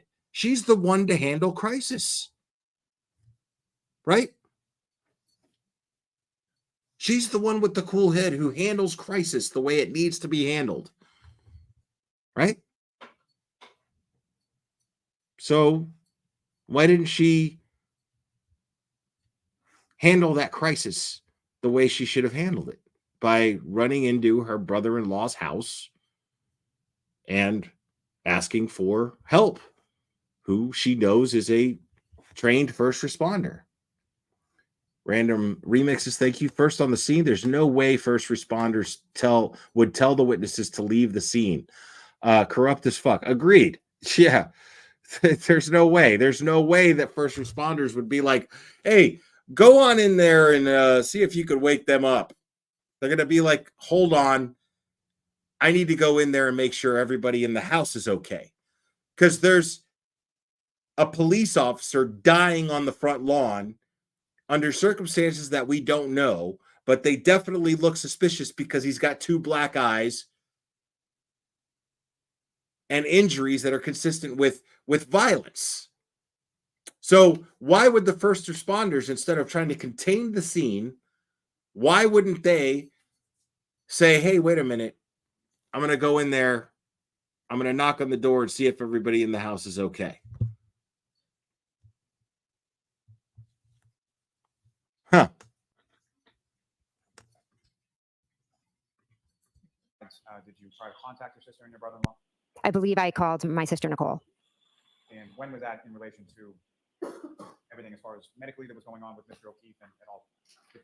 I think I might have called her right after I got off with 911 possibly. And then, she didn't answer. And that's when I was walking over, I believe, to John. And she didn't answer the call when you called her initially? No. And you recall calling either your sister Nicole or your brother-in-law Brian Albert prior to going into the house? No. I don't recall. I know. Dummy. The coroner said that the injuries on John's arm were blunt force trauma. And I'm the dummy. The injuries on John O'Keefe's arm that were clearly lacerations. They called it blunt force trauma.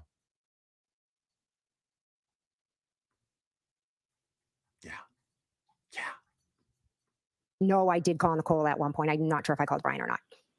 Regardless of if you called or you didn't call, do you recall having any sort of phone conversation with either Nicole or Brian Albert before you went in the house? No. So you at least called your sister Nicole. She didn't answer, and then one of the officers directed you to wake them up. Yes. And when you went up to the house at 34 Fairview, how did you get in? The front door. And the front door was unlocked? Yes. Is that typical from your experience at that residence? Yes. And so you went to the house, and where did you go? I went up the stairs to their bedroom. And the bedroom door, when you arrived there, was it open or closed or something? It's closed. And you opened it? Yes.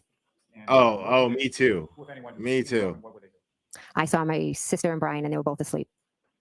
And you familiar with a dog that they have? Yes. What was the dog's name? Chloe. Was Chloe in the bedroom as well at that time? I don't recall. You come in, they're both sleeping, and what happened then? I go over to the bed, and I'm calling out their names. And how long were you calling out their names before you got any kind of response? Brian responded first, and he was very, startled and looked at me like, "What is going on?" Nicole took a little, I think it took Nicole a little bit longer than Brian to wake up. Wow. And what is it that you're telling them as you're coming into the room and they're waking up? I'm telling them that we just found John out front, and I could have possibly said John has died. We just found John out front. Oh yeah. They were very confused at one point. I think Everybody. Brian, who's John? Everybody slept through it.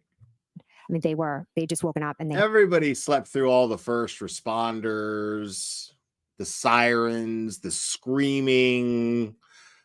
Yeah, absolutely. Right. Because that's totally believable. I had no idea what I was talking about. Now, as far as when they're first waking up and you're explaining to them, how would you describe sort of their demeanor as you're talking? They were both shocked. I think they thought, like, why? Okay. Shocked. No, they were front. I think it took Nicole a little bit longer than Brian to wake up.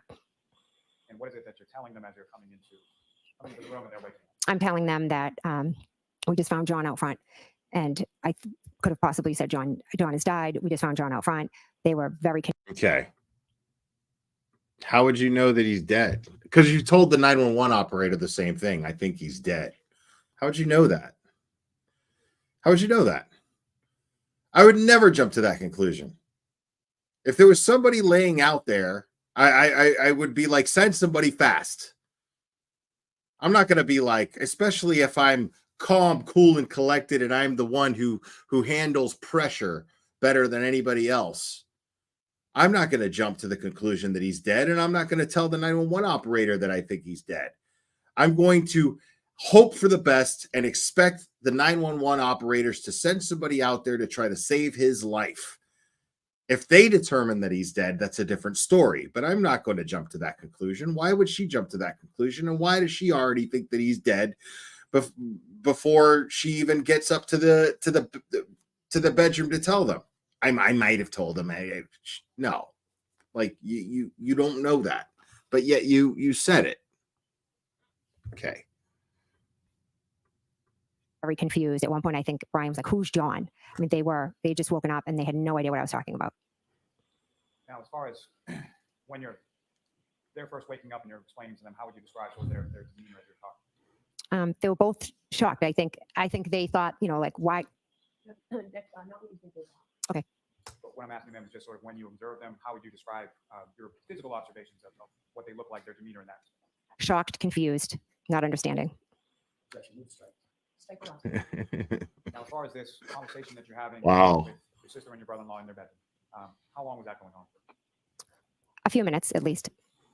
And then following that, where did you go? They got up, got dressed, and then we walked down the stairs. And when you got to the bottom of the stairs, what, if anything, did you see when you got There was a police officer at the bottom of the stairs. So a few minutes.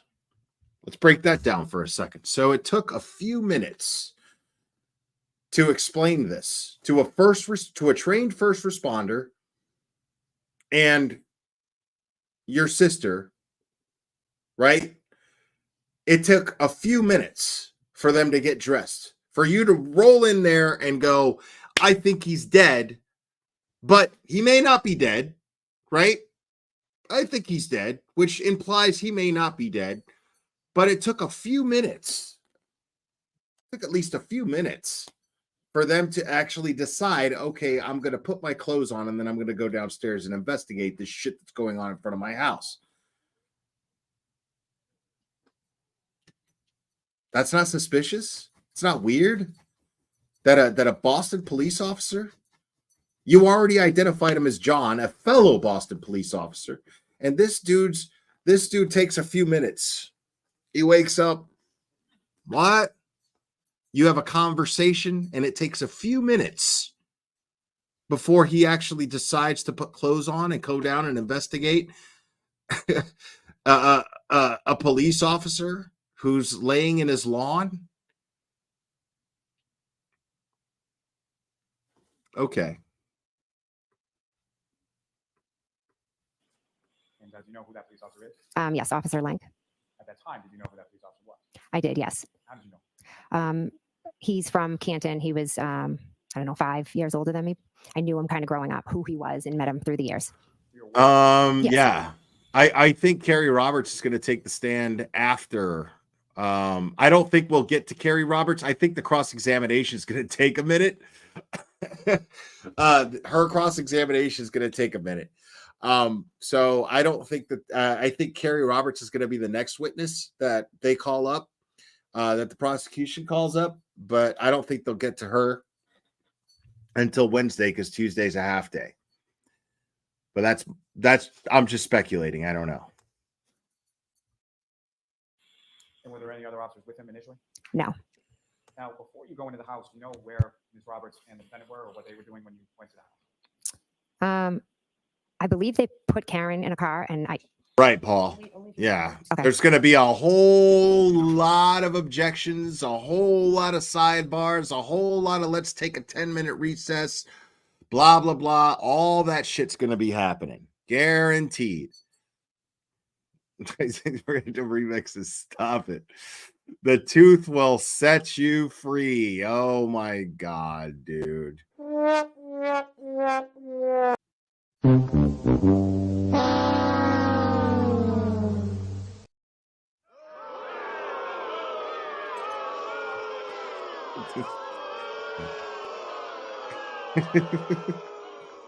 Thank you, Random Remixes, for your terrible joke.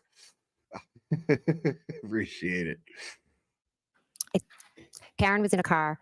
Carrie was walking all around. For your dad pun. Now, as far as the ambulance with Mr. O'Keefe, at the time that you go into the house, was that ambulance still there? I'm not 100% sure, but I believe it had left. And when you come downstairs with your sister and your brother-in-law, your officer's there, you have a conversation, is that correct? Yes. Where did that first conversation go? In the hallway and then into the kitchen. And from there, you mentioned that there was Officer Lang at one point. Were there any other officers that joined that conversation at some point? Hours later, yes. And so during that initial conversation, you're talking to the officer, who, if anyone else, not what they said, but who, if anyone else is speaking to them. Brian and Nicole. The conversation initially with the officer, you know about how long that went on. I don't. A few minutes. And following that conversation, what did you do, or what happened? My husband arrived. And had you called him? Yes. And when had you called him? I called him when I was walking in the house to wake up my sister and Brian. So as you're walking in, you call your husband Matt, and then he arrives at some point after. Is it after you're done talking to the officer, or while you're talking to the officer? The officer was still in the house, yes. And so in that vein, as far as when your husband comes in, the officer's there, correct? Yes. Did you see your husband talking to the officer as well? Yes, the officer asked him to step outside or step to the side, and they spoke. And then what happened then? The officer told me to stay. Hold on, I told her to stay. The officer told me to stay, and that he said that the state police would be coming to talk to me. And so you stayed at the house at 34 Fairview, is that right? Yes. You know where Miss Roberts and the defendant? Yes, Carrie came up and she had told me that she. No, what she told you. Next question. At some point, did you see Miss Roberts and the defendant go? Yes, to pick up John's parents. And as far as they left in Miss Roberts' car, is that right? Correct. Miss Roberts was again driving. Correct. And at some point, did you observe them come back to the house? Yes. About how long was it between the time they left and the time they came back? 5 minutes, approximately. And after they came back to the house, what, if any, other activity did you see outside as far as first response? I was in the house, so I didn't see Miss Roberts pull back up. You were in the house for most of the rest of the time that you were there, is that correct? Correct. How long were you there that morning waiting for the safety? I believe I left approximately 11:30. During the time that you were there, you're there, your sister Nicole Albert's there, your brother-in-law Brian Albert's there, and your husband Matthew McCabe's there, correct? Correct. And was there anybody else that arrived at some point over the course of the morning while you were there at the house? Yes. And who was that? And if you know about what time was it that they arrived? Julie Albert. Now, with reference to when Julie Albert arrived, at some point around that time, did you have occasion to look out and see sort of what was going on outside? No. Were you aware whether or not there were any police or fire or anything that was still there at the time that Miss Julie Albert arrived? There wasn't. And she comes in the house, and at some point, I'm assuming she's informed of what had transpired there before her arrival, right? Yeah. Yes. And when she's informed of that, what, if anything, did you observe about her demeanor or how she reacted? Shocked. Now, in addition to Julie Albert, who, if anyone else, was at the house that morning while you were? Officer Lang and Gallagher were Thank there. you, Body Shop. Appreciate you. And Brian Higgins came that morning. When the judge threw the text messages last week, she knows. Right. I know. I don't know. Yeah, you're right. Now, thank you, mentioned, Ashley. Lang came back to the house, is that right? Yes. That was after some period of time when he had left? Yes. He came back with another officer named Gallagher, is that right? Yes. And why did they come back to the house? Because I called Officer Lang. And did you have his number, or how did you get his number? Julie Albert gave it to me. And so you called Oh. and then comes back to the house on Fairview, is that right? Yes. And oh. Matt, what is it that why had you asked him to come? Well, as I was sitting there and I was waiting for the state. And Higgins came back. Gee, that's convenient. Why would Higgins come back? That's fascinating. Police to come. I was slowly trying to piece together what had just happened in the last couple of hours. And he had told me, if there's anything that you remember, if you remember anything, please, give me a call. And so there was something that you remembered and you gave him a call. Yes. And when he came back to the house, what was it that you told him? I told him about the comments and the remarks that Karen Reed had been stating that morning. And specifically, what type of remarks are you referring to that you told Officer Lang when he came back? I said that she told one of the EMTs that she hit him. Now, at some point, you indicated that you left the house on Fairview, is that right? Yes. And with your husband after him? Yes. And where did the two of you go? We went home. And your children were still there without either you or your husband there, is that correct? So you talk to Brian, you talk to Nicole, you talk to Higgins, you talk to Lank, you talk to Seraph, you talk to all these people, and then Lank leaves. But after you talk to all these people, you go, oh, I forgot to tell Officer Lank the most important detail of anything that I could have possibly thought of. That Karen Reed told the EMT right in front of me that she said, I hit him. Inside the house where Caitlin Albert lives, right? Because I'd really like to know if there was communication between Caitlin Albert and now I feel like that would have already been established, but there's no way to prove it because everybody got new phones. Amazing. No, court was not live today. Everybody got new phones. But it's so interesting that after everyone in the house, including people who don't live there, but were there the night before, are talking, And then everybody leaves. I mean, as far as first responders and detectives, they all leave. Oops.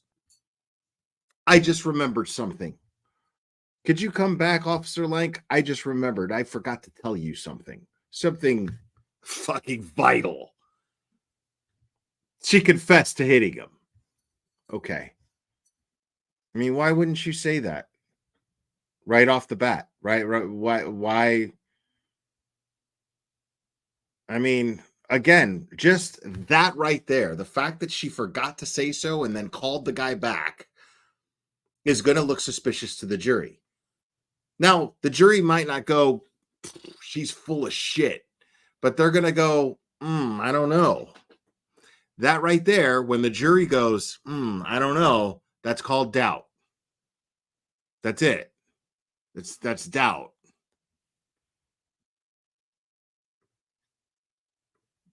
Is that correct? Yes. And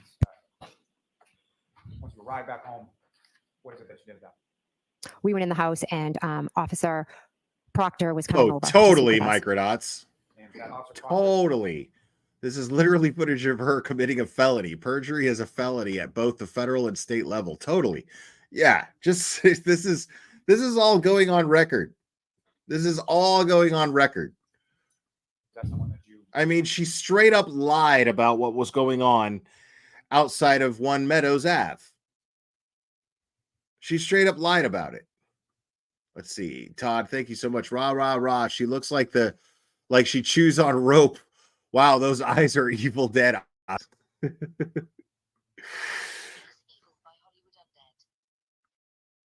Fuck. Hold on a second.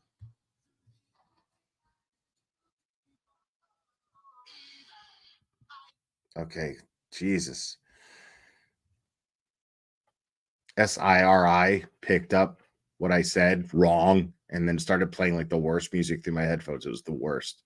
Sorry about that. you previously or had ever met? I'd never met Officer Proctor. And did he come alone or was he with someone else? He had another officer with him. You know who that officer is? Yes, Yuri Buchanan.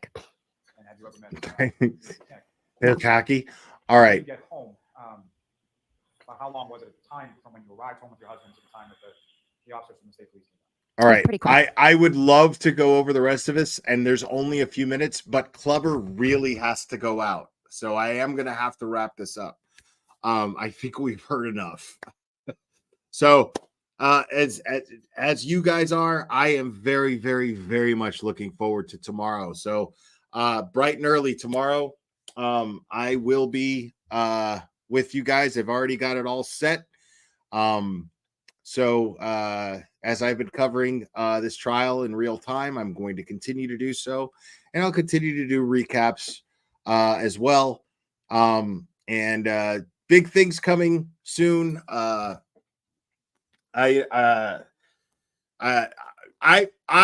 am not planning this. I am just hosting it. So it's going to be completely up to Nick and Jenna to plan this. Oh my God! Random remixes. Yes. Okay. Yeah. You can't handle the tooth.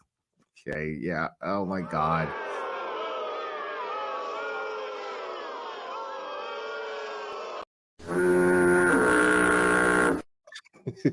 Thank you, Random Remixes. I appreciate it. Thank you for the dad pun.